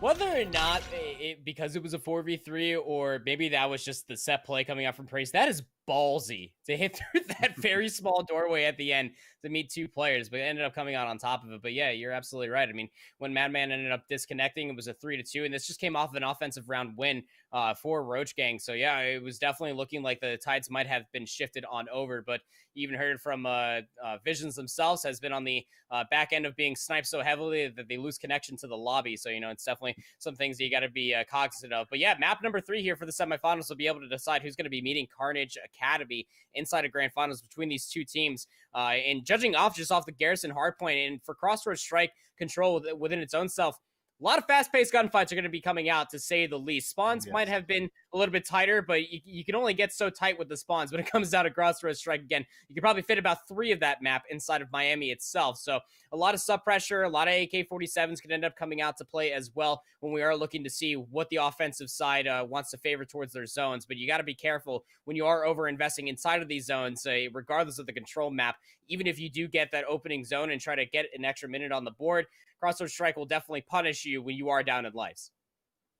It absolutely will. And you look at players that are going to open up some of these opportunities. Someone like Oryx, I think, is someone that's going to always just perform in these respawns, like I touched on after map number 1. But now for the opposite side, you need someone to be able to match that on this map. Like, this map really comes down to those little situational plays where you're able to have one player that just does something crazy mechanically, and that opens up the zone, and you can be put towards the spawn trap on the defensive on this map. Absolutely. If the ARs can get into the right position after funneling them out of the building, you can end up finding 2 or 3 down, let your ARs push up, and you can absolutely look to lock them back there. And it can be very difficult to make your way back towards control and get inside of the actual point itself. So something that we can kind of keep our eye on going in towards it. But I mean, that was the big problem I think that lacked in towards the very first map for us, is that we just did not see the same submachine gun pressure. That it just has to change going in towards map 3. If it doesn't, then I think we will see what will be probably a one-sided respawn going in favor of Roach Gang, like we've seen pretty much the entire tournament from past tournaments as well as this one, where it just feels like when these guys pick up steam, they start to streak. They really start to streak. We saw that happen in the very first map where they fell a little bit behind. They got themselves a couple hills in a row. Everyone starts firing on all cylinders again, and then they just completely look to take over. And that is not something you can necessarily teach. It's something that kind of just happens for as far as the game state. It's like, all right, we're back in control of this. We can now look to really punish them for as far as how they're playing. We started to figure out some of the spots we'd like to kind of hang around in some of these AR positions that are going to be on Crossroads. Well, there's not too many of them. So if you can't battle back for them, you'll absolutely suffer due to lack of map control here. And going against a squad that is just so punishing, you have to come out swinging, I feel like, and really start to dominate or at least keep things extremely close the first couple of rounds for sure. Yeah, and again, it's all on the back end of that sub presence, like you were talking about there. You could also be able to find the same value. We've seen a lot of players through this tournament challengers, and even watching the pro scrims that I have as of late. Even with an AR, one formal from Optic comes to mind that you're able to just to be able to fly through the map, AR included, and just be able to make it feel like you're using a submachine gun in certain instances. Crossroads Strike could end up being that case. But again, one thing, again, just to piggyback off of what you were saying, just from the Garrison hardpoint within its own self, is that when you do have players like from Roach Gang that are not only being able to showcase their presence throughout the map, whatever weaponry may end up being, it all comes down to just the territory control. And I'm not talking about the hardpoints. I'm not talking about the capture zones for control that's coming up. I'm talking about these power positions that are also going to be able to give you then those prime spots to be able to meet the rotations, being able to get the information from the enemy players. So it's going to be interesting, to say the least, to be able to see how all 8 of these players inside this lobby, when grand finals is on the horizon, one team obviously going home, one team going in towards grand finals, who's going to be able to work that finite ability to be able to keep these power positions in mind when we're shifting from zones. Catwalk comes to mind, sandbags, tents. There's so many good spots that come to mind when it comes down to Crossroads Strike control. And well, we are hearing from production that there is actually going to be a sub in replace of Madman.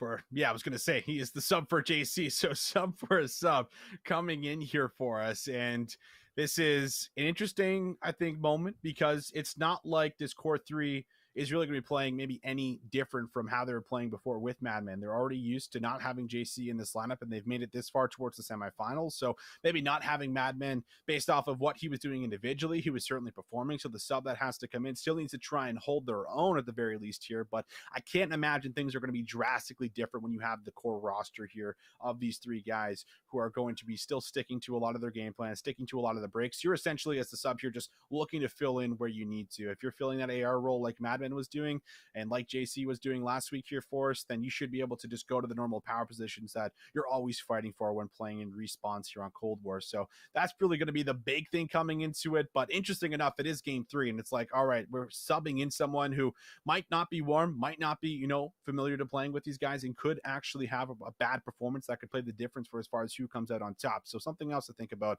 as we get ourselves ready for game number 3. But ladies and gentlemen, if you haven't already, if you don't know, we are doing lots of giveaways here on our final stream for this Totinos $1,000 tournament. And if you do giveaway in the chat, it will actually populate a link. You'll have a form. You can fill that out, and you have a chance of being able to bring home yourself a loot box. You got double XP. You got yourself dog tags, a face mask, you name it.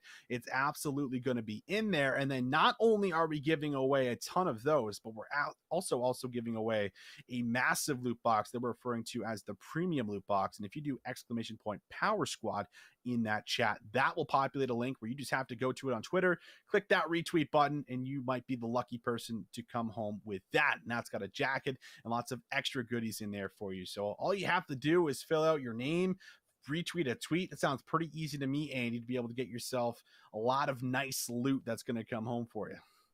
Yeah, I love pizza rolls. I love double XP. It's been helping me out on my grind for all of these camos and all these weapons as well. Even with double XP on the horizon too, you could save that for a nice little rainy day when you're not getting free double XP from Call of Duty itself, but you might be able to get free double XP here from Totino. So you make sure you populate those links, and you click maybe just a handful of things on your screen, and you were able to put yourself there. Because I can tell you that face mask, they ended up using it a few days ago when I went to go play golf because I forgot mine, and I somehow had slipped that one inside my bag, even as a backup mask. It's quite comfortable indeed. But here it is on the screen. You also saw our trio of wonderful hosts at the beginning of the day, and even through the middle of this tournament. Austin wearing that jacket looks quite comfortable indeed, and there are those dog tags as well, stickers included. Double XP is what I know a lot of us are after on this broadcast, considering that weapon grind is never truly ending. That's exactly it. It's a long process to be able to, go for things like dark matter or whatever it is, the diamond subs, diamond ARs. I know I'm working on that slowly but surely in zombies. So I'm absolutely there with, I'm sure, a lot of you guys in the chat that are also looking to try and get some of those camos for yourselves. But we see, look at this, everyone coming in here. We got Blendy. Oh, look at those Totinos. They know how good they are. Thumbs up all around here. Premium loot box again, ! Power Squad.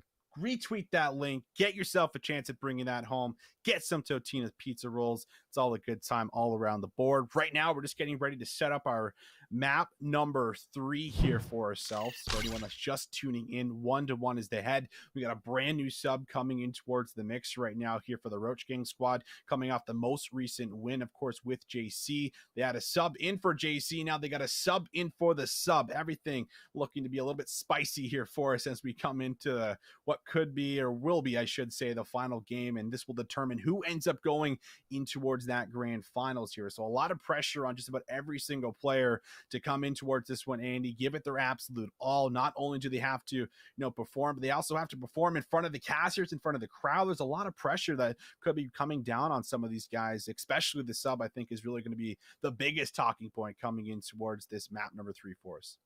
Yeah, subception aside, I mean, all this time could end up just being given on over, so that way maybe they could shoot a couple bots, maybe they could get a little bit more warmed up, maybe they're coming off of a couple pubs themselves, maybe they're coming off of a scrim, maybe they lost in an early round for challengers. I honestly don't know. I don't even know the name of this player. I'm just dishing out excuses at this point, but still, nevertheless, at least it's going in towards Crossroads and Control, Respawn.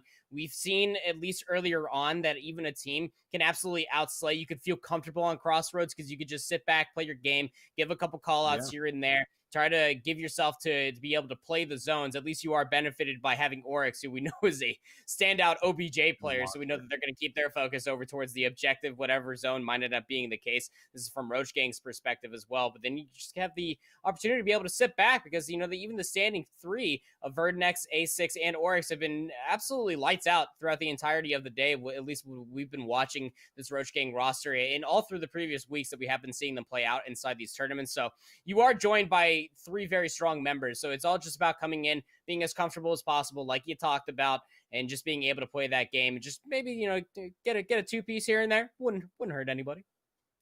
And it's really more up to the actual teammates here, the core three, that make him comfortable as well, right? It's you know, not putting a lot of stress on him to, you know, to play that massive clutch role per se. It's trying to at least get him into the flow of how you guys like to play the game for the first couple of rounds, and then after that, seeing if he might be able to open up and maybe explode for us here and there on some of those individual situational plays that kind of make the difference in especially the swing in some of these offensive rounds on control here at the very least. So that's really, I think, the big thing when you're just taking a sub in, but it does do something, I think, to the overall team where it's like, damn, we're doing really good with Madman. It feels like they probably got some practice in, potentially knowing that JC wasn't going to be around, because we heard that he actually is with his family right now, unable to actually play Call of Duty. So they probably knew a little bit ahead of time and maybe got some reps in with Madman. And now not having that coming in completely blind in the way with your fourth is something that could be a little bit scary. So the core three need to make things as easy as possible at the very least here for the sub that's about to fill in here on the spot. But at the moment, it's just waiting to get in towards Crossroads Control for anyone that is currently just jumping in towards the stream, wondering what exactly is about to happen. We're hearing it's about to happen here very, very soon. We've had a couple of issues here and there with some of the lobbies throughout Cold War, still very early in towards the launch. It doesn't always let the observer stay in the game as we get all 8-9 players in there. It likes to kick one out here and there. So we do appreciate your patience as we get in towards this one. But Proper, I was going to ask before we got the sub, you know, coming in towards this bat number 3, if you had any kind of a prediction. But now it's a lot more difficult too, because it's like, well, we don't really know how the sub's going to perform. We don't know who it even is. Maybe it's someone that's already a part of these tournaments and we're like, hey, they got that guy. That's a pretty darn good sub to have. It's really kind of blank for as far as what we get. But at the very least, we know that one of our squads here does come off of a 6-3 win after, you know, still showing some strength in the first couple of rounds, as well as some strength in the very first hardpoint as well, where they had the lead. And now it's about holding on towards that lead if they're really going to be able to go in towards this map number 3. So do you think we're going to get the same matchup, Roach Gang going in towards the grand finals here, despite a random coming in, seeing if he might be able to get into the mix of things? Or are we going to get our other squad that might have enough to be able to kind of push through and see if they can use their full team chemistry of 4 to be able to get themselves into grands? I think so. I think that the Roach Gang, again, like the standing 3, especially for A6 and Oryx that they've been playing all day long. Verdenex also had a lot of pop-off moments in the previous matches that we ended up seeing, even in their quarterfinals hardpoint match that we did cast over. I don't really have much information on Poopy Lock apart from just the search and destroy and the hardpoint that we saw early on from them too, but they do definitely seem well-versed that it can't end up just giving yourself up continuously and making this a proverbial 4v3 if you are this new sub that is coming in for Roach Gang. But I think that Roach Gang, they definitely have what it takes, especially for that standing 3 that are already there. Again, A6, Verdenex, and Oryx are all very exquisite players within their own right. We've seen through continuous weeks now, Austin. So I think that we will end up seeing the success out from Roach Gang. Maybe the pressure might end up giving towards Poopy Lock, but you just hope that this 4th player that is coming in for Roach Gang can at least hold their own for a certain amount of time, so that way Poopy Lock doesn't eat them whole and will spit them out. That's definitely the case for I wanted us, to go and, another direction with that analogy, but I saved myself. Like the same. But I mean, Poopy Lock, they get through Night's Watch, a team that ended up finishing top 4, I believe, at our last tournament there from last week. So they end up beating a pretty good squad. And there's something to be said about a lot of teams, I think, right now, scrimming mainly hardpoint. And I think this is something that's kind of been through the majority of titles, you know, through Call of Duty, not just, you know, per se Cold War, where most teams that are willing to scrim and do scrim against other amateur teams kind of just go through the hardpoint rotation. It's not a lot of the times that you're actually spending the time to go up against another amateur team and actually go through the control rotation. It's kind of just a lot of, hey, let's work on hardpoint. The scrim's over. Once we get through the hardpoints and you go to the next one kind of thing. A lot of people kind of forget about control. So the teams that are actually really good at control, or at least have the right idea on how they should be playing it, specifically the offenses, basis, because that's the most difficult part about this game mode since the start of the game, having limited time for as far as like a minute 30 and whatnot for as far as what you get. So this is really, I think, what we're going to get for both of these squads on how they're going to be able to perform. We can see a couple of map 3 wins coming through, specifically in the quarterfinals here for Poopy Lock, so they might be able to carry that through in towards this one as well. But we are here in the lobby, still giving us some issues, ladies and gentlemen, so we do apologize. Thank you so much for bearing with us. We're just going to throw things to hopefully a short little break, get that map 3 set up, and see who it will be facing off in that grand finals. Don't go too far.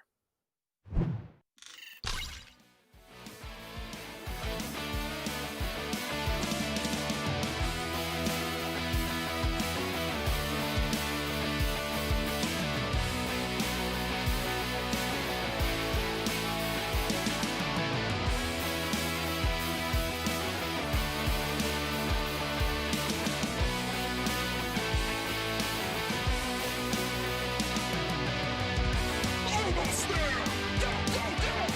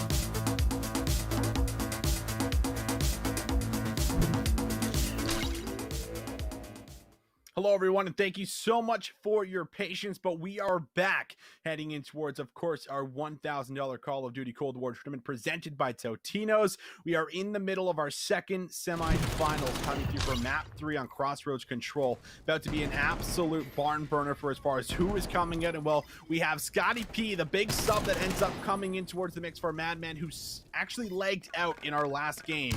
And he's already off to a hot start here. Looks to be a great sub for us proper, as he's already 4-0.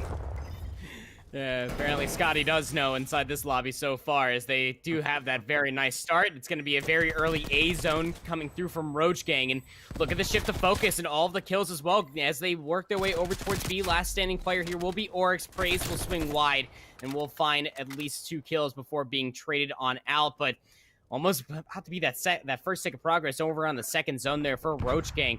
They got a lot of lives here too, Austin. It does not go unnoticed off of that early spree that Scotty and Co ended up finding, as well as the A zone in tow. Poopy Lock are now playing from very far behind, but Jigsaw min-map's going to be able to find 2. They're now pinched up. They might end up just trying to funnel their way over towards the B zone itself, but Praise is here defensively just in case they try to make that play. Oryx does try to cut through the middle of the map.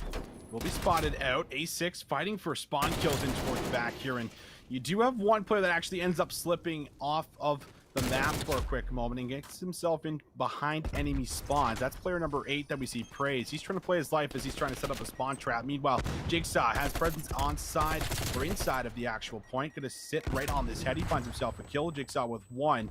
And this is enough to be able to start to shave a bit of his time away, but it very likely could go down to the respawns. And if it does, Poopy Lock here do not have that in their favor, but Poopy himself in the back finds himself a couple of kills and is being annoying in the back. It's absolutely being a nuisance, and you need that if you are Poopy Lock. They were down 7 lives previously, now just down to 4 in between these 2 teams as far as the respawn bank is concerned, just to continuously play that test in towards the back. Now it's Bendy being that absolute nuisance, finds 2 in the backside of things as you have 2 players working their way inside of fire for Roach Gang, just trying to get players here, just trying to play for the kills at this point. You got 35 seconds left to do so, and this is in a great spot for Roach Gang to be able to close out their first round. And offense, nevertheless, as Oryx and Scotty P are also able to find 2. A6 will be traded out, but now no respawns remaining here for Poopy Lock. Praise has been so good at getting in behind enemy lines. He does it again and actually finds one moving towards the point. They have no respawns remaining, however. 4 still available for Roach Gang, but they now need to focus the actual zone. Could come down to time or could come down to the lives, and they lose Jigsaw and they lose Bendy. Now all up to 2 remaining players here for the side of Poopy Lock that need to go massive, and it is not looking great for them. As we'll see, Scotty P look to stop the clock, sits on the time, Praise the last one left alive, and he will also fall short as he gets taken down from the back. So very first offense actually ends up coming through as we see Scotty P enter the lineup, and well, looks like he has fit this lineup beautifully. Yeah, Scotty P comes into the mix, is able to find 4 off the rip, and that really set the pace there for Roach Gang to be able to get control not only of the A zone, but in the entire respawn department as well. Although, I mean, Poopy Lock did end up dwindling down that lead that Roach Gang held over top of them quite wonderfully. Again, just always trading to be a pest in the back. First it was Praise, and it was Pookie, then it was Bendy, being able to find a handful of kills, but they kept on losing lives off of their respawn as Roach Gang were always trying to focus on just keeping that life lead in their favor. So now we switch things up over towards the offense. We go here for Poopy Lock, looking like it's going to be mid-map control coming out from Roach Gang, but they're immediately thwarted. Jigsaw and Pookie are able to shut that down immediately, and this is an early focus over towards the B zone. I like the focus here, trying to see if you can allow maybe Bendy find a couple of kills, finds 2 just like that, now picks up the zone for himself, might challenge on towards Scotty. Oh my god, Bendy with 3 crucial kills coming in. One last player up top, snaps for 4. Bendy turning up now as he finds himself off to a very hot start in towards round number 2. Scotty P challenges, don't challenge Bendy right now because he is going to fry you. First tick is secured, second tick on the way as the nades and tacticals go right over the cliffside here. Vertnex, he wants to challenge at Bendy. Bendy's going to give him the challenge, and Bendy puts him down, finally goes down by way of his side, and Pokey's there to clear that up as now we'll see if he can move in, and that second zone has come through. 13-9 for Bendy. What a fantastic flurry of kills that ended up coming through. This last stick of progress might just be given over towards Poopy Lock, but they also have players moving their way over towards the A zone as Jigsaw will be able to keep themselves alive, was able to find a trade over towards A6. The B zone will be fully captured, so just shy of 2 minutes now left inside of the bank to work their way over towards the A zone. Arguably might be the easier one to take given off of the positions that you are given when you're working your way there offensively and defense alike, but now this the respawn change ends up coming through, so you will spawn a little bit closer here for both these teams, or specifically even for the defense to try to reinforce this, of course, but 3 kills do come in the way for Poopy Lock. Now looking to shift their focus over towards the A zone. Now they're going to have the reinforcements here. You also got Praise up on the top side of Fire. They will be dealt with. So now these two players got to go absolutely big. The first tick of progress is already there. Bendy with another 3-piece. That puts him on 5 in a row. A6 able to move in and at least battle for him. But there is going to be just 2 lives remaining right now for Roach Gang. Now 1 remaining as Vertnex. I'm not sure if you want to funnel through that doorway, and Pookie Lock shows you why. Finds himself 2 kills. Bendy still able to get himself inside of this point, just watching up top here, trying to laser this last player that's going to be inside of weapons, and Vertnex will double up with them. Oryx just pushes a little bit too soon. Had to, actually, as they had to get themselves on top of the point. And both teams actually come away with an offense to kick things off for map number 3.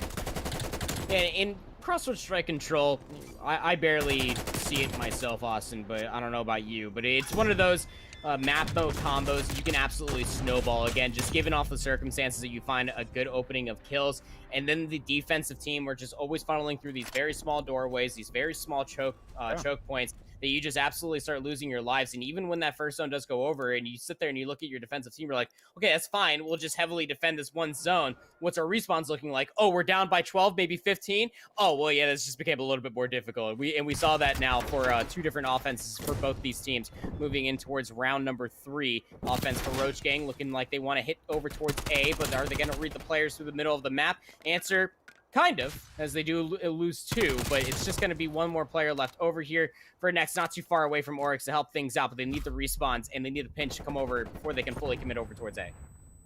Oryx just able to grab 2 kills, and that buys time for his teammates to come up, but Praise, he's also been able to play this role that Oryx is really good at. Gets in from behind and stops that push from the pinch. Bendy now, he takes an eco chow onto Vertnex, and Vertnex will run away with that gunfight without a problem, but Oryx down low, makes his way in towards the middle of the map here again. Trying to stop this clock here, as got about 40 seconds left on this clock, and they do now finally touch B. That's a big win that comes through for Pookie, but it's going to be picked up from A6. Grabs the quick trade, can't battle out on towards Praise as he falls down to the Semtex, but Bendy gets himself back up on this tank. This is one of those key power positions that we talk about on Crossroads, where you can look at spawn trap if you can get that mid-map support, and Pookie actually finds himself getting another opening. Now only 20 seconds left, and Pookie is just dismantling this entire Roach Gang squad. The MP5 in hand, gonna be looking to go 20 and 18. As a player in front of him, the second one challenges them, is able to get the better of them. That's 4 down, straight. 8 seconds left on the clock, and off the respawn, they gotta fly towards B. Immediately, Pookie's gonna try to read this, gets information off the Semtex. Pookie for 2 more. Vertnex is gonna be able to find at least 2 themselves, but Praise is right there. And Praise may be over on the spawns of Roach Gang, are gonna be able to shut that down. So, offensive round, Poopy Lock able to lock things down on defense as well, and it was a great understanding of where the push was immediately coming from Poopy Lock. That Roach Gang were all on the north side of the map. They were able to find 2 kills. That was from the center of the map, and then they knew that players were still lingering and lurking on the north side of the map, so all of their respawns went back over to deal with those players, and the Roach Gang had no idea what to go to next. They were trying to work their way over towards A continuously. They were losing so many lives throughout that entire endeavor. The second that they tried to shift their focus over towards B, they only had about 12 seconds left on the clock. We said the subs needed to show up and respawn. That's what's happening for Poopy Lock right now. The AR is also following suit as Bendy finds the opening kill. Praise moves in with Pookie, and they're already on the zone. Oryx has a couple of kills that need to come through, and they do. So they do manage to stop that push over by A, but meanwhile, all the attention has now been drawn towards B as Prey's not going to really have a whole lot of favor in those gunfights with that 74 used, so is going to try and back up for a quick moment. Scotty P, though, finds him from afar. Pookie, again, with these opening multi-kills, gives them room to be able to work with, and is also chipping away at the life slowly but surely. Up by one was Poopy Lock for a second, but it's going to be Bendy inside of the point. Does not read that one player is coming outer, and now it's going to be Blue that finally funnels in towards that feed for us. So we are going to see things stabilize for a quick moment for the defensive. Now we'll see if they can actually lock down the middle of the map and watch this cross. Oryx starting to look like they're playing a little bit of search and destroy, but that concrete staircase heady is absolutely brutal when you're trying to challenge middle of the map. Oryx flies. Good help there from Scotty P. Gonna be able to take down Pookie. That's right over top of the tank side of things. So 19 respawns to the 17. Just a 2-life lead in the respawn department here for the Roach Gang, but 32 seconds left. And while Bendy's trying to at least try to make the same heroics that they had in their previous offense, one player on top of the catwalk will be praised. They will be traded on out. Now just down to 24 seconds. You got a player. Look at player number 7 over on the cliff side of things. Is trying to read the respawns, but they're going to lose their life from afar from Scotty P, who's playing with the Craig 6 this time around. 14.2 seconds now, getting that player off the A zone who was hoping to stop the clock. 3 kills come in sequence for the Roach Gang. One last ditch effort across from the catwalk will be no success at all for Poopy Lock for another offensive round, who just strung 2 back-to-back Roach Gang. They split that momentum in half, and we have a round number 5. Oh my, Andy, the decider to see who goes into the grand finals. Map 3, round 5 control. And we'll also find out who is going to get defense heading in towards this round number 5. The team with the most amount of kills, not EKIAs, but the most amount of true kills brings this home. And well, there you have it. Poopy Lock. They will be on the defensive. But in the first round, we did see Roach Gang come flying out. That's where Scotty P had his amazing opening of 4 kills straight. He's now fell into a bit of a slump, I'll say. 22 and 26, just a little bit behind, but can absolutely still bring things back. A6, the big player that we don't usually see struggling, is now looking to go big and come alive in this round number 5. Almost finds a third, but it's Oryx. Finds himself one. Snaps for the second, goes for that challenge, and will be able to bring it home. Both sub players opening up with multi-kills to kick off round 5. Amazing adaptation to start this round number 5 as A6 did hit through the ice side of things and through the middle of the map, found the 2 players that gave them trouble on their previous offense, and now looking for the second tick of progress. Vernex and Oryx are just coupling on together, along with Vernex there for 3 straight. Second tick of progress will be there. Oryx is going to go down, but A6 there for the quick trade. And now the third tick of progress looking all the more that it's going to come on through. Player number 5, Bendy, looking like they want to contest this for a little bit of time, but they did not read on the backside of the fire truck was A6, who goes for the challenge on the Jigsaw on the upper side of things, and now 2 minutes in the bank with a 23 to 17 respawn advantage. Roach Gang look heavily in control of this last round of control. Oh my god, they are icing up right now. A6, he had 16 kills before this round number 5. Now he's at 22. Oryx at 32 with 27 objective score. And Vernex now, he's just picking them off as they come out of their spawn. They're already attacking B. Look at the life differential. Look at Vernex. He is finding kill after kill. They can't even get out of their spawn. An unbelievable performance. 19 to 9 life. Ahead by 10 as they approach and attack the second zone. Roach Gang, they are not messing around.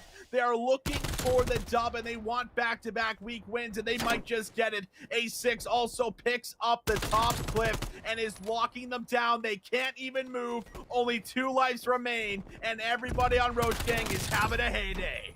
Oh man, this spawn trap is disgusting. No respawns remaining. Poopy Lock have to somehow stop this progress over at B. They're able to do so, but what did it cost? Legitimately everything. You have no more respawns. It's just up to Pookie, Jigsaw, and now it's just those 2 players. 14, technically a standing 18 against 2. Now Jigsaw versus the entire Roach Gang, and they are all just there. The Roach Gang all the way through and through. They got players leaving for Poopy Lock. It was all done and dusted. What an offensive round coming out. Vernex with 3 in the spawn. They knew exactly what they had to do. The same thing that we saw from their opening offense with a little bit of a twist coming out from A6 to find those 2 players through the middle of the map. Snowballed, and I mean a blistering snowball from zone to zone. And it also helped out that you had Vernex going big inside of the enemy spawn. Fantastically played. in that round number 5. Just when you thought the defensive side was going to be able to close things out, just for the way that control typically goes. No, Roach Gang, they flipped the script. Fantastic work from them. And we're hearing that we got a replay on that fantastic play that just unraveled for us. Look at Vertnex here, already on the 2 spree, just playing this crate back and forth with this assault rifle. And you have 2 players that are on the other side of the map. So you're essentially stuck in this 1v2, trying to get out of your spawn. And Vertnex snaps from left to right here. This now puts them on 4 in a row. They are still struggling to get out of their spawn, and then the teammates end up losing their battles across the map. This is where Vertnex snaps to 1 to 2 to 3, puts himself on 7. Just in an unreal performance. This is, the round 5 when it's coming down to the wire, and they just entirely ice up, Andy. Every single player. You have that opening from A6 who finds himself on 5 or 6 kills in a row when he was like 16 and 28 to start that round number 5. Ends up putting himself like 22 and 28, leading in towards what was the capture of that very first zone inside of Fire. Absolutely unreal to be able to come alive like that and be able to bring that one home. Truly exceptional. And again, that is enough to put them in that grand finals coming up here for you guys. It's been a real treat so far. That is going up against Carnage Academy, a squad that has also been pretty relentless on the day, and it's going to be a clash of the Titans coming in towards that grand final. We got to take a break. I got to look at that Vertnex play probably 3 more times on the break, but for now, we're going to throw things away. Don't go too far. We come back. We got grand finals coming through.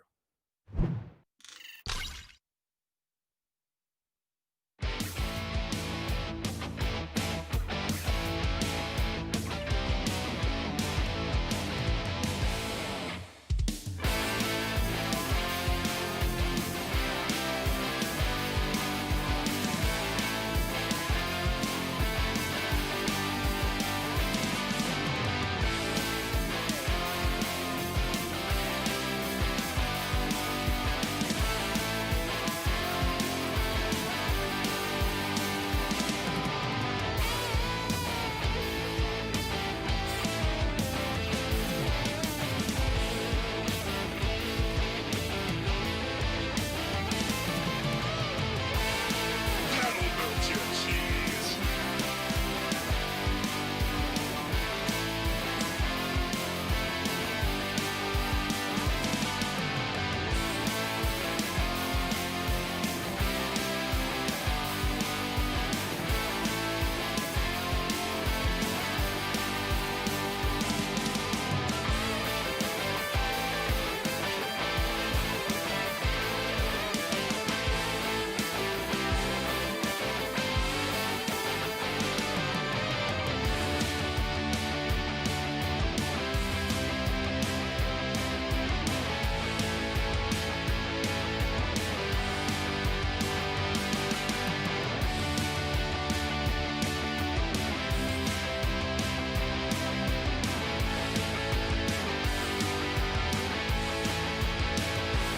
Minutes to go.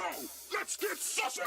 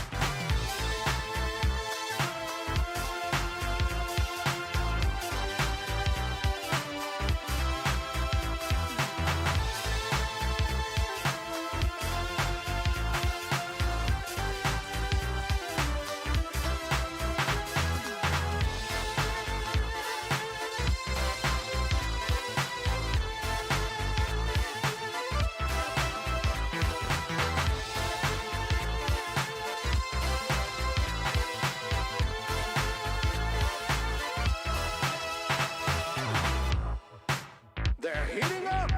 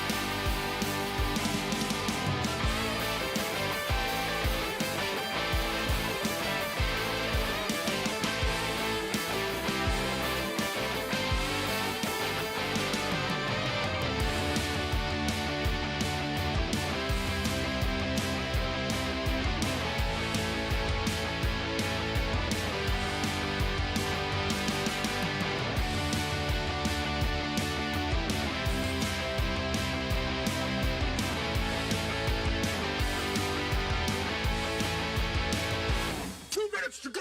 Let's get saucy.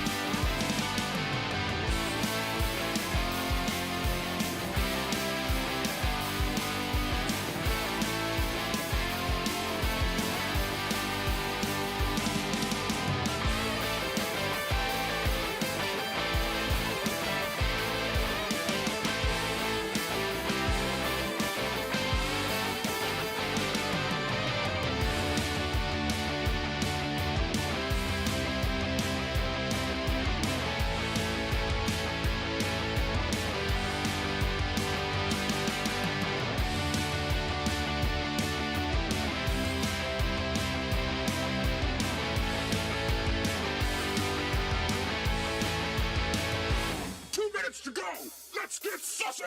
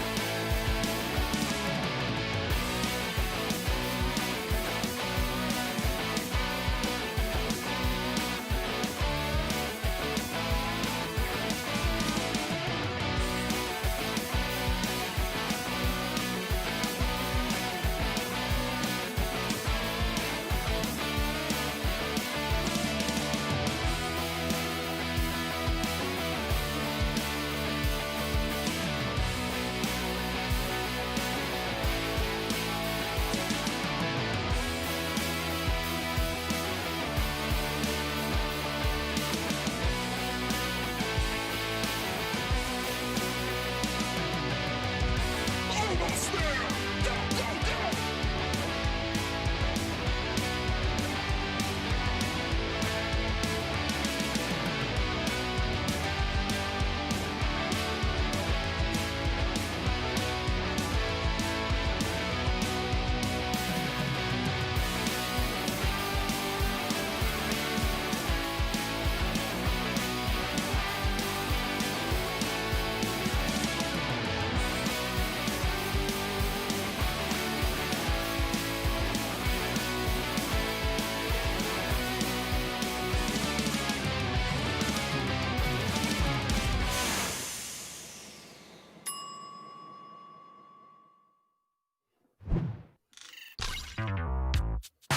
Ladies and gentlemen, welcome back. $1,000 Totinos Cold War tournament here on the line. We got grand finals, we got the final week, we got pizza rolls, and you got myself, Visions Improper. That's a pretty nice combo, if I don't say so myself. And well, as we get ourselves ready to jump in towards this grand final here, we got to, of course, announce both of these teams. We just saw Roach Gang come off of what was a massive round 5 win in Control to get themselves to the grand finals up against Carnage Academy here, as it's all going to unravel. Carnage's squad that we have not seen in other tournaments here, Andy, but is coming out to play today, and they have an absolute strong chance to be able to run away with this one and see if they can steal first place away from Roach Gang.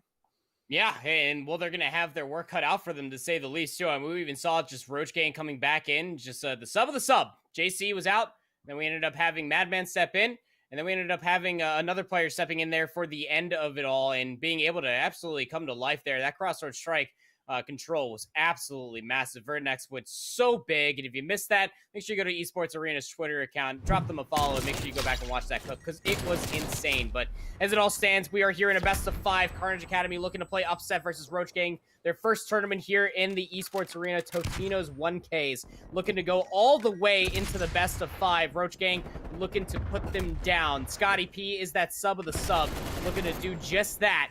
Well, Carnage Academy off the Moscow hardpoint, looking to set the president. Vital with the pistol in tow, looks to press all the way forward inside of P2. Will not succeed, but they're still getting a lot of time. Carnage Academy are off of P1. This is a great amount of time you're grabbing off of P1 right now. There's still 13 seconds up for grabs. Oryx, you can see him want to fight and try to get themselves involved inside of the P1 hill, but still ends up going the way of Carnage Academy. However, A6's nade is going to be good to set off a bit of a foot race here through lobby as well as the street. And you find the kill in the back on towards Vital. He was the only one that might have been able to influence spawns, but this is going to be police control right now for Scotty P. He's got an important role. A battle through the street, gets taken down from Stookie, and that might be enough for the spawns to come out front here. We see player 7 that will actually get that spawn, Vital, and this is going to be a bit of a break here from the back. You do see them work themselves in as Stookie follows up his teammate. Scotty P from the side won't be good, and now the back end of these 30 seconds look to be in control of Carnage Academy. They got themselves in a great spot, and now we'll see them start to make this rotation as Oryx finds the first one and cuts him down. Well, A6 actually comes back in through the shops, is able to find at least 2, joined in along with another, so that was 3 down in a row. So 13 seconds left inside P2. Carnage Academy will be soaking up all of this, but although A6 had potentially you might have thought wanted to get that break for that time. That's not the case. A6 again through checkers is able to find 2 more. This is now offsetting, and now Carnage Academy, they gotta wait for their numbers to be able to hit over towards P3, but for some odd reason, Joe actually ends up going over towards the bank side and is able to at least find one. That's Scotty P down over on the other side of the library. Will then end up getting spawned over there again. Of course, being in control of P3, you will be gifted with those spawns, but the front end of things, coming from the escalator side, is not going in the favor of Carnage Academy. So the opening 20 seconds plus are all good for Roach Gang. They do need this time. 16 seconds now separating these 2 teams. And well, Carnage Academy, they're looking at just one more good hit over towards B3. 2 kills go their way before they start rotating all the way over towards the boulevard.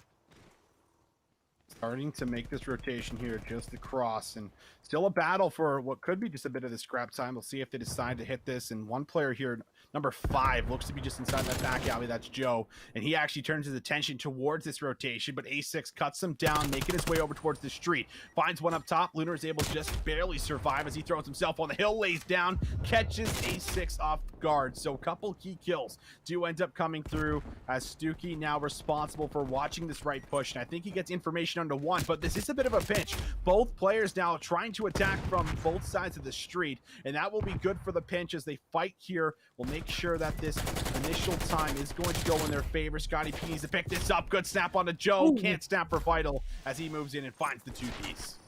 And 1911 will be able to help them out, and then was able to find a reload, so the AK-47 is back in tow. Is going to be able to take down Bird next. Now on top of the bus, Vital can't lock down the shots over towards A6, who's over there inside of the pillars, but still dissuaded from heavily committing towards this break over towards P4. Got a player working in through the backside of things inside of the custodian closet. A6 goes. So this back end of 10 seconds, Carnage Academy will be able to soak on up. They have pushed past the 100-point margin to the 78 points that Roach Gang currently hold. They're looking for the initial time here on P1, and it's a great lead for Carnage Academy coming off of the first set of hills.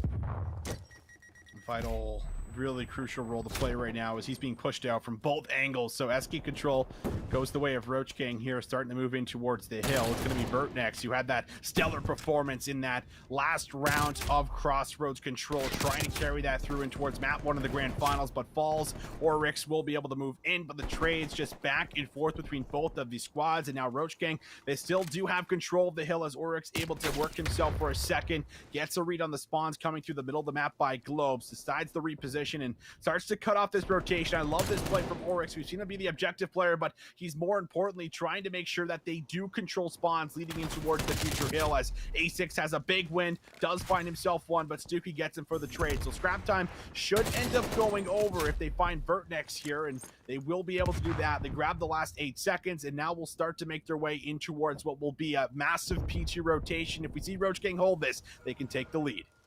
They absolutely can too, and amidst all of that action that happened over inside P1, Roach Gang did a great job of being able to put themselves inside of P2. You got Vertex inside the police station. We'll be looking for the angles for 2 players that are coming out from the apartment side. A6 will double on up. Lunars is going to be able to take down Scotty P amidst all of that as well. But because of the closer spawns are actually going to come through the north side of the map, through the shops Carnage Academy fly, of course you do have Roach Gang coming in behind the police station, so a little bit more of a 50-50 action, and it will end up ensuing, but still, because of those spawns and the power positions that you get Vertex reinstalling over top of the police station, that will be Roach Gang getting the big kill that they were hoping for. Just one last attempt ends up coming through from Carnage Academy. They will upset Roach Gang just a little bit, but keep your eyes out for Scotty P. Now they work their way past gold. They're inside the alleyway in front of the bank. Joe seems to understand this, and they don't want a player behind them. They're going to take care of Scotty P. That was a big kill. Now you got to shift your focus over towards New. Over by P3, there's just one more player over here. It's Vertex. Joe takes him down. Oh, but one player does actually manage to spawn in the back, followed by a second. So Roach Gang could still influence the spawns here, and Looters is just not going to have the weapon you would love to have in the situation. Does get cut down by the 74U. Stuki, though, in from behind, playing for a bit of a reflank. Finds Vert next, grabs the shots, and does take him down. 40 seconds to play for as Oryx is the one off-screen that finds a couple of kills, stopping this push, and now it's going to be Blue in control of our zone. So Roach Gang, this could absolutely swing the tides of the game, put it in their favor for the time being, as the spawn's still very much in towards towards the back because of the influence from player number 6 here. That could be a big win for him, and it is. It's Stuki trying to move in, seeing if he can cut a couple of players down for this rotation, but Vertnex with a beamer will be able to smoke Stuki in that engagement. Scrap time is secured. Roach Gang have the lead. Vital will come over here and we'll deal with the last player. That's going to be Scotty P. So this back 7 seconds, you would think would be soaked up there for Carnage Academy. Before P4 ends up coming all the way through, it is tied up 162 to 162. Now looking towards Globe Control and inside gold. Carnage Academy are here. They're looking to find the initial kills. They do get the initial time on P4. 2 players now hitting from the bank side of Streets. It's going to be scouted out. Vital for 1. Can't lock down the second. Scotty P's going to take them down from the opposite side of Bus and inside of gold itself is A6. Now through the doggy door, they will be able to soak up the time here on P4. Might see a little bit of a lead swap ended up coming through before the pinch soon to follow. Joe off screen will take down Oryx. That's inside gold. 3 players now heading from the east side of Streets will be met by the long range sites that are currently held by Roach Gang. No player holding up towards the hill time at all. It's going to be going up towards the game clock. Touching it now is going to be Carnage and Stuki will rip off 2 players' heads back to back from Roach Gang. So now the back 10 will go over towards Carnage Academy, excuse me, and they're doing a good job of just trying to press on a little bit further forward to influence spawns for the new set of hills.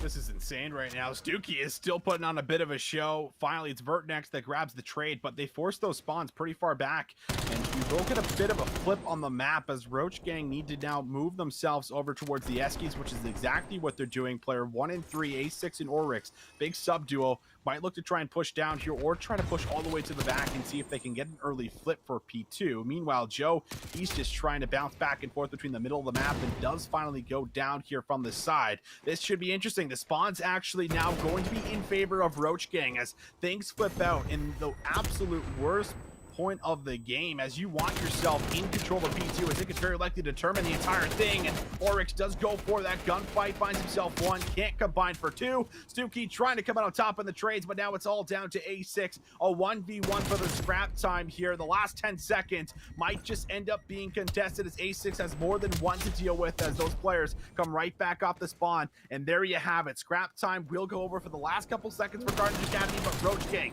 they only have 1 player now in the back as they lose someone by police station, so this could be a chance to move in for the flip as the spawns are all in front for Roach Gang by lobby. That was actually a big contested amount of time. The rest of the Carnage Academy ended up hitting through Streets down by the Globe side, and now they were able to set up a pinch. That was Stuki that was down there, ripped off the player that was inside of the police station, and now they got themselves set up inside P2 and the close spawns to boot. Joe and Stuki are able to combine for 2. It's Oryx that does take down Lunars, and all is said and good if you are the side of Carnage Academy because you got Joe that is beaming players. They're on 3 straight, 23 and 19, 227 to 196 here inside of P2, and you know that Roach Gang, they got to fly over towards P2. They got to contest it with also keeping P3 in mind. Oh, this is looking to be a little bit scary. Scotty P has to make a moment happen, and he can't. 10 seconds remaining, enough to still win it here, and I don't think anyone can move in for a touch. A6 falls. Carnage Academy, they will strike first in the best of 5 for our grand finals as they close things out 250 to 196. And it really came down to those final moments. I mean, off of the second set of hills in towards the third set of hills there, Austin, you even saw, again, just Roach Gang were able to get themselves inside of the inside of P2, were able to fortify that position, but the third set of hills is where everything just came toppling on down for them. Nobody read that there was one more player that came in through checkers and was able to put themselves in a spot to keep that time contested for such a long amount of time. What do the other 2 players do for Carnage Academy? They hit through the streets, and nobody was watching that angle. They were able to then find the player that was holding up in top police station for Roach Gang, and then that was the 1 kill that they needed to send all of the spawns over by P3 for Roach Gang, putting themselves on their back foot and having just to try to funnel on in single file line. And that's not what you want to do going inside the P2 hill. You have so many headies over on top of the block, over on top of the police station, the staircase. There's just so many different positions you got to be cognizant of when you're trying to work your way in there. And well, when you're pushed against the wall like that, you can only just fly in single file line. It's a lot of lives that ended up being lost on over. So a very nice final moment that came through from Carnage Academy. Whew, we're not messing around. Right into map 2 as Proper gives us the breakdown, and well, very unorthodox to see Roach Gang drop a respawn off the start of the series, but now they have to look to respond here in Search, where they are going to be on the offensive first, and Oryx is the bomb carrier looking to start to make some way to the middle of the map, but instead it's going to be Vertnex. Finds the first one, A6 with a great challenge, brings home Lunars, and Vertnex with a double in the round will be enough to create enough of a man advantage, and being able to take away these early offenses that fast is already a great sign for Roach Gang early on. Yeah, it really is too, and I'm not too sure whether or not a sniper ended up coming out to play. Again, what we saw continuously from the Roach Gang roster is that it was JC that was running that sniper. They might just be ignoring it altogether. Stuki on the other side for Carnage Academy was their boomstick carrier in previous rounds. We saw that coming through on that Miami search and destroy that we covered not too long ago. Very interesting to say the least, because Garrison search and destroy, again, you can find a lot of value with the LW3 Tundra or any sniper, really. I mean, if you're able to lock down those shots through the center of the map, it's quite open indeed, given all the cover regardless of the matter. Going to go towards the offense here for Carnage Academy. Going to be looking like they want to hit towards B. The defense are here very early on. Also got Scotty P just playing up in top server, but A6 is right there to double on up. 2v4 we go.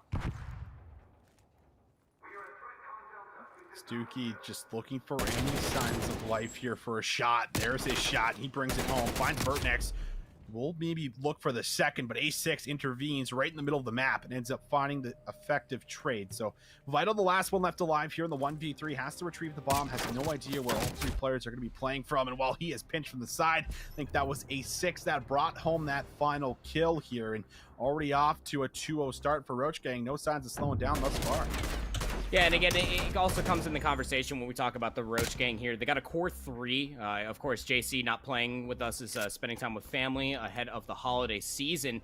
They're now joined in with Scotty P previously for Madman. That was the sub previously. And, well, they seem to have a deep understanding of just playing together, too. They have 8 kills between all 4 of them, and that's only in between 2 players of A6 and Vertnex as well. And this is the thing about Garrison Search and Destroy, is that the auto rifles, the submachine guns, as well as the AKs, can also find a lot of value if they fly through the middle of the map. And that's what we've seen continuously through Roach Gang. Now on towards their offense. Going to be the tail of that evil, though. It's going to come on way for Carnage Academy, who get top server control immediately. And that's a great angle for first one.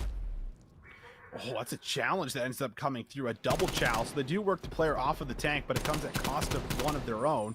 And now it's Vertnex who's able to respond for another one, 2v2. Oryx chasing down Joe, finds him, but it's going to be Vital with the scope. Finds himself a kill on towards Vertnex, so we'll see Oryx work his way over towards 8, likely for a plant here, as he is the bomb carrier. And we see, of course, on the mini-map, player 7 pushing all the way through caution here, going through double doors, going to wrap in from behind, as it's going to be a complete flip on the map for both of these players. 35 seconds remaining for Vital, as he needs to move in for the retake.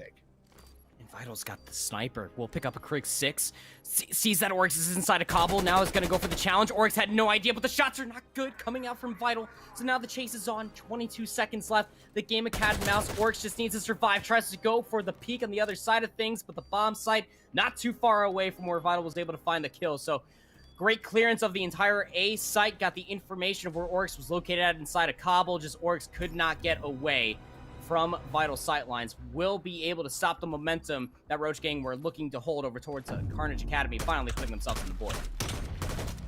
It's a really mammoth 1v1 that comes in for Vital here. This is a spot where you could have went 3-0 down if Oryx is able to clutch up yet another offense here. And if that is the case, you go 3-0 down on a map like Garrison that is just so defensively favored, likely are not going to be able to make that comeback happen very easily. So Vital with the big play, going to make sure things do stay within 1 heading in towards round number 4, as they are now back on the offensive. They didn't find any favor in their very first offensive round, but a chance now to go for something a little bit different, as it's pretty much a stack right through the middle. Smoke's already going to be down, creating a bit of that chaos that we talk about here, and Vital actually manages to slip right across, hits it, and smokes Scotty P. He has a second, and it looks like Vital does manage to move in for that second kill. Vertnex, though, with the response onto Joe, leaves us in the 2v2. It is a 2v2, but that's going to be the A site opened up here, and he still had Stuki in top green. Finds one, is able to lock down the aim off the second.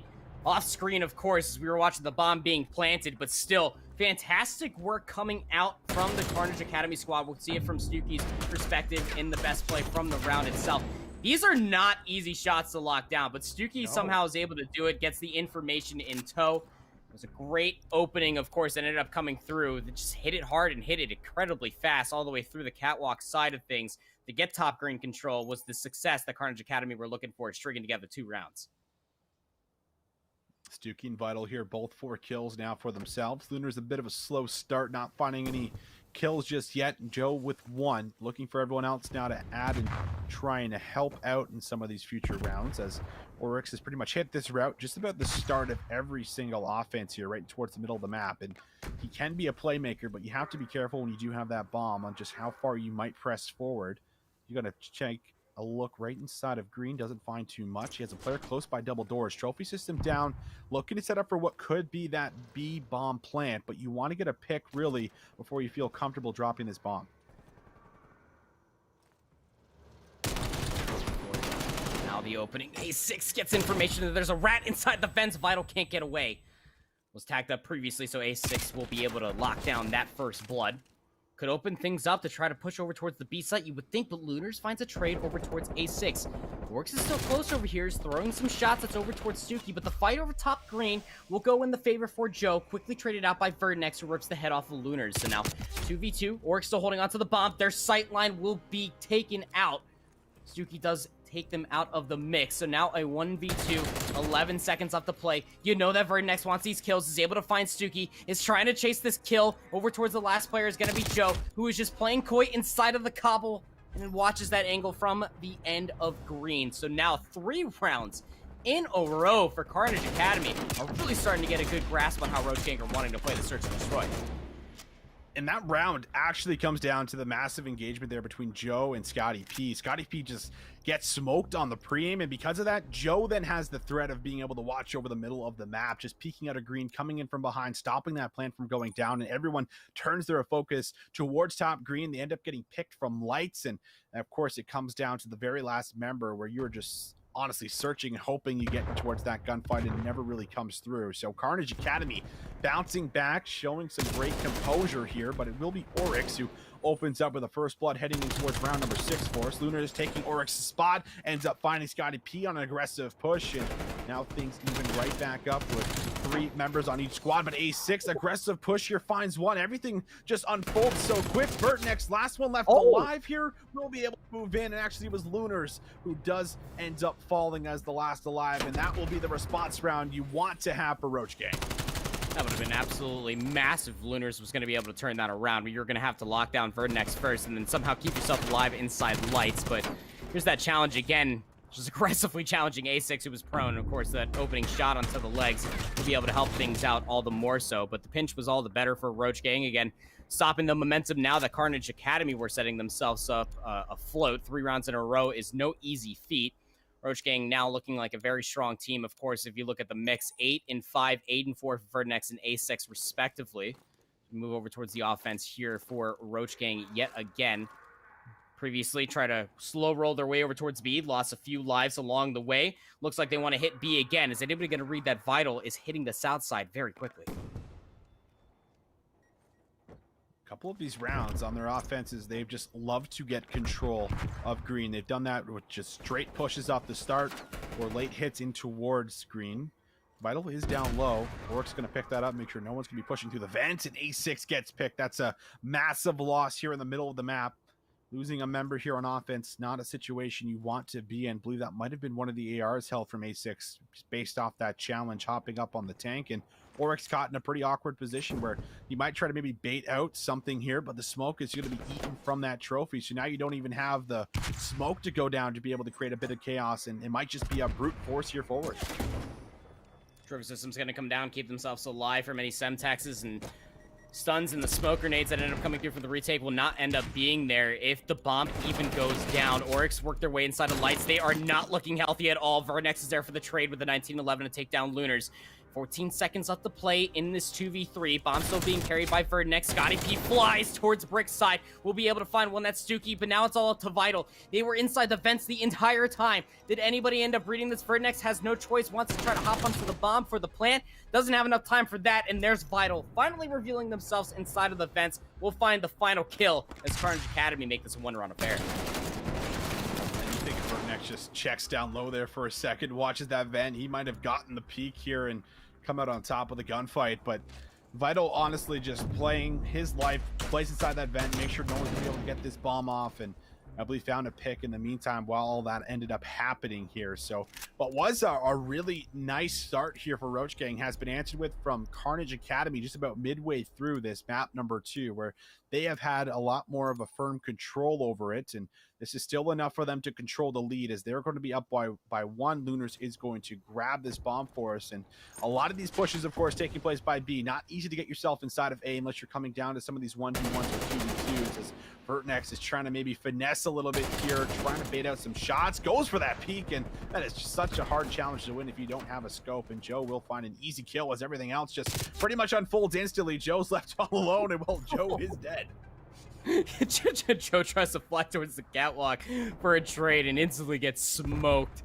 But yeah, you're not wrong. I mean, once that first kill ended up coming through, everything just came all down to domino effect. Scotty P up in the top server had a great angle for the first on the Vital, and then found a nice little shoulder tag there onto Stuki. Pinstripe kill feed ensued there, but it was all Roach Game that came out on top. So no, ever since we had 3 rounds in sequence for Carnage Academy, it's been going back and forth between these 2 squads into round number 9, hoping to catch a break, and maybe being able to string together 2 rounds would be big for Roach Gang's success. I've not found the success, even though finding beautiful openings over towards B's site. The mid-map control has been pretty good for them. It all comes down, again, Vital has been getting away with absolute murder inside these vents. Joe does find Scotty P for first blood. It's top green gone, but A6 finds the trade. That's Vital inside the vents. 3v3 as we start to approach B. There is the peak. Lunar is going to lock that down, but you do get a smoke down, so Oryx is allowed to cross, and Oryx has the bomb here, but he might be forced to make the big play. So if he's able to grab one and get out, great, but it's more than likely he has to find one and then maybe try to press forward. As you can take a look at bird eye view of what's currently happening, Oryx surrounded by these red arrows here, and player number 6 now, which is going to be Stuki, even repositions to watch this light push just in case Oryx does decide to try and hit this and get all the way through. And now he's spotted as that nade does tag him up. Lunars holds another angle here, finds himself 2 big kills coming through. Lunars with 2 in the round, leaving Vertnex the last one left alive in a 1v3. Vertnex will now try to slide across the catwalk. We only got 15 seconds left. Those are again like just Stuki from both sides of that angle. Previously where Vertnex just died from, and now from the opposite side. These shots are not easy. You'll see Stuki from this perspective just laser beam Vertnex off of the catwalk. But again, I mean, you can't have Vertnex just press on forward and try and give up top catwalk or top green control. There could be a Carnage Academy member that does push from that angle. It had to come down to Oryx just to try to hold lights, and just being able to find an unforced error from Carnage Academy didn't end up coming out. It was a great Semtex check to be able to get the information that Oryx was still in there. Now up on map point to go up 2-0 in this best of 5 for grand finals. A better part of $1,000 on the line for this tournament. Smokes galore. Carnage Academy are looking to fly in towards B. Vital also finds first blood. Joe, you can see him just in the erupt of the chaos, trying to laser down someone, trying to get information. Does find A6, but now his position is going to be known, as Joe's trying to play for that kill. Lunars now, he might have found an angle in from behind with the bomb, grabs the kill. 2v2, making his way potentially over towards A, where they do have control. And you have Joe that's currently in towards the back spawn here, but it is going to be one more. Now leaving it up towards Oryx. He falls top green. And well, there you will have it. Carnage Academy showing up once again. They take the hard point, they take the search and destroy, and now they just need one of the 3 maps coming up after this. Yeah, again, 250 to 196 on that Moscow hardpoint. It got pretty close through a few of those hills. 6-4 on the Garrison Search and Destroy. Keep in mind, the Roach Gang were in the lead there, and even though it was 3 rounds in sequence that came out from Carnage Academy, it was going back and forth, but at the end all be all, that was such a bold call that came out from Carnage Academy on that last offense. Just to hit all the way through past P1 and just hit it hard and hit it fast. They bulldozed through lights. It almost looked like they were about to wrap through the defensive spawns and almost go over towards the opposing bomb site, and it didn't end up being the case. They just bounced all the way back. You even called out right there. Lunars with the bomb hit right back through cobblestone. Was able to find a kill over on the brick side of things. And I mean, that again, such a bold call. It ended up coming through, but to be able to hit the track running like that, you got to respect the plays that are coming out from Carnage Academy, now putting themselves up on map or series point, excuse me, ahead of the checkmate control, where they look to close things out here in the grand finals 3-0. That would be monumental versus the Roach Gang. Again, repeating winners if they were able to close it out here, but it's going to have to be a reverse sweep for them to be able to do so. It's going to have to be a reverse sweep, and you're going in towards a map that's not going to be as easy as it was on Crossroads, where I feel like when you grab a couple of kills, it opens up the map drastically due to how small it is. And map like Checkmate, it feels like you get put in that spawn trap a lot of the times, Andy, and you're just never, ever getting out of it. And it can feel just so draining on offense. I really feel like this map in Moscow, probably the most difficult offensive maps, I think, right now. We've seen a lot of teams find some favor on Garrison, but this one truly going to come down to some creative plays offensively. And, well, the very first offense is going to be right here for the side of Roach Gang. Coming through right off the bat, though, Vital and Lunars and Joe all winning their one-on-one gunfights. A6 trying to be able to get himself maybe a little finesse in from behind. Finds Lunars here for a big snap-on, but won't be able to stay alive long enough to be able to grab the second. So already a life lead built up for the side of Carnage Academy, as they have lots of control of the map, and they're waiting patiently for the push. I mean, you want to say that they're outslaying. They're absolutely slaughtering them. Look at them just flying in towards their spawns, just finding kills left, right, and center. My God. Carnage Academy, please. These Roach Gang members, they do have families at the end of the day. And, well, still, at the end of it all, look at the defensive setup that is coming through from Carnage Academy, off of finding a fantastic respawn lead. It's just about 9 in between these two teams so far. You have the luxury of doing this when you are Carnage Academy on defense. You found the opening kills, then you immediately fly in towards the spawns of Roach Gang. 24 seconds left to play. It's not like Roach Gang are leaving their spawns anytime soon. Finally, Vernex is able to find 2. They get traded out. One player trying to make a heroic play with Scotty P. 3 kills come in sequence of each other for Carnage Academy. That is just so tough. And you just really hate to see it if you are a fan of this Roach Gang squad. Now just hoping they can stop the clock. Maybe Vernex makes it towards A in time. They might actually be able to do so. They squeak right by Vital. But with 0.3 seconds left, it's just a handful of more kills that need to come through. And you still got Carnage members just slaughtering you off the spawn. Yeah, even if they are able to stop the clock here, they still have limited lives, and they can't get off the zone. And, well, as soon as they find the kill, they grab the round here. And I think, like I said at the start of the entire game there, Andy, when you get put in that spawn trap on the offense, it feels like you can't get out of it. And that's exactly what happens here to Roach Gang. They get put in that spawn trap. They lose those initial breakoffs that are just so crucial to maintaining some of that map control and allowing one player to maybe even play passive, so you know where they're pushing from at least and get some info on some of your opponents that are setting up defensively. Not the case whatsoever. Everyone loses those initial gunfights and they fall right into it. And now they need to respond on defense. And I feel like you're in this potential mindset of, we don't have our actual fourth, we picked up a sub, he's gone, now we have Scotty P, who hasn't performed the best so far in this grand finals, and things have been on a bit of a downslide here for as far as what you've been able to put together and what we've gotten in towards this grand finals. But you have to turn things around. It all starts with this defense, and we'll see Lunars and Joe already pick up where they left off in that last round with those initial gunfights. Scotty P's gonna find 2, and just before I was about to say it, Austin, that's Stuki's first death. That's how definitive that opening defense was. Brutal. But great player kills coming through. Absolutely brutal, man. And so now A6, the last player remaining over by the airplane, is now just trying to keep their life. Players now for Carnage Academy are not only being a pest in towards the spawn, players going to be dealt with. That was Lunars previously. And now they're shifting their focus over towards A. Half the first stick of progress was about to be coming through. The respawn advantage, it's not really a big one coming on through, especially off of that opening flurry that Carnage Academy had just showcased themselves. It's actually Roach Gang that are starting to come out on top of their defensive positions to be able to hand Carnage Academy their rear ends. But so far, the offense really struggling just to make their way towards a zone handily. They've made it all the way towards the spawn of Roach Gang, but you got to make sure that you're inside the zone and before you can start getting towards the life advantage. We're just down to 24 seconds for Carnage Academy's offense. Might just go the way a couple of defenses here to kick things off. A6, he's playing some tight D. Might go for a little wraparound, but does get spotted out here from Lunars. Finds the kill, and now it's a challenge on towards the hill. Vital wins that one onto Scotty P. So things still staying alive, and lives are actually even. So this is possible, but you have to remember only 18.7 seconds on this clock. You have to stay on the time just about the entire time until you grab a zone. We'll turn and watch the middle of the map. Vital trying to get a read on where they're pushing from. Scotty P gotta win those ones up close. Can't win the one-on-one gunfight. Vital just playing this objective role beautifully, trying to secure the second tick.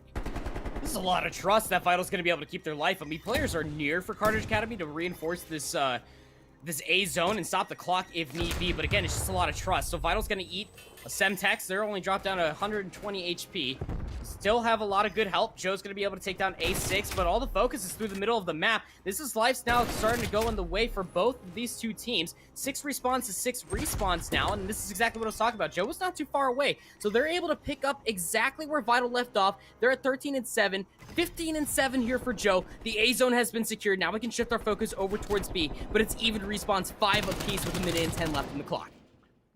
This is where playing that roaming role, getting in behind enemy lines, and just being annoying, the thorn in your side, plays that massive factor for shaving kills off the board. And we will see A6 get himself a kill onto Joe and trades it out. But Lunars has control of the plane right now. He's cutting off the middle of the map, and with 50 seconds left, they still need to get themselves on top of the zone, or they can just work for all 4 kills. One of the 2 available. Stuki able to press forward here for a kill. They still have 1 life remaining. That's a big double though for A6. Able to secure 2. Now no respawns remaining for the side of Carnage Academy. It's a pure 3-on-3, but Joe finds himself A6. Now throws the Semtex, reads the second one beautifully as he hits him, but it will be Flapjack that saves his life. Vital finds the last 2, and now it's all going to be down to Oryx. We've seen him go big before. This is the moment you need to go big again. Trying to light up Vital, but Vital reads it, takes him down, and an unbelievable offensive round will come through for Carnage Academy. That was crazy. Stuki got caught in a weapon swap. A6 walks into the plane, finds 2 just when you thought the Roach Gate were going to be able to clean it up. Carnage Academy, they just put themselves on the B zone, put themselves in power positions for that 1v2 situation. Was about to end up coming on through. Roach Gang were on the cusp of being able to close out that round, but that's an offensive round gone away that, you know, Roach Gang really wanted to be able to close on out. Austin, there was only 14 seconds left. Once Carnage Academy finally found themselves in the A zone, it was so close. And now Roach Gang, they have to reverse sweep the series to win out grand finals. They got to reverse sweep the control to start the reverse sweep for the series. This is coming down to absolute crazy times in this grand finals. Joe will be there to take down their first. It is a clean kill feed for the defense of Carnage Academy to start this 3rd round. Oh no, not again. Not again, Andy. They all lose the breakoffs. They're already deep in their spawn. You have to battle out here. You have to win these gunfights, and Stuki ends up finding himself yet another one so far in the round. A6 able to open up a bit of room here, finding 2. A6 has really been the player keeping them in the game, as it will be a double stack on this A zone. First tick might just be secured. Oryx also finds Stuki in towards the back, so they do manage to get out of the spawn trap, but now it's the attention on top of the A zone where things aren't going great. They've been overwhelmed with Semtexes as well as all the remaining players here for the side of Carnage, so they will be able to at least keep them off the time. The second tick does not come through, but it's all up to Lunars right now, as he loses just about every single teammate, and he finds himself 1 as he plays his life. Respawn's damn close. They're actually even now as we're down to 40 seconds left, and Joe tries to fly out through the south side of the wing. A6, the player to really be on the lookout for Roach Gang, just comes to life. Is able to find 2 more before they go down. And now the shift of the focus goes over towards the A zone again, but didn't have the reinforcements that they were hoping for. It was Verdnex. Oryx is here though to pick up on the slack, takes down Lunars, and now 1 player hitting from the middle of the map will be Joe. They didn't clear all their corners. They didn't look both ways before they crossed the street, so they will lose their life. Second tick of progress has been accrued here as the time has been halted at 39 seconds. Roach Gang looking to capture the A zone entirely. Carnage Academy might just throw a few more lives at this. Vital and Stuki come back together. They're able to find 2 more. That's all the players for Roach Gang off the A zone, and Stuki just flies on forward to find another of Verdnex. Down to 30 seconds between these 2 teams. This is go time for Roach Gang.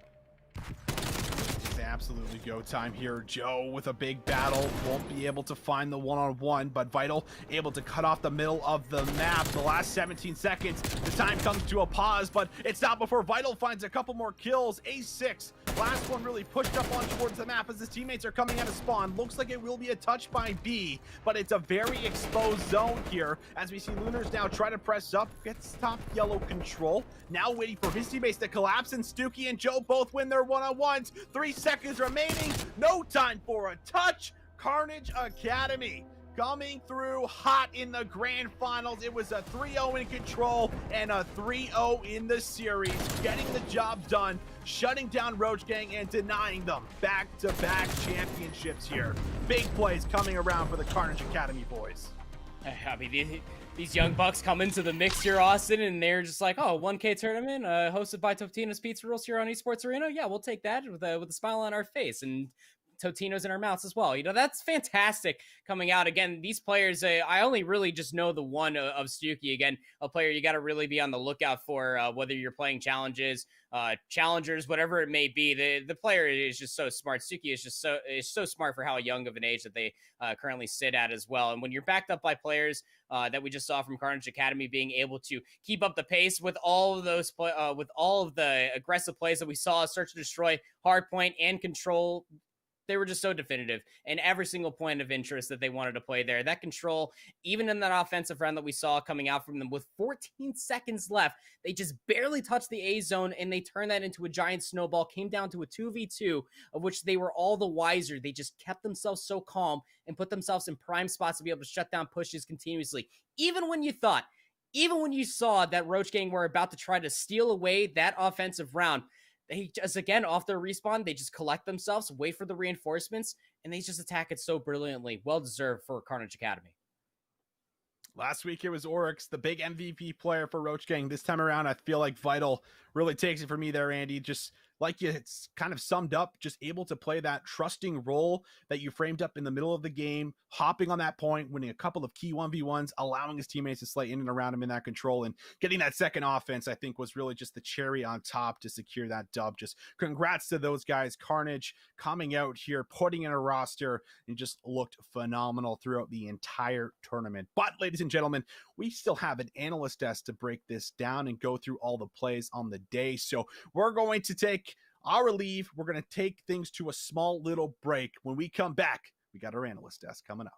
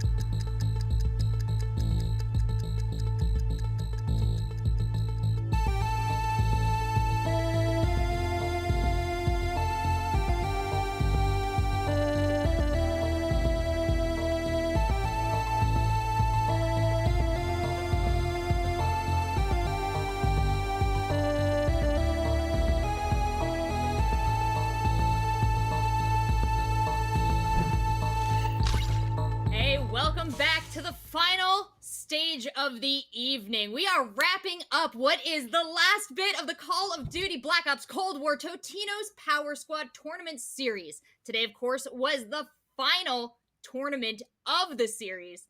And guys, we've got a lot of history built up. I'm really excited to see this outcome. Miles, walk me through it a little bit, because we have had a hell of a finish here from our final team. I mean, like a huge finish. Carnage Academy, didn't drop a map. That was insane. Like, those boys, they graduated from Carnage Academy to full-time Carnage, whatever you do with a degree in Carnage. They sure put it to work there in that series. That was an absolute banger. Very, very entertaining. Like, super entertaining to watch. And great card all round. I mean, Vital, Mr. Objective play there in the end. We saw some clutch 1v1 wins.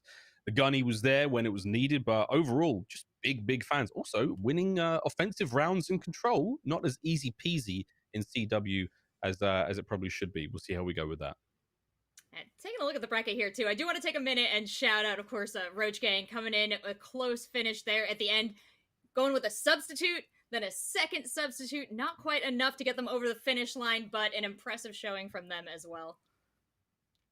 Oh, I mean, losing Madmen it's never going to be a fun time, and Miles is right. It's a huge run that they were able to go. Anytime you're dealt with adversity and you can still make a deep run, it's always just impressive. You got that little extra oomph, that pep in your step, just to go for the final push. And frankly, if you looked at the Moscow hardpoint, they were one good hill hold away from those P2 spawns win the game. So they certainly had their moments. You can go back to the drawing board and absolutely take away a ton of positive things from the day. Yeah, a lot to look forward to here when reviewing these matches. We can take a look back all the way to semifinal 1. We've got the action and how we got here today. So let's check it out. Oh my god, what a day of COD this has been. I mean, I thought this was Unreal Nightmares Day. I thought this was theirs. I thought they had this. They've come second place so many times, but man, they ran into Carnage Academy. And again, this was a great series all around. I mean, we saw some cool plays out of everyone. We got very, very used to seeing the names on the left-hand side. Siren, Sleepy Joker, and Exogen. It's just so tough.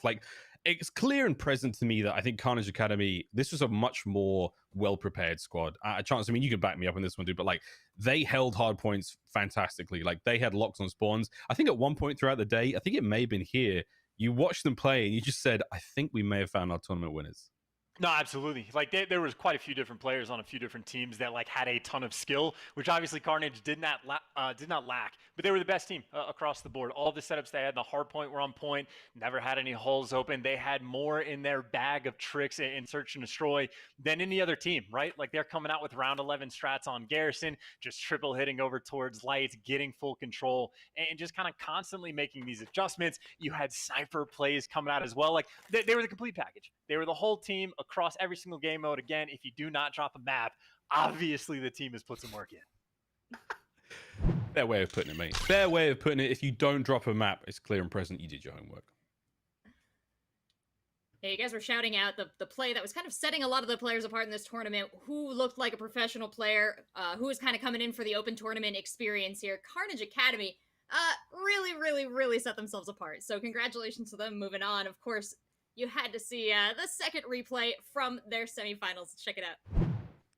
Oh man, more semifinals. You think the other side of the bracket again. A team that I think we had a lot of fun saying out loud. I know the cast did as well. Poppy Lock or Pookie Lock as you see in game there. But again, great plays all round. I think at this point though, Roach Gang, it was almost like their faves, right? Chance just to get there again.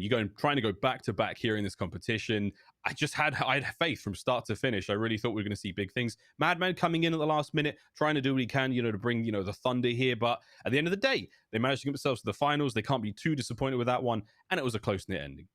And I think this is honestly the series where I was looking at it, I was like, well, this Pookie kid is disgusting. And I don't know what that does to your mental game when you look in the kill feed and a dude named Pookie is the one lighting you up. But gotta give credit where credit is due. Roach Game, obviously across the board, there was nothing but close games. They were able to clutch out every time. And I'm assuming we'll see it later in the replay package, but that Crossroads control, that is where that round 5, they just flipped the switch, just threw Poopy Lock in a spawn trap that we have not seen the likes of in this game so far this year. It was brutal, but really just from start to finish, it was just fantastic play from Roach again. They just did not lose Madman throughout the day, what could have been, but Of course, those are the cards you're dealt online COD. The issues always occur, but very solid performances. And again, the individual skill is something this team did not lack. I think Vertnex is snake-like as he was throughout the day, was constantly throwing up numbers every single game. Again, just impressive stuff the whole way around. Man had the venom for sure. I think it was Vertnex who did have that incredibly impressive three-piece just on the cliff side here of Spawn. And we caught a lot of angles like that one from Oryx there, like finding these little spots underneath tank. Again, we talked about quite a nerdy team. This was definitely a squad that had a lot of tricks up their sleeves. But again, that three-piece, that was definitely going to be the play of the tournament for me, man. I mean, what a big set of kills to get. Pookie Lock again, moments like this, no fear whatsoever in the dojo. He was charging forward, trying to make those plays for his team. And again, at this point in time, look at the score. It's 1-1 here in the final map. They're up by 1. This was a huge comeback for Roach Gaming to make. And again, you got to put it down to that spawn trap again, Chance. It was huge to see magical moments there. And again, the very beginnings here of Cold War. I mean, Oryx, another objective player who has just gone from time and time again, shining here, mate, in the objective game modes. But again, early in Cold War, we're still learning stuff. These little spawn traps are going to be coming out, and all year long, we will be refining, crafting them, perfecting them, if you will. Man, what a comeback. Yeah, and even for this moment on board, it's like, what, a 5-6 life difference, and then it just goes out of control as soon as the kills happen. You skip a little bit, and then this is the three-piece from Vertnex that sets everything up, right? So it's a 6-kill difference at this moment, and then they just blow it wide out in the open. They end up with like a 15, 16 life advantage. It got ridiculous. And even though Vertnex gets traded, you just see all the blue arrows constantly flooding in, making sure you get that cliffside control. And once you get like barrels even, you just start pinging back and forth, and it just got completely ridiculous. And well, that was the game that, of course, forced him to go a little bit longer. But in my mind, when you're watching a guy like Pookie just destroy you for a couple rounds and you bounce back in that round 5 and win, you're never dropping the series after that. You are guaranteed to have all the pep in your step. Yeah, this is a point where it looked like Roach Game was really hitting a stride, you know, especially considering wild substitutions, middle of tournament, getting towards the end of things. So what do you think, and as we check out the final replays here, what do you think Roach Gang did successfully, and where do you think they really could have pushed it for the victory here against Carnage Academy? I mean, I would say for me, there's just like a couple things. This Moscow is the perfect example. It was the final P2 that came around. I think it was Stuckey actually just ripped someone from top police, got his team the spawns, and that's how they won those game in the final moment. So it was a close enough series that makes it heartbreaking because you can go back and just look at all of these tiny little things that they just gone slightly differently. And even in the round 11 on the Garrison Search and Destroy, again, Carnage just had that extra thing, like that one extra bag or thing in their bag of tricks, go for that triple hit down to get the lights control and just show a different look. Even on the control, they had different looks for every given situation. If they were spawn trapping, they're showing you different angles that when you get into those positions, it is brutal to see. That's exactly where Stuckey is now, just cutting off the entire map. And it just seems like they were practiced. If you put them in a bad spot, they knew how to deal with it. If you gave them the opportunity to put themselves in a great spot, they took full advantage and just took it to you, on top of all of the individual plays that were coming in. Vital, we saw him on this A zone by himself for like 45 seconds and goes on like a 3 or 4 spree. Top to bottom, the plays that were being made were just as good as it gets. Doesn't get better than that, man. Honestly, I think time and time again, Vital, his name kept coming up in the cast, you know, winning those important gunfights, making sure that those, you know, that A zone was well and truly in control. And man, I mean, I'm just genuinely impressed. Like, fantastic work all round from the squad. And, you know, I'm looking forward to seeing what happens with them. Obviously, they weren't playing in Challengers Cup number 2 today, but this is a decent team. This is a squad that's definitely got the fundamentals down. And I think there's a lot to be learned here from a team like Carnage Academy. And I'm excited to see them growing up and see what they do in the big leagues. Yeah, big congratulations to Carnage Academy, going home with the lion's share of the $1,000 prize pool of the tournament here today. But Chance, Miles, both of you have your eyes fixed on the competitive Call of Duty scene. Tell me a little bit about the future you could potentially see for guys at this skill level. Oh, this level, I mean, like, I don't even know where do we put players now, Chance. Like, everyone seems pretty good at Call of Duty these days. There is more to play for in the COD world now than ever before, whether that's in the Pro League, whether that's in the Challengers Division, whether in tournaments like this run by Totinos. I mean, there is so much. Almost every single day, there is something to be playing for. There is money to be made, and there is a career to be forged. And I just think right now, you just have to keep going for it. I think you have to keep trying to make those connections in the pro world or even in the amateur world. Keep grinding, get a name for yourself, become a legend. And who knows? You may be the next GOAT. I mean, yeah, that's like the big question, right? Like, obviously, if these guys are not dropping a map, the teamwork was genuinely on point. They're like strats. You could just watch pros, and you'll see vaguely similar things like constantly throughout. No idea how good their communication was, but I would just want to see them at the next step, right? Throw themselves into the ring in these challengers tournaments, see how deep of a run they can make. Because as good as they were, there's obviously some plenty of sharks in the sea. Let's say challengers division is as competitive as it has ever been. So I'd be curious to watch it, man. Like, I don't know if they can hit me up on Twitter and let me know if they start to plan them or not, but I will definitely try to pay more attention to the guys. Yes, they have really established themselves. And I have to thank Totinos for running this incredible tournament. That is an incredible venue for all these teams to join in, compete at a high level, get that practice, and showcase their skills in such an impressive way. Oh, thank you, Totinos. Really. Also, I'm sorry. I understand I was wearing this incorrectly. I have been since corrected.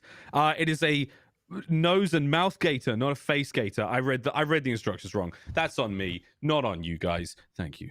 You should never be covering this up, Miles. Beautiful face, beautiful future. Honestly, I couldn't think of two people better to take me through this action. I've learned so much thanks to both of you. Chance, where are you headed after this? Where can we follow you? Where can we find you? I'm headed to wherever the pizza rolls are going to be quite honest. If anybody's cooking, I will certainly munch as many as I possibly can. But no, I had a fantastic day. Always nice eating pizza and watching Call of Duty. Couldn't ask for a better Saturday. Thanks so much. And Miles, bright future ahead of you as well. Where are we going to find you? Oh, you can find me all over the internet doing mostly pizza-related role things now because I have quite the freezer full of some delicious snacks. I'll be sharing them with my wife and maybe my dog if he's a very good boy. Generous of you. Well, I look forward to the casting from both of you. I would recommend on social media after you get done following all the Totinos socials that you give these guys right here a follow and extend that out to Proper and Visions who have been working all day calling the action for you guys. Little love for the casters, boys. A lot of love. It's a long day. Round of applause for Visions. Round of applause for Proper. It is a long day. That's a lot of talking. I mean, if you try to talk for a solid day, loud, excited, while paying attention, it's not so easy. We've got mad love for those boys. Graskin. A little easier with that crazy action on the screen, though. So thank you so much to all our teams who came out and competed this week and all 4 weeks of our competition. And of course, thank you, Totinos. Without you, this would not be possible. And your incredible promotion, partnership, romance? Beautiful future potential with Walmart and Esports Arena, bringing us so much wonderful esports action. I love that Totinos, Walmart, and Esports Arena have bound together to bring us this tournament competition. Also got to give some love to Spotify for giving us that rockin' playlist to cook our Totinos too. Gentlemen, Nothing but anyone out love. there you want to thank? We got a long list. I could keep going, or you could hop in with some people. I got to thank our production. I got to thank all the people who stuck with us in our ears and put on this wonderful show here today. I want to thank you in the chat. You in the chat for hanging out. And for the guy that screamed, can you please sign my Steam profile? No. But yeah, you in the chat. You would deny him? Okay. I don't know how to do that. I'm a boomer. I've no idea. I know I should, but I don't. Well, guys, thank you so much. Chance, anything you want to add before we wrap up the show? I would just give a follow-up and say shout out to the casters. They learned the true meaning of Vamp. I would say for some of these moments, man, any online tournament, you're going to have those experiences. And it's some of the best experience you can get. I thought they did a fantastic job, and I hope to see a lot more of them in the future.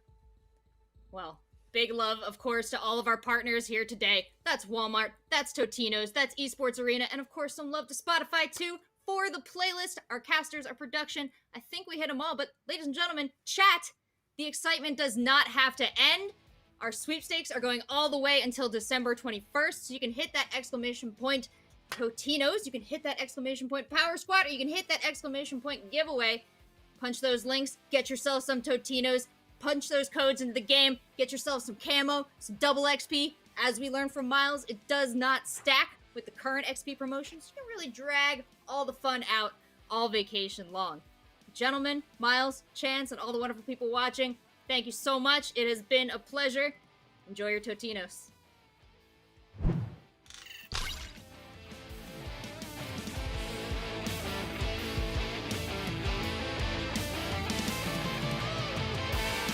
That'll melt your cheese.